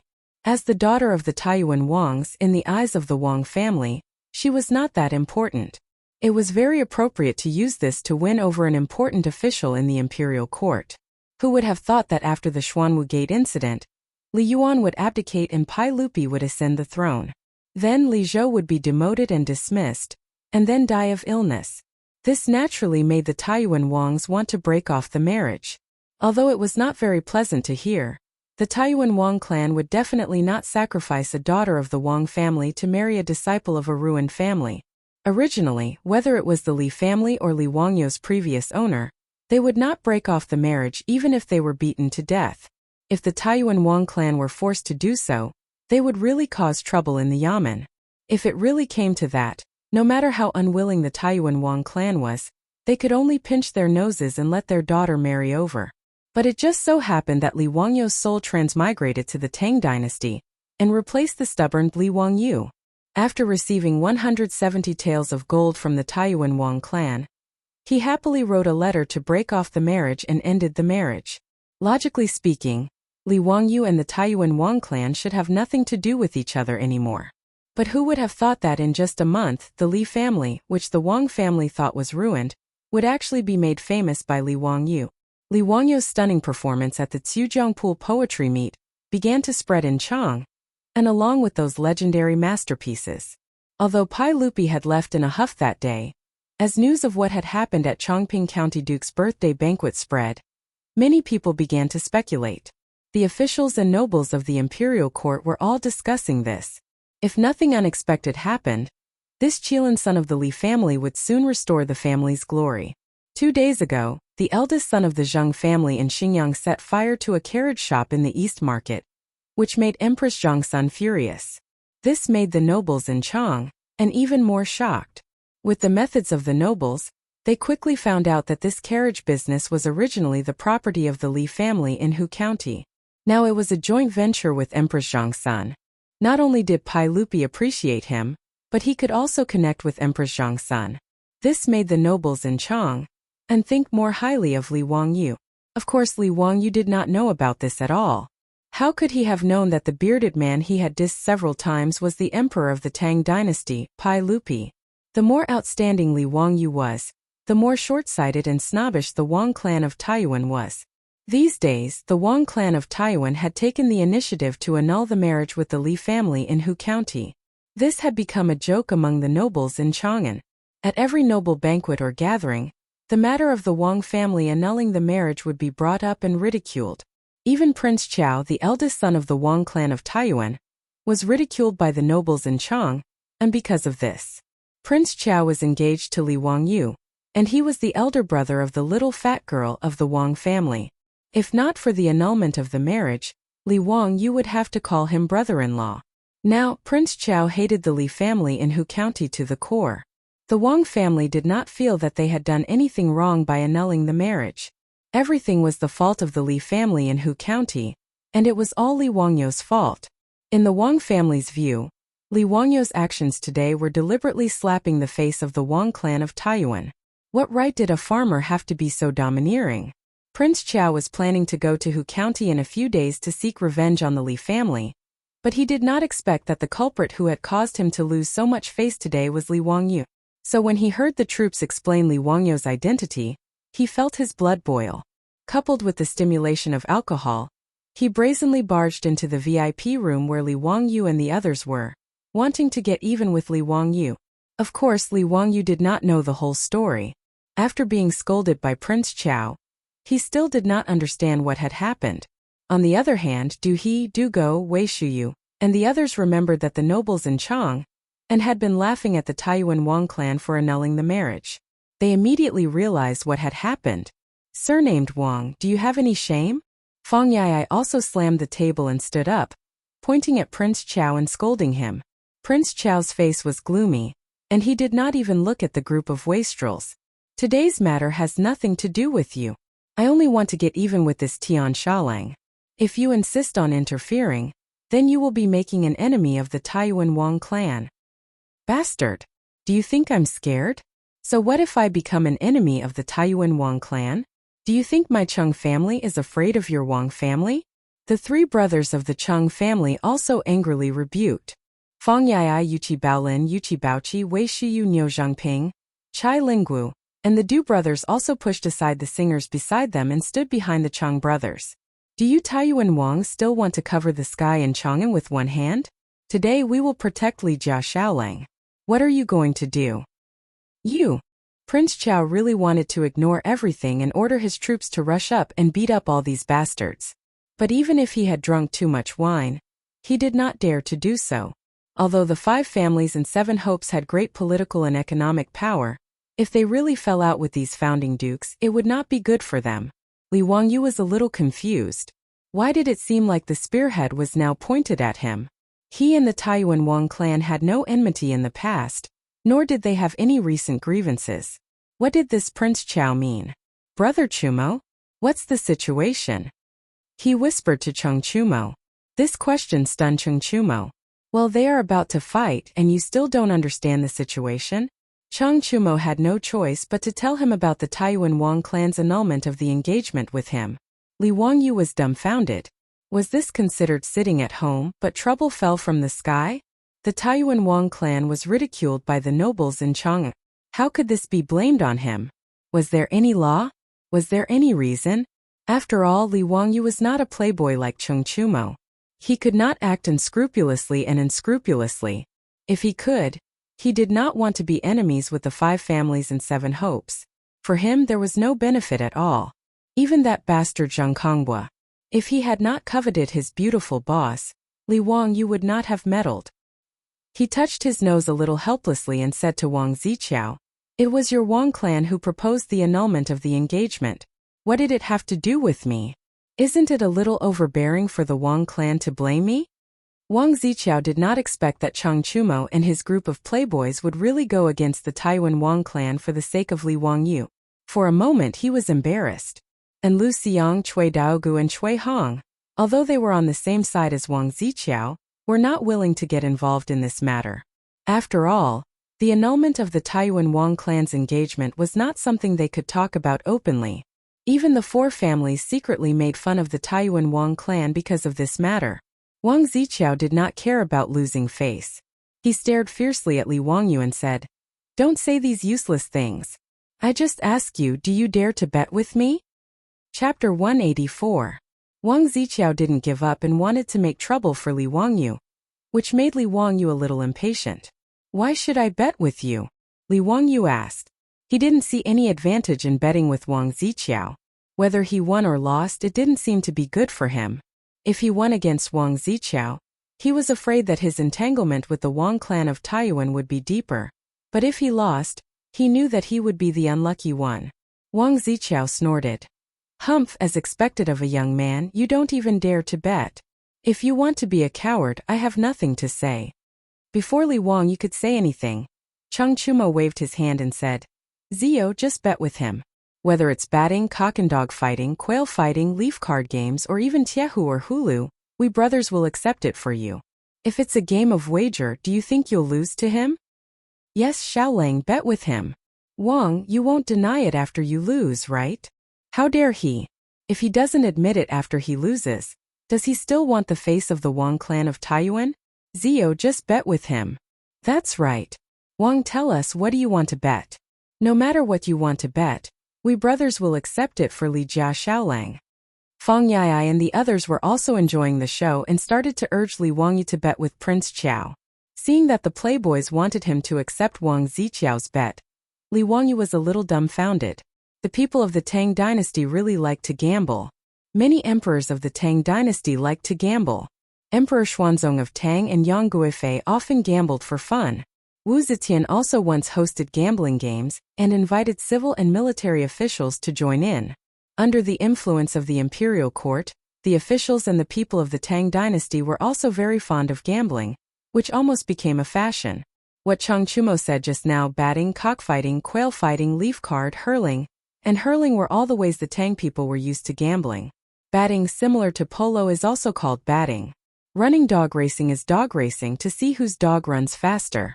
The Tang dynasty not only liked cockfighting, but also quail fighting. Yezi Mahjong could be considered the ancestor of Mahjong. As for throwing arrows into the pot, the winner was the one who threw the most arrows into the pot. Hulu was a gambling method unique to the Tang dynasty. It was a small square made of wood, similar to dice, painted in black and white. When gambling, grab 5 black and white dices and throw them into the bowl. The one with the most black faces wins. When he threw it out, he had to shout, "Lu!" What Lu meant was 5 black faces facing up. One of the signs of the Tang dynasty was that in every square in Chang, and people could hear the words Lu and Lu at any time. Therefore, this kind of gambling was also called Hulu. Other than that, there was also literary gambling. It was not uncommon for scholars to gamble on poems and essays. Chang Chumo and this group of debauches were proficient in all kinds of gambling, so they were full of confidence in urging Li Wangyu to bet with Wang Ziqiao. Li Wangyu was speechless and resisted the urge to roll his eyes. This group of debauches, why were they so excited when they heard about a gambling fight? These hopeless gamblers. The gambling fight proposed by Wang Ziqiao was different from the one they had with the debauches in the Jia Temple. The bet in the Jia Temple was more of a fight between the rich playboys, a battle of personal feelings. Therefore, even if Wang Ziqiao and the others reneged on the bet, Chang Chumo and the others just laughed, because if they lost, they would also do the same. If they could sweep the other party's face, they would have already achieved their goal. The gambling fight was more similar to the duels between nobles in the West. The result of the gambling fight would not be easily reneged, otherwise it would be despised. Emperor Shizong of the Tang dynasty once gambled with an official, using his position as the stake. The official, Qian Jingguan, won the bet and was conferred the title of Sichuan Jidushi. After the bet, he became a governor of the border, ruling over 26 states including Zhang and Han. Li Wangyu knew this, so he did not want to accept the gambling fight proposed by Wang Ziqiao. But now it was too late for him to refuse. The debauches had accepted the gambling fight for him. If he did not accept the challenge, he would be sweeping the face of Chang Chumo and the other debauches, and the gains would not make up for the losses. Fine, a gambling fight it is. How do you want to gamble? Li Wangyu looked helplessly at Wang Ziqiao. At this time, Wang Ziqiao had sobered up a little, and after being disturbed by the debauches, he felt some regret. Just now, when he blurted out that he wanted to gamble with Li Wangyu, he forgot about the group of debauches behind Li Wangyu. Just as Chang Chumo said, he was not sure if he could win against this group of debauches in a gambling fight. If he lost the gambling fight, he would lose all his face today. Wang Ziqiao's triangular eyes involuntarily looked behind him, wanting to see if Lu Xiyang and the others had any good ideas. But when he saw one of the Wang family's troops standing behind the crowd, he suddenly had an idea. Since we are willing to gamble, then let's play something new. Wang Ziqiao shook his head. Let's gamble on ventriloquism. What the hell? Ventriloquism? Wang Ziqiao's words stunned Li Wangyu and the other debauches. They did not know how to gamble on ventriloquism. Ventriloquism had existed in China since ancient times. The records of the Grand Historian recorded that Lord Meng Chongjun of the state of Qi during the Warring States period used the ventriloquism of his followers to escape from the state of Qin back to the state of Qi. This was also the origin of the idiom, the crow of the rooster and the thief of the dog. Li Wangyu also remembered the ventriloquism from his middle school Chinese class. In the capital, there is a person who is good at ventriloquism. All the guests stretched their necks, glanced sideways, smiled and sighed silently, thinking that it was wonderful. Looking at the screen, the person, the table, the chair, the fan, and the ruler were all the same. But how could they gamble on ventriloquism? Moreover, Li Wangyu did not know any ventriloquism. Would box work? He knew a little about ventriloquism. He looked at the group of debauches, who also seemed to be a little dumbfounded. It seemed that they also did not know any ventriloquism. Wang Ziqiao's drunken eyes swept across the crowd proudly. He pointed to the troop behind him and said, I know a little about ventriloquism for this song. I will not bully you. I will give you 2 chances. No matter what sounds you can make from your mouth, if you can imitate this song, then I will win this gambling fight. If not, then you win. He paused, stared fiercely at Li Wangyu and said, If you lose today's gambling fight, you will kick this guy out of Chang'an City. From now on, he will not be allowed to take a step into Chang'an City. Chang Chumo and the others looked at each other and did not know how to respond. They had never heard of the gambling fight proposed by Wang Ziqiao. Moreover, if they lost, Li Wangyu would never be allowed to enter Chang'an City again. The consequences were somewhat serious.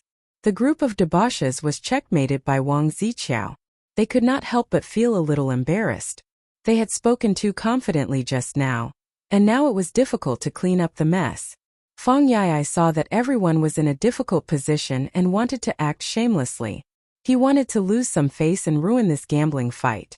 Li Wangyu suddenly said, If you lose, what will you do? He was also a little angry now. This Taiyuan Wang clan was so against him. Did he really think he was a clay figurine? That he could do whatever he wanted to do? Li Wangyu's stubborn temper also rose. So what if he was from the Taiyuan Wang clan? Today he would fight with him. Wang Zichao laughed and said indifferently, "If I lose from now on, I will avoid you in Chang'an City. As long as I see you, I will bow to you and avoid you. How about that?" For these young masters, if Wang Zichao really lost, it would be a really shameful thing. If the legitimate sons of the 5 families and 7 families bowed to a white figure and avoided him, then he would lose all his face. But Wang Zichao did not think that he would lose at all. This troop of his had no other skills, but in this Chang'an City, they had never met a match. This troop of the Wang family could be considered a strange person. He did not know where he learned this skill from, but it was very good. He could imitate a bird's call and even make the bird unable to distinguish him and land on his shoulder. He could imitate all kinds of people after hearing it once. He could even imitate a woman's voice. Wang Zichao did not believe that he could not win this gambling fight by relying on his troop's skill. "Okay, since you insist on a gambling fight, then it's a deal." Chang Chumo and others did not have time to persuade Li Wangyu before he directly nodded and agreed. Li Wangyu glanced at the proud Wang Zichao and said in his heart, "If you are willing to die, then I am willing to bury you." Chapter 185. Although Li Wangyu did not learn any ventriloquism, he did not think it was a big deal. He had seen a lot of ventriloquism performances on TV in the future. It was not a big deal. Besides, even if the ventriloquism of the Wang troops was as good as the performers in the textbook ventriloquism, so what? Ventriloquism was not like a tape recorder. It was just through the mouth, teeth, lips, tongue, throat, nose and other vocal organs to imitate various sounds of nature, such as birds and beasts, wind and rain, thunder and lightning, etc. Was it that easy to imitate the things that Li Wangyu knew? Seeing that Li Wangyu did not hesitate to agree to Wang Zichao's bet, Chang Chumo and the others wanted to stop it, but it was too late. In the view of these foppish sons, losing the bet was fine, but since they had agreed, they had to give it a try. Several foppish sons gathered together to discuss what sound they should make to prevent the Wang troops from imitating. This made Li Wangyu a little dumbfounded. Such a simple thing, why did they make it so complicated? "Brother Chumo, Li Wangyu was just about to say that he could do it himself, but Chang Chumo waved his hand to stop him. "Zio, if you have something to say it later. This matter cannot be sloppy. Let us discuss it first." "Zio, don't worry. Today's bet, brothers will let you win." Li Wangyu wanted to speak several times, but he was interrupted by Chang Chumo, which made him very depressed. Forget it, let them do it. Anyway, there were 2 chances, so there was no need to worry. Li Wangyu simply acted as if nothing had happened. He sat back down at the table and let the young ladies pour him wine. He then began to drink the wine on his own. Chang Chumo and the others discussed for a long time and came up with several ways that they thought could stump the Wang troops. Fang Yai reached out and summoned a female singer. Li Wangyu remembered that this girl was called Xuanyang. She sang a good song. Her voice was sweet like an oriole coming out of the valley. It seemed that these foppish sons in the first round wanted to use a female voice to embarrass the Wang troops who were good at ventriloquism. "Mama Shui, pick your best song and sing it a cappella," Fang Yai instructed. "Yes, I'll sing now." Mama Shui bowed to the fops, stood up, cleared her throat and began to sing. Zhaoka's beard tassels, Wu Go's frost and snow. The silver saddle shines on the white horse, like a shooting star, killing 1 person every 10 steps, leaving no trace for 1,000 miles. When the matter is done, I leave with a flick of my sleeve, hiding my identity and name. Mama Shui was singing the poem Ode to Gallantry that Li Wangyu had plagiarized. The poem was magnificent, and Mama Shui's voice was firm. Her voice was as smooth as a pearl and smooth as jade, and it even had a skillful tuning, making her singing sound sometimes moving and sometimes quiet, sometimes fast and sometimes slow. It was very pleasant to listen to. At the end of the song, even Chang Chumo and the others could not help but shout out, "Good!" and then looked at Prince Chao. "Wang, come on. Let me see what your song is capable of." They didn't believe that anyone could imitate Mama Shui's voice. But Wang Zichao didn't care at all. He raised his eyelids slightly and motioned his troops to come forward. The troops of the Wang family came forward, grinned at the fops, and then began to sing. As soon as his voice came out, everyone in the room was stunned as if they had seen a ghost. Yuchi Baolin turned her head and looked at Mama Shui next to her, trying to confirm if she was singing. The voice that came out of the mouth of the troops of the Wang family was exactly the same as that of Mama Shui. This strange scene caused everyone to have goosebumps involuntarily. When the troops of the Wang family finished the song, the room was so quiet that even a pin drop could be heard. After a long time, Chang Chumo swallowed a mouthful of saliva and looked at the man with his eyes wide open. "Are you a man or a ghost?" Wang Ziqiao smiled. "How about it? One more chance? Do you want to continue?" The fops looked at each other, not knowing what to do. This troop of the Wang family could even imitate a female voice that he had only heard once. What other sounds could they make that he couldn't imitate? Seeing that the fops were silent, Wang Ziqiao couldn't help laughing. He felt that he had finally gotten his revenge today. Later, he would ask his troops to throw Li Wangyu out of Chang'an City, and then he would slowly play with this arrogant boy. Li Wangyu, however, was neither hurried nor slow. He finished the wine in his cup in one gulp and stood up. "What's the hurry? Isn't there one more chance?" Li Wangyu looked at Wang Ziqiao and asked, "Do you have to imitate whatever I sing?" "Yes, that's it." "Then it's simple. Tell him to listen." Li Wangyu cleared his throat and was about to speak when Chang Chumo pulled him back. "Zio, are you sure you can do it?" "Hehe, brother Chumo, don't worry. When I finish singing, he will be dumbfounded." Li Wangyu laughed. He twisted his neck. It was time to show his real skills. A long time ago, a giant dragon suddenly appeared and brought disaster. It took away the princess and disappeared. The kingdom was in danger. Li Wangyu's singing caused the silk pants to frown involuntarily. Although the tune was strange, it wasn't difficult. Wang Ziqiao was even more relieved. His troops could imitate this kind of singing without any difficulty. It would be more difficult to imitate the singing of the female singer. While Wang Ziqiao and the others were grinning, Li Wangyu suddenly changed the lyrics.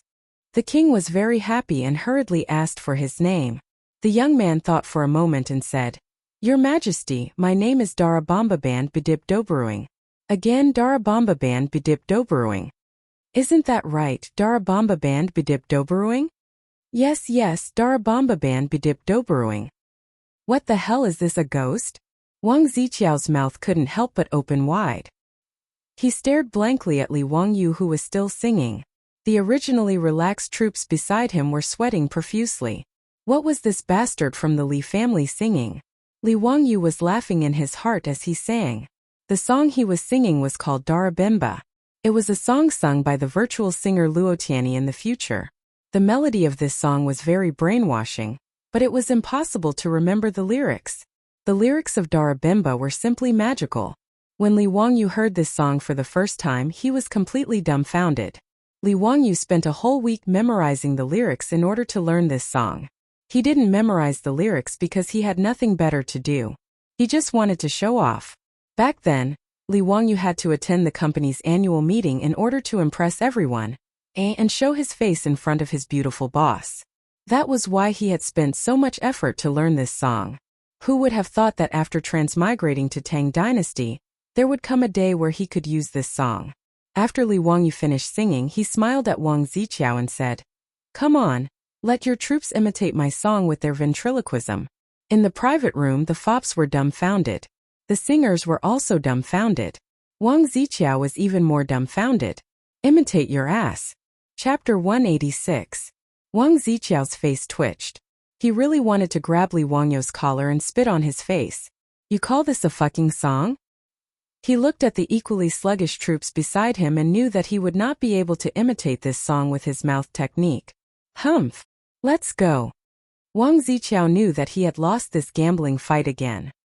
He pulled his face and turned to leave. "Wait, surnamed Wang, did you forget something?" Chang Chumo shouted. "Don't forget, you said it yourself, salute and avoid. Now you can salute and get out." "You." Wang Ziqiao's eyes were red as he angrily stared at Chang Chumo. "What? As the legitimate son of the Taiyuan Wang clan, are you going to refuse the gambling bet?" TSK, what 5 surnames and 7 hopes, the name is just an exaggeration. Chang Chumo may look like a rough man, but his mouth was not forgiving at all. Wang Ziqiao's face was red, his fists clenched, his nails almost embedded in his flesh. He did not say anything, just bowed slightly to Li Wangyu, and that was his salute. After that, he did not say anything, nor did he say goodbye to Lu Xiang and the others. He took the Wang clan troops and directly left the brothel. Wang Ziqiao only felt that the humiliation he received today could only be washed away with blood. These playboys did not feel that there was anything wrong with their actions. All the mistakes were Li Wangyu's fault. As the legitimate son of the Taiyuan Wangs, Wang Ziqiao now hated Li Wangyu to the bone, and was only thinking about how to retaliate. Lu Xiang, Cui Daogu, and Cui Hong did not expect such a result. They did not say anything, and each took their own troops and left. After they left, Chang Chumo and the others laughed until tears came out. They kept calling for wine. Today, they would not leave until they were drunk. Li Wangyu wanted to slip away at this time, but it was naturally too late, and he was poured wine by the playboys. No matter how low the alcohol content of the wine was in the end, he still closed his eyes and drank it all. After the farce in Chang and Li Wangyu behaved himself for a period of time. He stayed in Dingzhou village every day and did not run around. Defeating the legitimate son of the Taiyuan Wang clan was not necessarily a good thing for Li Wangyu. He was not like Chang Chumo and the other dandy who could go against the Taiyuan Wangs. As a commoner, Li Wangyu knew his place. Therefore, he hid in Dingzhou village, intending to lie low for a while. The playboys had come to Dingzhou village several times, wanting to invite him to Chang'an for a drink, but he had found various excuses to refuse.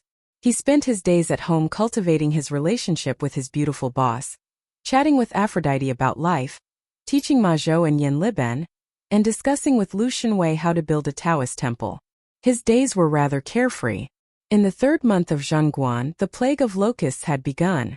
Li Wangyu's thousands of ducks were also driven by the duck girl from the duck shed to the various fields in the village to hunt for locusts. However, the locusts seemed to be endless. One day they ate up all the locusts in the field, and the next day more locusts would appear out of nowhere. But compared to the fields in the villages around Dingzhou village was much better. Although this year's grain yield would definitely be reduced, at least there would be some harvest during the autumn harvest. As for the other villages, Li Wangyu estimated that if the government did not order to exterminate the locusts, this plague of locusts would undoubtedly cause a great famine in Guanzhong Road. Li Wangyu had only seen this kind of locust plague in Africa on television in his previous life. It made one's scalp tingle, and one could not bear to look at it directly.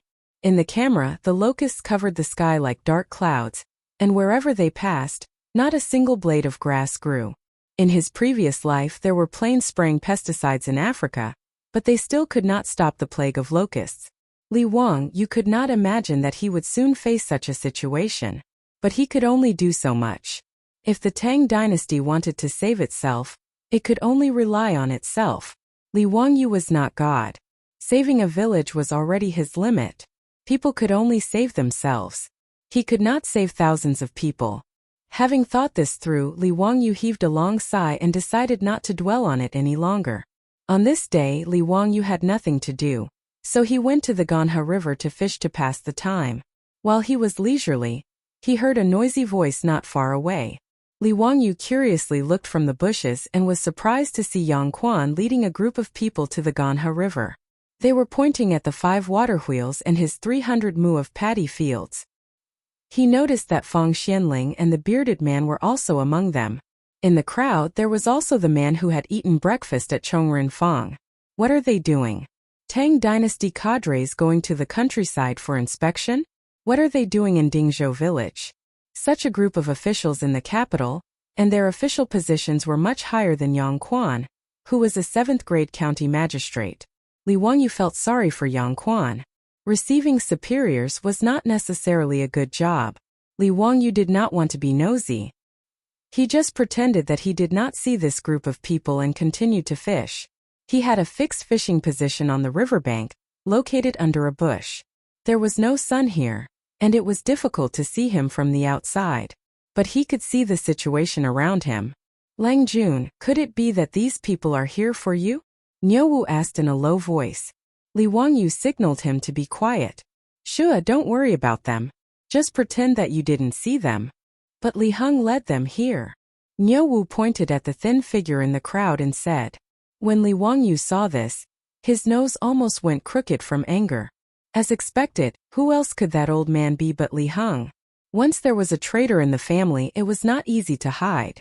The old housekeeper Li Heng had a bright smile on his face. He followed behind Yang Quan and guided the county magistrate. Obviously, Yang Quan had already been to his house. Li Heng was very flattering and betrayed his master. Zio, you are so elegant. You are actually hiding here to fish. Yang Quan stroked his beard and greeted Li Wangyu, who was behind the bush.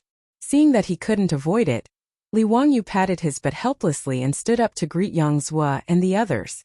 At the same time, he glared fiercely at Li Heng, who didn't know what was going on. I have stolen half a day of leisure. Minghouse, why did you come to Dingzhou village today? Li Wangyu replied casually. Stolen half a day of leisure. Half a day of leisure is rare. Xiao Lang casually recited a poem. Do you have a complete poem? Before Yang Quan could reply, Fang Xianling walked out from the crowd and smiled at him. I said it too casually. Plagiarized another sentence? Forget it, I'll just plagiarize it. Li Wangyu bowed to Fang Xianling. Greetings, Minister Fang. You flatter me. As the saying goes, a piece of writing is made by nature. I only have this sentence. After saying that, Li Wangyu was stunned again. What the hell did I plagiarize again? Is this a poem from the Southern Song Dynasty? Chapter 187. As soon as Li Wangyu said this, everyone could not help but clap their hands and applaud. Good. What a wonderful summary. That's the essence of poetry. Fang Xianling praised. Li Zio is only 16 years old, but he can speak so well. No wonder Zio's poems have been spread all over Chang'an. He's really a young talent. No wonder he can write such good poems. In the crowd, Pai Lupi could not help but clap his hands and applaud. Now Li Wangyu's sentence. How can I bow to the powerful and make me unhappy? The bad feelings he brought to Pai Lupi had long disappeared. Now Pai Lupi liked Li Wangyu more and more. Li Wangyu's face turned slightly red from the praises of the crowd. He quickly changed the topic and asked, Is there a reason why Prime Minister Fang came to Dingzhou village today? Fang Xianling twirled his beard and smiled. Nothing, we're just here to enjoy the flowers. Spring. Enjoy the flowers? Black lines appeared on Li Wangyu's forehead. What nonsense was this? If it was March in previous years, it would be a good time to enjoy the flowers. But this year there was a locust plague in Guangzhou. Even around Dingzhou village, even if Li family's ducks kept hunting for locusts, there was no spring scenery in the fields. Of course, enjoying the flowers was not a good thing, but enjoying the locusts flying in the sky was a good thing. Fang Xuanling's words were an excuse. In fact, Pai Lupi wanted to visit Dingzhou village. He, Zhangsun Wuji, Du Ruhui and the others naturally needed to accompany him. As the emperor of the Tang dynasty, Pai Lupi did not come to Dingzhou village because he had nothing to do. There was a reason why he came incognito with Fang Xianling, Zhangsun Wuji and the others. First, he came to see with his own eyes the water wheel that did not require manpower and could automatically carry water for irrigation. He also wanted to see the effect of Li Wangyu's 300 mu of saline alkali soil. Second, the locust plague in Guangzhou Dao was getting worse and worse. There were reports of the locust plague everywhere. Pai Lupi also wanted to see the extent of the locust plague. Third, the case of the locust plague and divine punishment in the court was still unresolved. This made Pai Lupi feel depressed, so he took this opportunity to walk around and relax. Pai Lupi, accompanied by Fang Xianling, Du Ruhui and Zhangsun Wuji, came to Dingzhou village under the lead of Hu County Magistrate Yang Quan. After seeing the water wheel with their own eyes, and seeing that the saline alkali soil had been improved and rice had been planted, everyone was full of praise. Zhangsun Wuji lowered his voice and smiled at Pai Lupi. Congratulations to His Majesty. Our Tang dynasty has this method of water wheel and saline alkali soil. It can increase the number of mu of land and prevent the land from being drought-stricken. This is great news. Fang Xianling and Du Ruhui were also full of praise. Pai Lupi, who was originally in a bad mood, also showed a satisfied smile. He was even more satisfied with Li Wangyu. The Qilin son of the old Li family not only had outstanding literary talent, but also had such knowledge of worldly affairs. It was really rare. He did not know where he learned this ability. Whether it was the water wheel or the four-wheeled carriage for the Tang dynasty, they were all national weapons. Li Wangyu could be said to have made a great contribution to the Tang dynasty. But the more it was so, the more Pai Lupi felt that he had the responsibility to educate this kid. This kind of thing was beneficial to the country and the people, but he did not want to give it to the imperial court. Instead, he used it to exchange for some farmland, cattle, and the exclusive right to operate the Chang'an carriage. It was really abominable. Moreover, this kid also urged Empress Zhongsun to invest in his carriage business. He did not think about how to repay the imperial court. Instead, he thought about the business of merchants all day long to earn those stupid things. He really deserved a beating. Thinking that he was Li Wangyu's elder, Pai Lupi's words were not so pleasant to hear. They carried a lecturing tone. Kid, come here. Let me ask you. Since you gave the water wheel and the method to improve the soil to the imperial court, why did you ask Yang Mingfu for cattle as a reward? Pai Lupi felt that he had good intentions, but he was destined to make a fool of himself. It was a waste of effort. Li Wangyu had always been unhappy with this curly-bearded man. He was very tired of his words. How could he listen to Pai Lupi's lecture? Moreover, the two sides were in completely different positions. Naturally, their views on this matter were also completely different. In the eyes of Pai Lupi, the emperor of the Tang dynasty, if the people under his rule had good things, it was natural for them to give it to the government. As for the reward, it should be given by the government at their discretion. It should not be privately asked for. In the Huaxia dynasties where imperial power was supreme, there was no such thing as intellectual property protection. Things that were useful to the people of the country were public goods. Imperial power did not recognize the exclusivity of private creations. This was also the reason why the ancient people, once they had something good, would keep it for themselves. Independent sects, ancestral secret recipes, and so on all originated from this kind of social environment where there was no awareness of intellectual property protection. This forced them to think of ways to protect their own interests. Therefore, from the standpoint of the emperor of the Tang dynasty and Li Wangyu's elder, Pai Lupi felt that it was normal for him to teach this bastard a lesson, including Feng Xianling. Several important officials also nodded and smiled. They felt that Pai Lupi's question was not wrong. If it weren't for his teacher, Yu Shernan, and the fact that Yangzhou truly cherished Li Wangyu's talent, he wouldn't have taken out some cattle to trade with him. Rather than an exchange, it was more appropriate to say that Yang Quan's gift to Li Wangyu was appropriate. What bargaining? It was just Yang Quan teasing him. However, Li Wangyu did not see it that way. What right did he have to confiscate something that he had invented with just a few words? It was simply the logic of a robber. Aren't my 2 skills worth 20 cattle? Li Wangyu straightened his neck and replied in an unfriendly tone. Pai Lupi was stunned. Of course it is worth it, but how can it be calculated like this? The water wheel is a public weapon that has contributed to the country. How can it be used for personal gain? Why not? I want cattle for the sake of the Tang dynasty. Li Wangyu's words made everyone dumbfounded. You asked Yang Quan for cattle for the sake of the Tang dynasty? What kind of logic was this? Feng Xianling was afraid that he would talk nonsense, so he quickly coughed. Xiaolang, why do you say that? Don't joke around. Li Wangyu's smile suddenly disappeared.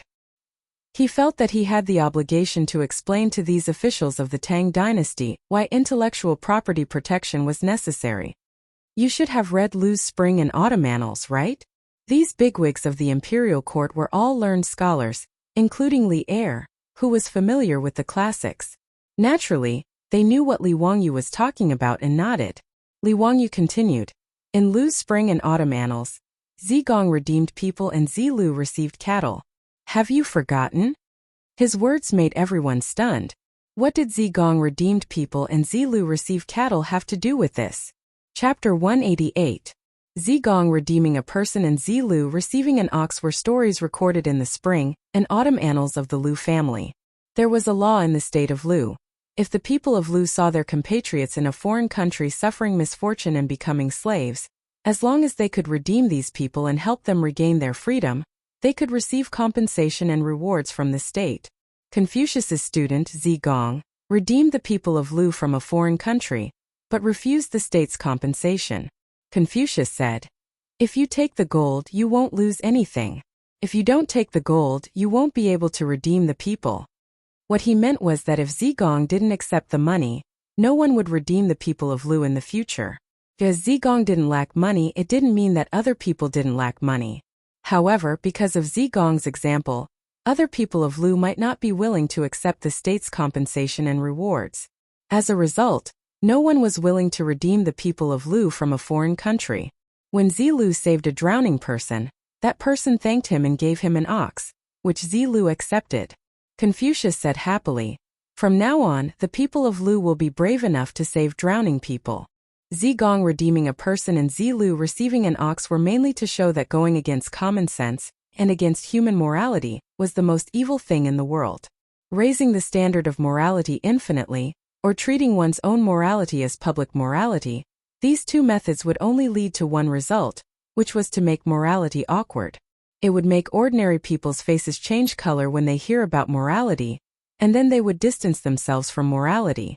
All the big shots present, including Pai Lupi, naturally understood this principle, but they didn't understand how it was related to what Li Wangyu said. Li Wangyu pointed to the water wheel by the river and said, "If I didn't ask Yang Mingfu for an ox and gave it to the imperial court for free in the future, who in the world would be willing to study the study of things? Study the study of practical application? Everyone might as well wait for someone else to create it and then use it. How is this different from Zigong redeeming a person?" As the saying goes, the world is bustling for profit, and the world is bustling for profit. Zilu receiving an ox seems to be a small matter, but it can encourage people to do good. For the sake of the Tang dynasty, I asked for compensation from Yang Mingfu. Is there anything wrong with that? His words made Pai Lupi, Zhang Sun Wuji, and the others somewhat unsure how to refute him. The logic seemed to be correct, but it went against the principle of the supremacy of imperial power that had existed for thousands of years. Effort should be rewarded. This was the meaning behind Li Wangyu's two allusions. Pai Lupi snorted discontentedly. "Are you going to ask the sage for the water wheel technology, and you're going to ask him for the cattle? Why not?" Li Wangyu asked curiously, "Don't you have to pay to buy things in the palace? Why do you want to snatch my family's belongings by force? The imperial court will naturally reward you. How can this be called stealing?" Pai Lupi said angrily, "Why should I reward him? This is what I deserve. Why did the imperial court bestow it upon me? You stole my things and then gave them to me as a reward. Isn't that the same as robbing?" Li Wangyu's eyes almost rolled to the sky. His words made Li Er speechless for a while. Pai Lupi had the urge to take off his boots and slap him. This bastard brat didn't give him any face at all. "I've been insulted again." Li Wangyu's words made everyone have the urge to cover their faces with their sleeves. This brat is getting serious again. Everyone present, except for Yang Quan, had seen Li Wangyu's previous two insults to Pai Lupi. Fortunately, Pai Lupi was open-minded. Otherwise, Li Wangyu's grave would already be 3 feet tall. Yang Quan was anxious and quickly said, "Zio, how can you say that? Answer properly." Feng Xianling also coughed softly. "What uniquely means is that the imperial court's reward will only be greater. Why did Xiao Lang only use the water wheel and the method to improve the soil in exchange for a mere 20 cattle? Yang Mingfu wouldn't give me more." Li Wangyu muttered. Feng Xianling was also depressed. Did this brat understand what he said?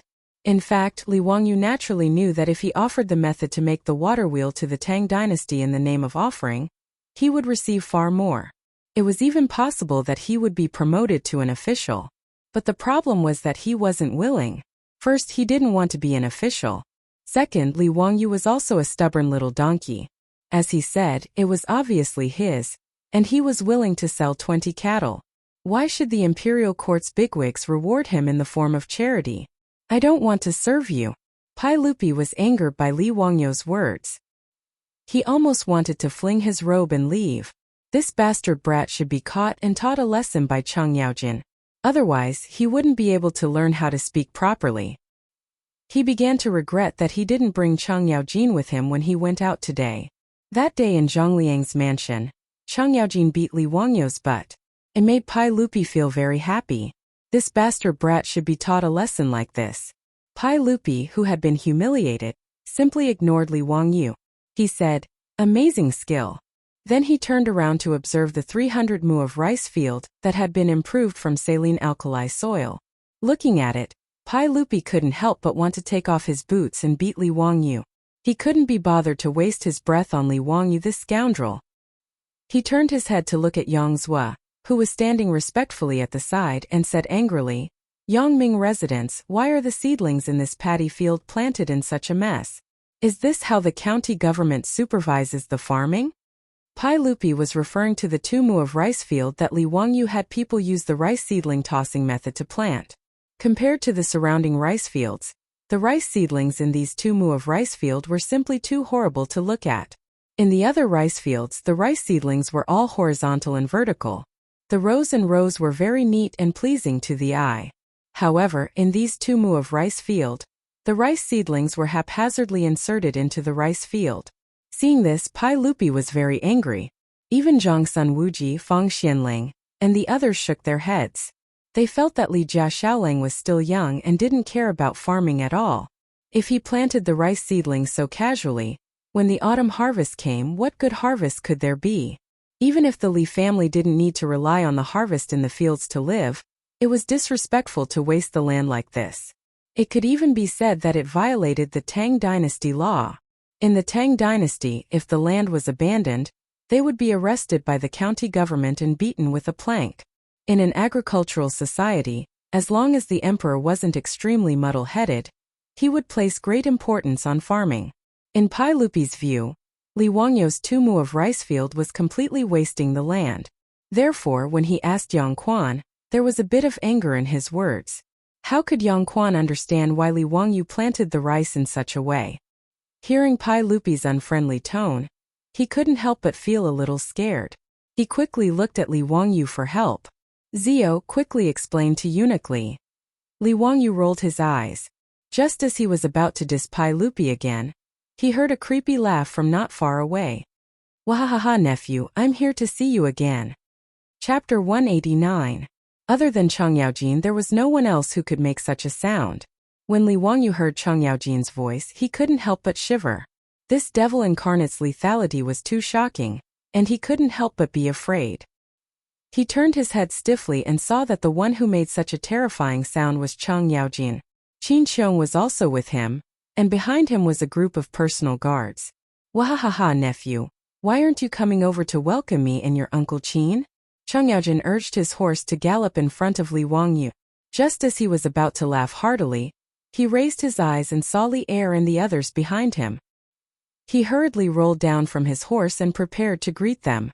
Zhangsun Wuji, who was in the crowd, quickly waved his hand at him.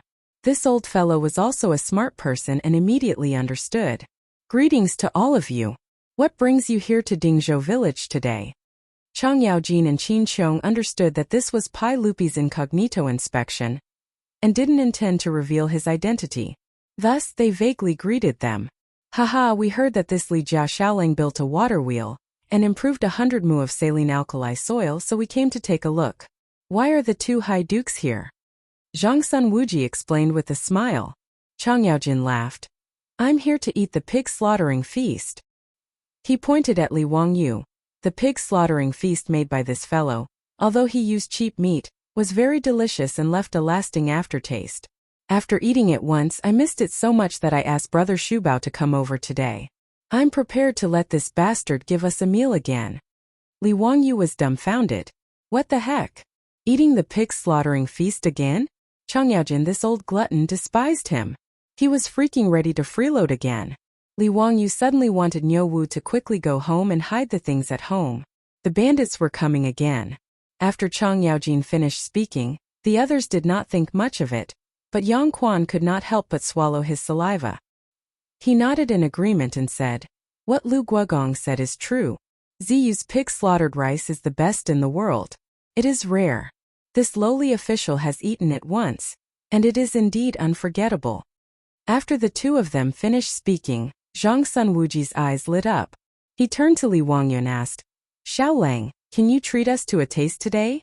Zhang Sunwuji loved to eat in one bite. Regardless of whether it was the local snacks or various feasts, he would gladly enjoy them. The reason why Li Wangyu was able to meet Zhang Sunwuji in Chongren Square that day was because he liked the taste of the Hu biscuits in the food shop in the square. As the granduncle of the emperor, he was willing to lower himself to eat the Hu cake in that restaurant. He could be considered as the model of the foodies in the Tang dynasty. Now that he heard that Li Wangyu knew how to make some kind of pig slaughter rice, which could attract Chang Yaojin and Qin Xiong, two people to come here out of admiration, plus Hu County Magistrate Yang's was endorsement, how could he not be moved? Li Wangyu silently rolled his eyes. All right, since Chang Yaojin had spoken, he could not refuse. Since he had to feed a sheep and chase a flock of sheep, he would just treat them. He glared at the old butler Li Heng, who was laughing happily at the side, and ordered him to go to the village to buy a pig. Then, he would ask the Niu brothers to slaughter the pig. How can a child like you be so stingy? There are so many of us, how can one pig be enough to eat? He did not expect Chang Yaojin to not be polite at all. He even said that Li Wangyu was stingy. F***ck. Are you here to eat pigs? Or are you preparing to become a pig? You will be stuffed to death, you old bastard. Li Wangyu was speechless, but he did not dare to oppose Chang Yaojin. He could only clench his teeth and order Li Heng to buy 2 pigs. Was there no law in the Tang dynasty that prohibited officials from eating, drinking, and being corrupt in the countryside? They should really learn what the 8 honors and 8 disgraces were. Li Wangyu cursed in his heart, but he still forced a smile on his face. After Chang Yaojin arrived, Li Wangyu clearly became more well-behaved. He was not stupid. Although he did not know this group of big shots in the imperial court of the Tang dynasty, he believed that they would not bicker with a 16-year-old boy like him. There was no harm in throwing a tantrum with them. However, Chang Yaojin was unreasonable and would actually hit him. Li Wangyu was already too ashamed to show his face when he was spanked at Zhang Liang's residence last time. He did not want to be beaten by this old bastard again in front of everyone. If he was beaten again, he would really have the heart to die. After Chang Yaojin and Qin Xiong arrived, he did not make any trouble for Pai Lupi's questions and answered honestly. However, none of the people present believed him when he said that the seedling throwing method could increase the yield of the fields. Even the old village head and the other farmers who had been managing the fields all their lives did not believe in Li Wangyu's words, let alone these big shots in the imperial court. Pai Lupi and the others were too lazy to say anything more. They only felt that Li Wangyu was still young and inexperienced. Li Wangyu was also too lazy to waste his breath. In any case, whether the rice seedling throwing method was good or not, it would be clear in a few months during the autumn harvest. After looking at the water wheel and rice fields, the group of people under Li Wangyu's lead went to the Li family in the village. When they passed by the wheat fields, Du Ruhui could not help but exclaim softly, "Prime Minister Du, what's wrong?" Zhang Sunwuji asked curiously. "Look at the fields of Dingzhou village. Why are there so few locusts in the fields?" Du Ruhui pointed at the wheat fields and asked. With his reminder, Pai Lupi and the others also noticed the difference. Compared to the locusts that they had seen along the way in the fields of other villages, there were very few locusts in the fields of Dingzhou village. Xiaolang, do you know why? Could it be that Dingzhou village has already started to exterminate the locusts? Fang Xianling asked while twirling his beard. His intuition told him that this matter was related to Li Wangyu. When everyone heard this, they also looked at Li Wangyu. Could this young man convince the villagers to risk universal condemnation and exterminate the locusts? Why are you all looking at me? I did not exterminate any locusts. These were all done by the duck god. That's right, that's it. Li Wangyu nodded with certainty. What? Duck god? I'll beat you to death, you coward. Speak to me properly. What do you mean? It was fine if the others did not understand, but only Chang Yaojin raised his big palm and was ready to use force to threaten him. Duck, it means that ducks eat locusts. Faced with the absolute threat of force, Li Wangyu immediately cowered. What duck? Tell me clearly. Li Wangyu quickly replied. I bought a few thousand ducks and raised them in the fields of the village to eat the locusts. It's that simple. He explained the ins and outs of the matter, but Pai Lupi and the others looked at each other. Fabricating a duck god to shut the villagers' mouths, Only this kid would do such a thing. Alas, it's a pity that we can't find so many ducks in the Tang dynasty. Otherwise, Xiao Lang's method would be worth a try. Feng Xianling sighed. Li Wangyu swallowed back the words that were on the tip of his tongue. He wanted to tell this group of Tang dynasty officials that there could be a god, like the fire god. Forget it, the less trouble the better. What if among these officials, there was also a fan of only by virtue can we exterminate locusts? Chapter 190. In Li Wangyu's house, after receiving the notice from the old housekeeper, everyone was busy. Feng Xianling, Chang Yaojin, Qin Qiong, and several court officials were coming to visit. This was naturally a top priority. After receiving Li Heng's report, Su Chongqing immediately ordered everyone in the house to get busy. The Niu brothers went to the village to buy pigs from a pig farmer. Perrin went to the kitchen to boil water and prepare to slaughter the pigs. The 4 maidservants cleaned the originally clean courtyard again. Even Ma Zhou was ordered by Su Chongqing to find the old village chief and ask for a 4-wheeled carriage. He took the copper coins and rushed to the county seat to buy wine.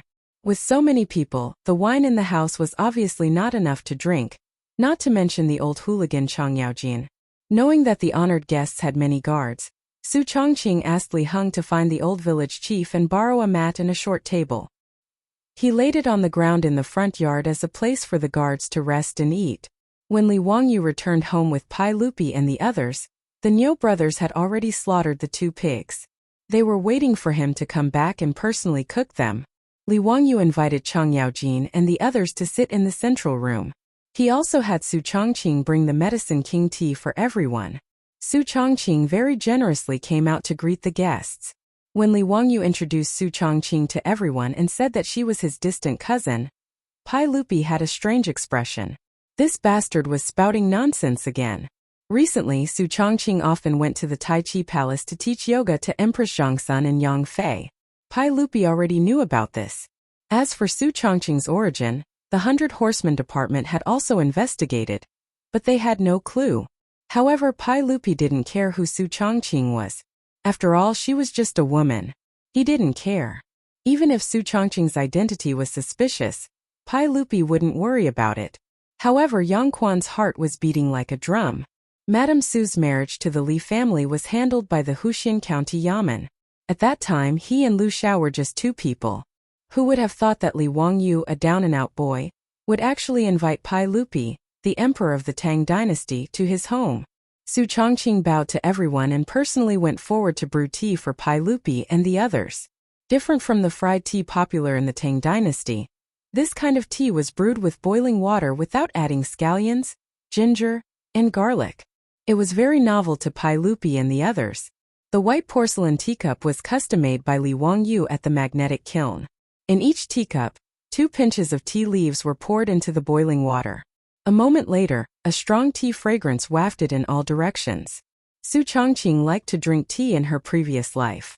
She also studied the way of tea for a period of time. Her movements of brewing tea were like moving clouds and flowing water. Her slender fingers picked up the teacup and delivered it to each guest. Pai Lupi and the others all smiled and nodded at Su Chongqing to express their gratitude. Then they picked up the teacup and tasted it. Only Chang Yaojin muttered, "Nephew, I heard that you owe a lot of debt. Sure enough, your family is poor. You only use clean water to brew tea for guests. TSK, I really can't bear to see you like this." Li Wangyu was about to go to the kitchen to prepare a pig slaughtering feast. When he heard Chang Yaojin's words, he almost staggered and fell to the ground. "This stinking shameless person, you still can't bear to see me like this.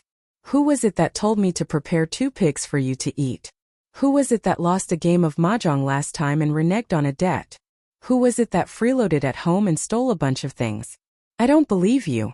You're a rotten old man, very bad." Li Wangyu walked to the kitchen in grief and indignation. Suddenly he thought of something. He rolled his eyes and beckoned the Niu brothers over. He whispered a few words in their ears. His words made the Niu brothers put on a difficult expression. "Lang Jun, I'm afraid this isn't appropriate." "Why? Are you scared?" "I'm not scared, but..." "If you're not scared, then go quickly." Li Wangyu didn't allow the brothers to explain. He pushed them out. The Niu brothers looked at each other and smiled bitterly. They shook their heads and walked out. In the central room, everyone picked up the teacup and tried to drink a mouthful. They realized that this tea wasn't as complicated as the fried tea. Instead, it was unusually fragrant. It was slightly bitter when it entered the mouth, but the fragrance was mellow and the aftertaste was sweet. The tea was green and clear, and the bottom of the leaves were tender and bright. So tea can be drunk like this. It's really interesting. Pai Lupi put down the teacup and nodded in praise. Not bad. This tea is fragrant and elegant. It tastes fresh and mellow. It has a unique flavor. Zhang Sun Wuji also praised. Even Qin Qiong nodded in praise. Li Jia Xiaolang is so elegant. This tea is fragrant and mellow. Not bad, not bad. The Tang people loved tea. The tea ceremony began to develop in the Sui dynasty.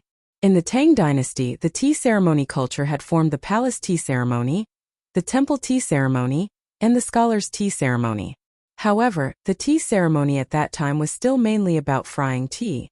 It was the first time in the Tang dynasty to brew tea like the Li family. Although it was simple, Pai Lupi and the others could taste it. Only Chang Yaojin shook his head discontentedly. This tea is tasteless. Lady Su, do you have wine at home? How can you entertain guests without wine? His words made everyone have the urge to kick this bastard to death. It was simply a waste of time. Fang Xuanling's face was even twitching. He had the intention to enforce justice on behalf of heaven. They pretended not to hear Chang Yaojin's words and turned to talk with Su Chongqing. Lady Su was a distant cousin of the Li family. Naturally, it was impossible. However, Su Chongqing's bearing and temperament revealed that kind of noble aura everywhere. It was impossible for her to be a girl from a small family. They did not think that Su Chongqing was a modern white-bone spirit. How could an ordinary girl in the Tang dynasty compare with her temperament? Moreover, although Li Wangyu and Su Chongqing didn't have much to say to each other, how could the eyes of these people be easy to deceive? Even Chang Yaojin could see that the relationship between Su Chongqing and Li Wangyu was not ordinary, let alone this group of court officials. However, they could not understand. Li Jia Xiaolang was only 16 years old. Why would he like such an old girl? Yes, in the eyes of the Tangs, Su Chongqing, who was 24 or 25 years old, was too old. In the Tang dynasty, this age was already at the level of aunt. However, even Pai Lupi did not say much about this matter. The others would not delve into the issue of Su Chongqing's identity. Li Wangyu's movements were very fast. With the help of the methane stove in the kitchen, as well as the assistance of Perrin and several maidservants, the pig slaughtering feast was ready in an hour. He was not in a hurry to let the maids serve the dishes. Instead, he took a bag of things from the Niu brothers who had left and returned to the kitchen again with a sneaky smile. After a while, Li Wangyu walked back to the central room with a plate in his hand with a smile. Everyone, the pig-killing feast will be ready soon. You must have been waiting for a long time. Why don't you eat something to appease your hunger? After that, Li Wangyu put down the plate in his hand. A strong smell of fried food rushed into everyone's nostrils. Chang Yaojin laughed and said, "Wahaha! What good thing did my nephew make? Let me have a taste first." After all, he was a famous general in the Tang dynasty. He quickly rushed to the table and stretched out his chopsticks to pick up the food on the plate. However, he suddenly stopped. What is this? Fried flying prawns. Chapter 191. The so-called fried flying prawns, also known as flying locusts in some places, were actually fried locusts. The meat of the locusts was soft and tasted as delicious as prawns. In the future, many restaurants served this dish. However, unlike Li Wangyu, who used wild locusts as ingredients, they used farmed locusts. Although locusts were pests, they were high in protein and rich in lecithin, which could improve memory. It could strengthen the spleen, aid digestion, stop coughing and asthma, prevent cardiovascular and cerebrovascular diseases, lower blood pressure. In short, it was a delicacy and a good tonic. Unfortunately, no one in the Tang dynasty dared to eat such things. Due to their fear of the locust god, they did not even dare to hunt them. The locusts in Huaxia in the later generations had to be reared by humans to survive on their last legs. These locusts were caught by the Niu brothers in the fields under Li Wangyu's orders. The brothers were originally in awe of the locusts, but after seeing the ducks at home eating locusts, The reverence in their hearts for the locust god had lessened. Therefore, when Li Wangyu ordered them to catch locusts, the brothers only hesitated for a moment before they obeyed and caught a bag of locusts. Li Wangyu threw the locusts into a big pot in the kitchen, boiled them in boiling water, and then fished them out with a hedge to drain them. He fried the locusts in hot oil until they were golden brown and crispy. Then he took them out and sprinkled some salt and pepper. A delicious fried flying prawn was presented in front of the emperor of the Tang dynasty, Pai Lupi, and all the officials. Cheng Yaojin's chopsticks froze in midair. He hesitated for a moment and asked uncertainly, "Kid, what kind of prawn is this? Why does it look like locusts?" "Haha, Uncle Cheng has good eyesight. It is indeed a locust." Li Wangyu laughed. His words shocked everyone present. Pai Lupi's face turned serious. "Nonsense. How can we eat locusts?" Li Wangyu looked at Pai Lupi mischievously and said in his heart, "In a few months Li Shimin will still freaking eat locusts raw. That's even more disgusting. At least I've made a delicious dish for you guys." How could he have known that Li Shimin, who would eat locusts a few months later, would be this curly-bearded man in front of him, the man who had been repeatedly insulted by him? Li Wangyu rolled his eyes and suddenly replied with a serious expression, "The people treat food as their life and the locusts eat the food, which is harmful to the people. The people are innocent. If the locusts really have spirits, then blame it on me. Don't harm the people anymore. Therefore I must eat these locusts." Li Wangyu's bad taste kicked in. He directly plagiarized what Pai Lupi said to the ministers when he ate the locusts, slightly modified it, and used it to fool this group of Tang dynasty dignitaries. After he finished speaking, he grabbed the fried locust on the plate and threw it into his mouth to chew. Fragrant. It's even better than the artificial locusts in the future. Li Wangyu's mouth was filled with crispy crunching sounds, but the people at the side were stunned. Pai Lupi heard this and couldn't help but frown slightly. He lowered his head and didn't say anything, thinking about something. This was basically what he would say a few months later. Now that Li Wangyu said it, it naturally resonated with Pai Lupi's heart. He felt that Li Wangyu's words were true, and it was very much to his taste.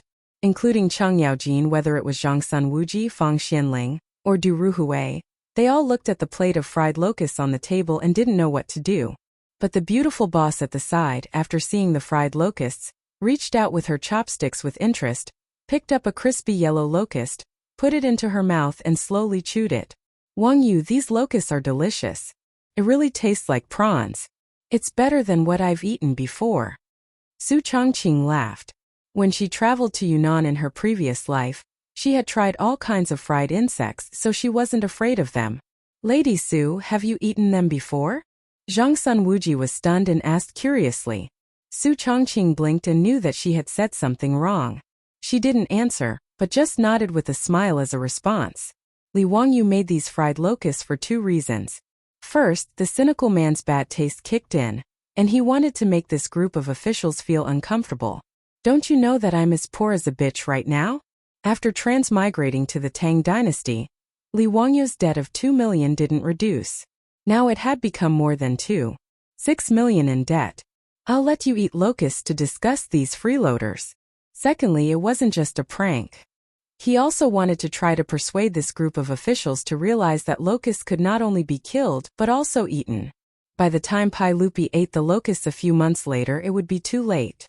With the current trend of the locusts spreading in Guangzhou, the land would have been eaten up by then, and it would be too late. Just as everyone was looking at each other, Pai Lupi suddenly laughed and picked up his chopsticks. Before anyone could dissuade him, he picked up a fried locusts and threw them into his mouth. After chewing a few times, Pai Lupi's eyes lit up.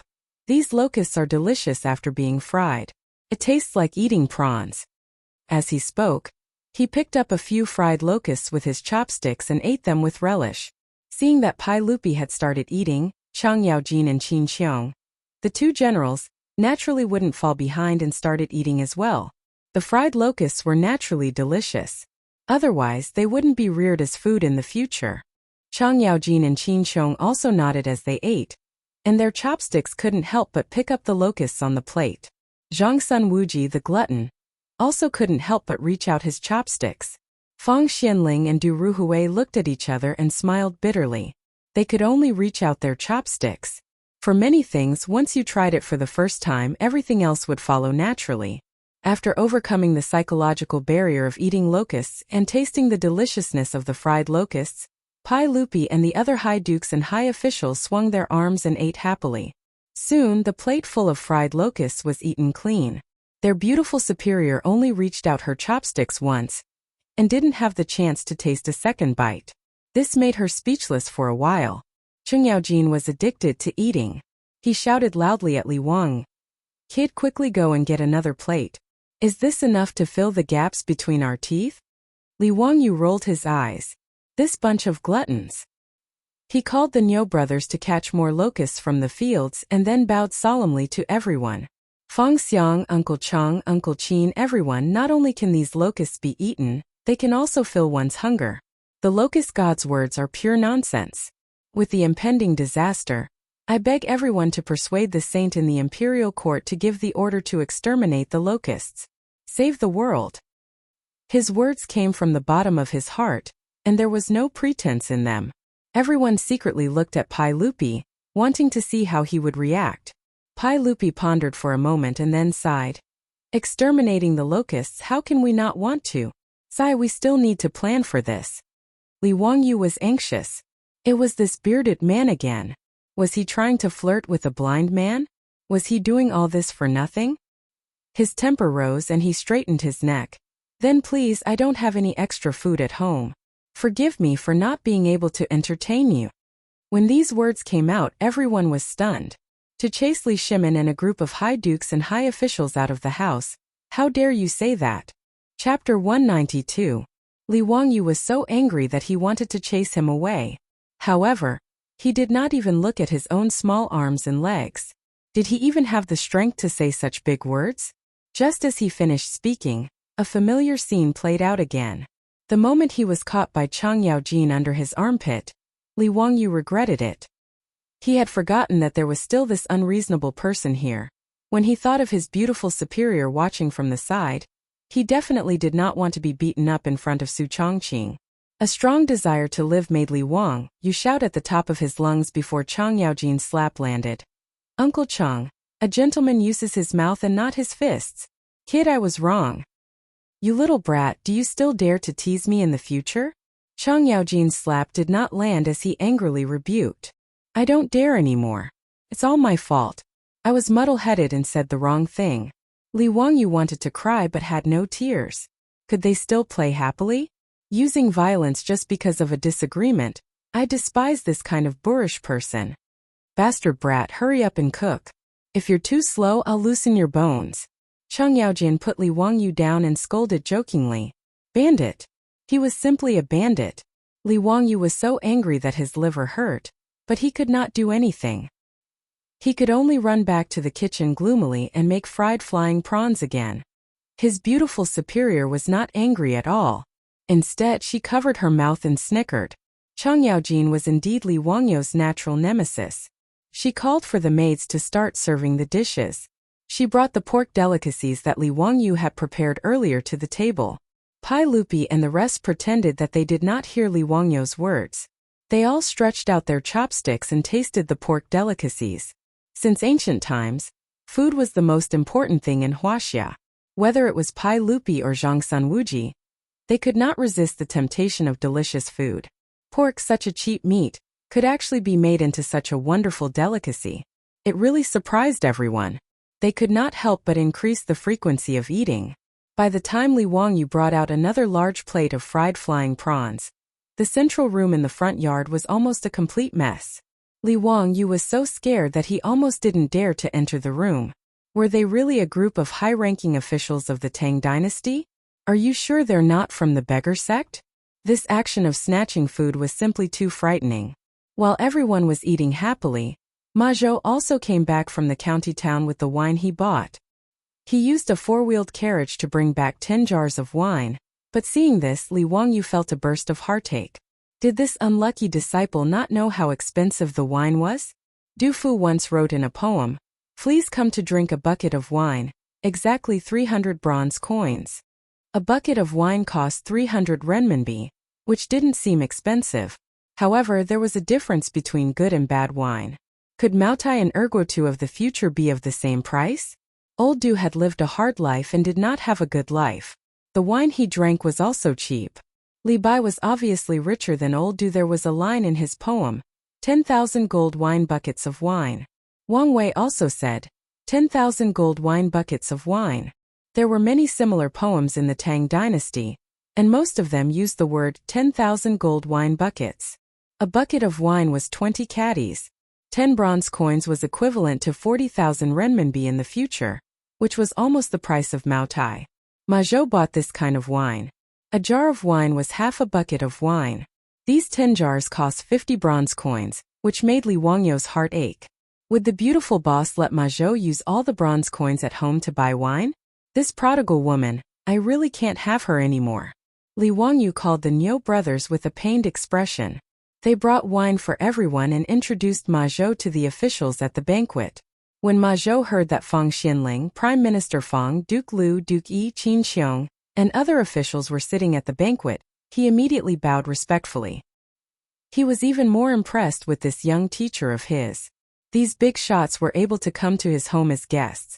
This young teacher was indeed not an ordinary person. When everyone heard that Ma Zhou was actually Li Wangyou's disciple, their eyes almost popped out. Ma Zhou had been through a lot and was once unrestrained. Although he was not yet 30 years old, with his appearance people would believe that he was 40 years old. At this age, he actually became Li Wangyou's disciple. This was simply a fantasy. However, everyone was surprised and did not say anything. Cheng Yaojin was too lazy to care about who Ma Zhou was. When he saw the wine, he raised his head and laughed.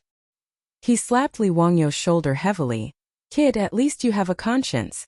You know how to be filial to us. Wahahaha, this wine is not bad. Quickly bring it all over. Among the big shots present, whether it was Pai Lupi, Fang Xianling, Du Ruhui or Zhang Sun Wuji, all of them were fond of wine. The Tang dynasty was a dynasty of poetry and wine. This great dynasty that lasted for nearly 300 years was inseparable from poetry and wine. With wine, the atmosphere at the banquet became more lively. Everyone toasted each other in a bold and unrestrained manner. After a few glasses of wine, Cheng Yaojin began to shout for Li Wangyou to summon the singers at home to play music and dance to liven things up. Li Wangyou almost bit his tongue.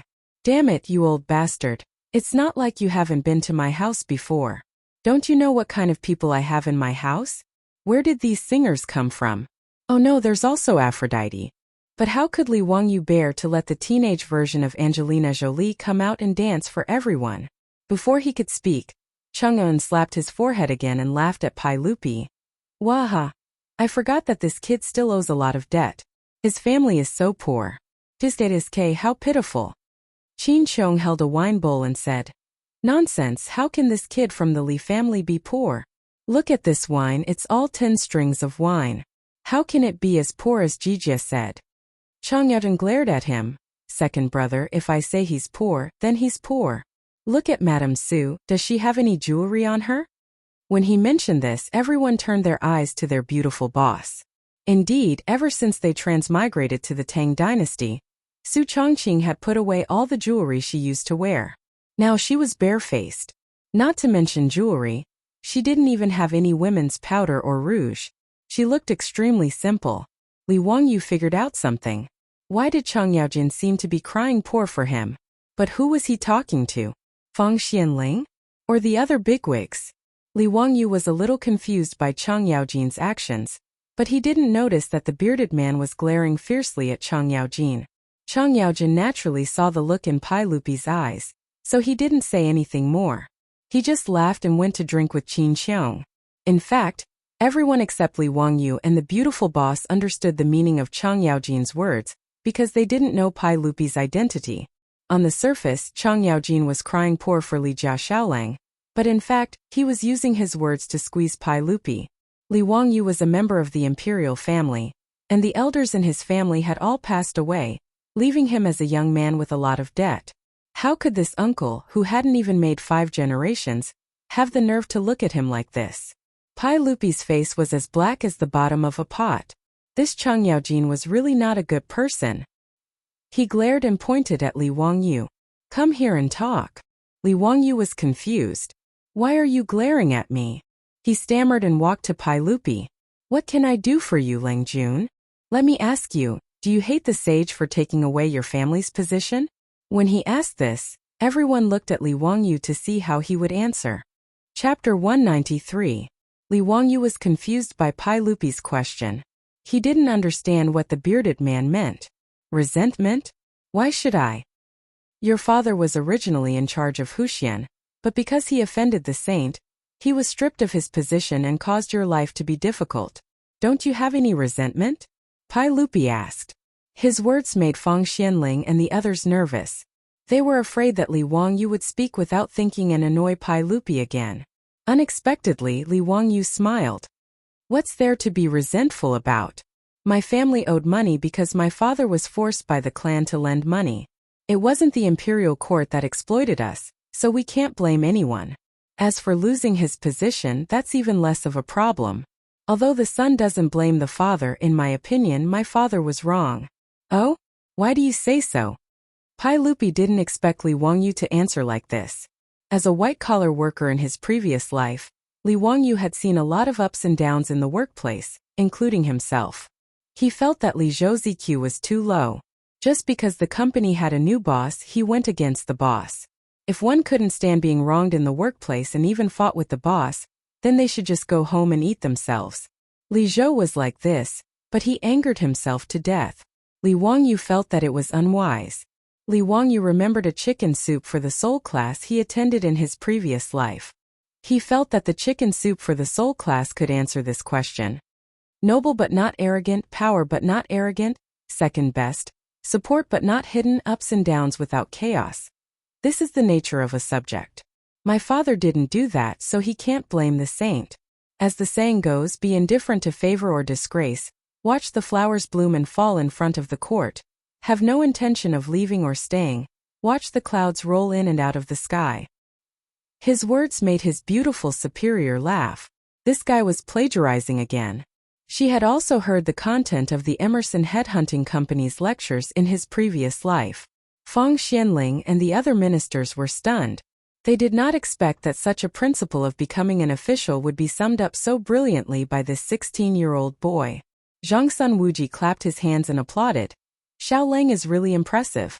To be so mature at such a young age, it's really rare. What a good saying. Not shocked by honor or disgrace, watching the flowers bloom and wilt in front of the courtyard, not caring whether to leave or stay, looking at the clouds beyond the sky. Du Ruhui also stroked his 3 strands of beard and nodded. Li Zhou gave birth to a good son. Xiao Lang, you see things more clearly than your parents. Ma Zhou was so excited that he was unable to control himself. So it turned out that the little division commander not only knew how to investigate things and apply knowledge to the world, but he also understood the principles of being an official so thoroughly. He thought about how he was an assistant teacher in Bozhou, but because of a moment of indignation, he became unrestrained and unrestrained. In a fit of anger, he traveled west to Chang'an. He was truly ashamed. Pai Lupi was even more stimulated by Li Wangyu's words. He repeatedly muttered and felt that Li Wangyu's words were not false. His eyes flashed and he asked again, Kid, are you satisfied with poverty? Have you never complained about injustice? Li Wangyu blinked and thought, why would I be satisfied with poverty? My dream is to be a small landlord in a prosperous world. My family has a house and land, and my life is boundless. Cough cough, this seems to be Stephen Chow's line. No matter what, he did not plan to live a hard life. With the exclusive rights to the 4-wheeled carriage in Chang'an City, wealth was just around the corner. Not to mention that there were many business plans in the pipeline, which could be started once he had enough funds. He and his beautiful boss had already outlined a blueprint for the business empire of the Tang dynasty. Poverty? That did not exist. But in front of so many important officials of the Tang dynasty, Li Wangyu was too embarrassed to say his thoughts out loud. That would make him look too useless. He rolled his eyes and suddenly thought of a text he had memorized in junior high school. It seemed that he could use it to show off his high status. Li Wangyu coughed softly and put his hands behind his back. He looked at the sky at a 45-degree angle and said slowly, a mountain is not famous because of its height, but because of its immortal. The water is not deep because of its spirit, but because of its spirit. The house is humble, but because of its virtue. The moss is green and the grass is blue. There are great scholars talking and laughing, and no one is an amateur. You can play the zither and read the golden scriptures. There is no sound of music in bamboo, and no hard work of the desk. Zhuge hut in Nanyang West Shizi Cloud Pavilion. Confucius said, "What is humble?" His beautiful boss almost fell to the ground. "Li Wang, you bastard! How dare you use the epigraph of my shack to show off? Can you be any more shameless?" After he finished reciting the epigraph of my shack, the central room fell silent. Everyone, including Pai Lupi, kept their mouths shut and stared at Li Wangyu. As a masterpiece, the epigraph of my shack was less than 100 words. It was very short, but it had a great structure. When they heard it for the first time, the officials of the Tang dynasty were so shocked that they felt numb all over. They did not know what to think. "Sir, what is the name of this poem?" "The epigraph of my shack." Ma Zhou was excited. "That's my little teacher. He lied to me that day and said that he is not good at essays and poems. If he can come up with a masterpiece like the epigraph of my shack when he is not good at it, can't he go to heaven?" Ma Zhou didn't know that Li Wangyu was a plagiarist who didn't want Phyrus. In his opinion, the little teacher he had worshipped was already heaven-defying. After a while, Fang Xianling suddenly stood up and was so excited that his body was trembling. "Only the virtuous can live in a shack and become a delightful sight. This is a magnificent poem. Magnificent. Magnificent." Du Ruhui also slapped the table and stood up. "This poem is like a tiger jumping and a dragon soaring. It can only be described as extraordinary by the humble words of the room. Xiao Lang can be the top scholar of the spring imperial examinations with this poem alone. You're a great scholar when you talk and laugh. Haha, Xiao Lang, you're indeed a wonderful person." Zhang Sun Wuji clasped his hands towards Li Er. "Congratulations, Your Majesty. It's Your Majesty's fortune to have such a talented junior. It's the fortune of our great Tang." "Your Majesty? Which emperor?" Li Wangyu, Su Chongqing, and Ma Zhou were all stunned. "This bearded man is the emperor of the Tang dynasty?" Pai Lupi, Li Shimen, the old butler, Perrin, and the others who were waiting on the side all trembled in fear and hurriedly knelt down. Although kneeling was not popular in the Tang dynasty, for them, the sudden visit of a saint to the Li family was too shocking. They could not help but kneel down. Li Wangyu was even more dumbfounded. If the bearded man was Pai Lupi, he seemed to have perhaps disliked him many times. At the birthday banquet in Zhongliang's mansion, he teased him with the chessboard and rice. He teased him again when he gave him the painting. In the county prison of Chong'an County, and just now by the Ganjiang River. Should he take his beautiful boss and run away? Is it safer to run along the Silk Road to the western regions or to Nanyang? Would Pai Lupi immediately let the guards rush in and chop him to death? Li Wangyu's mind was filled with random thoughts. He did not even greet Pai Lupi and just stood there stupidly. While he was in a daze, Pai Lupi made a gesture to Fang Xianling. Fang Xianling took out a scroll of yellow paper from her arms.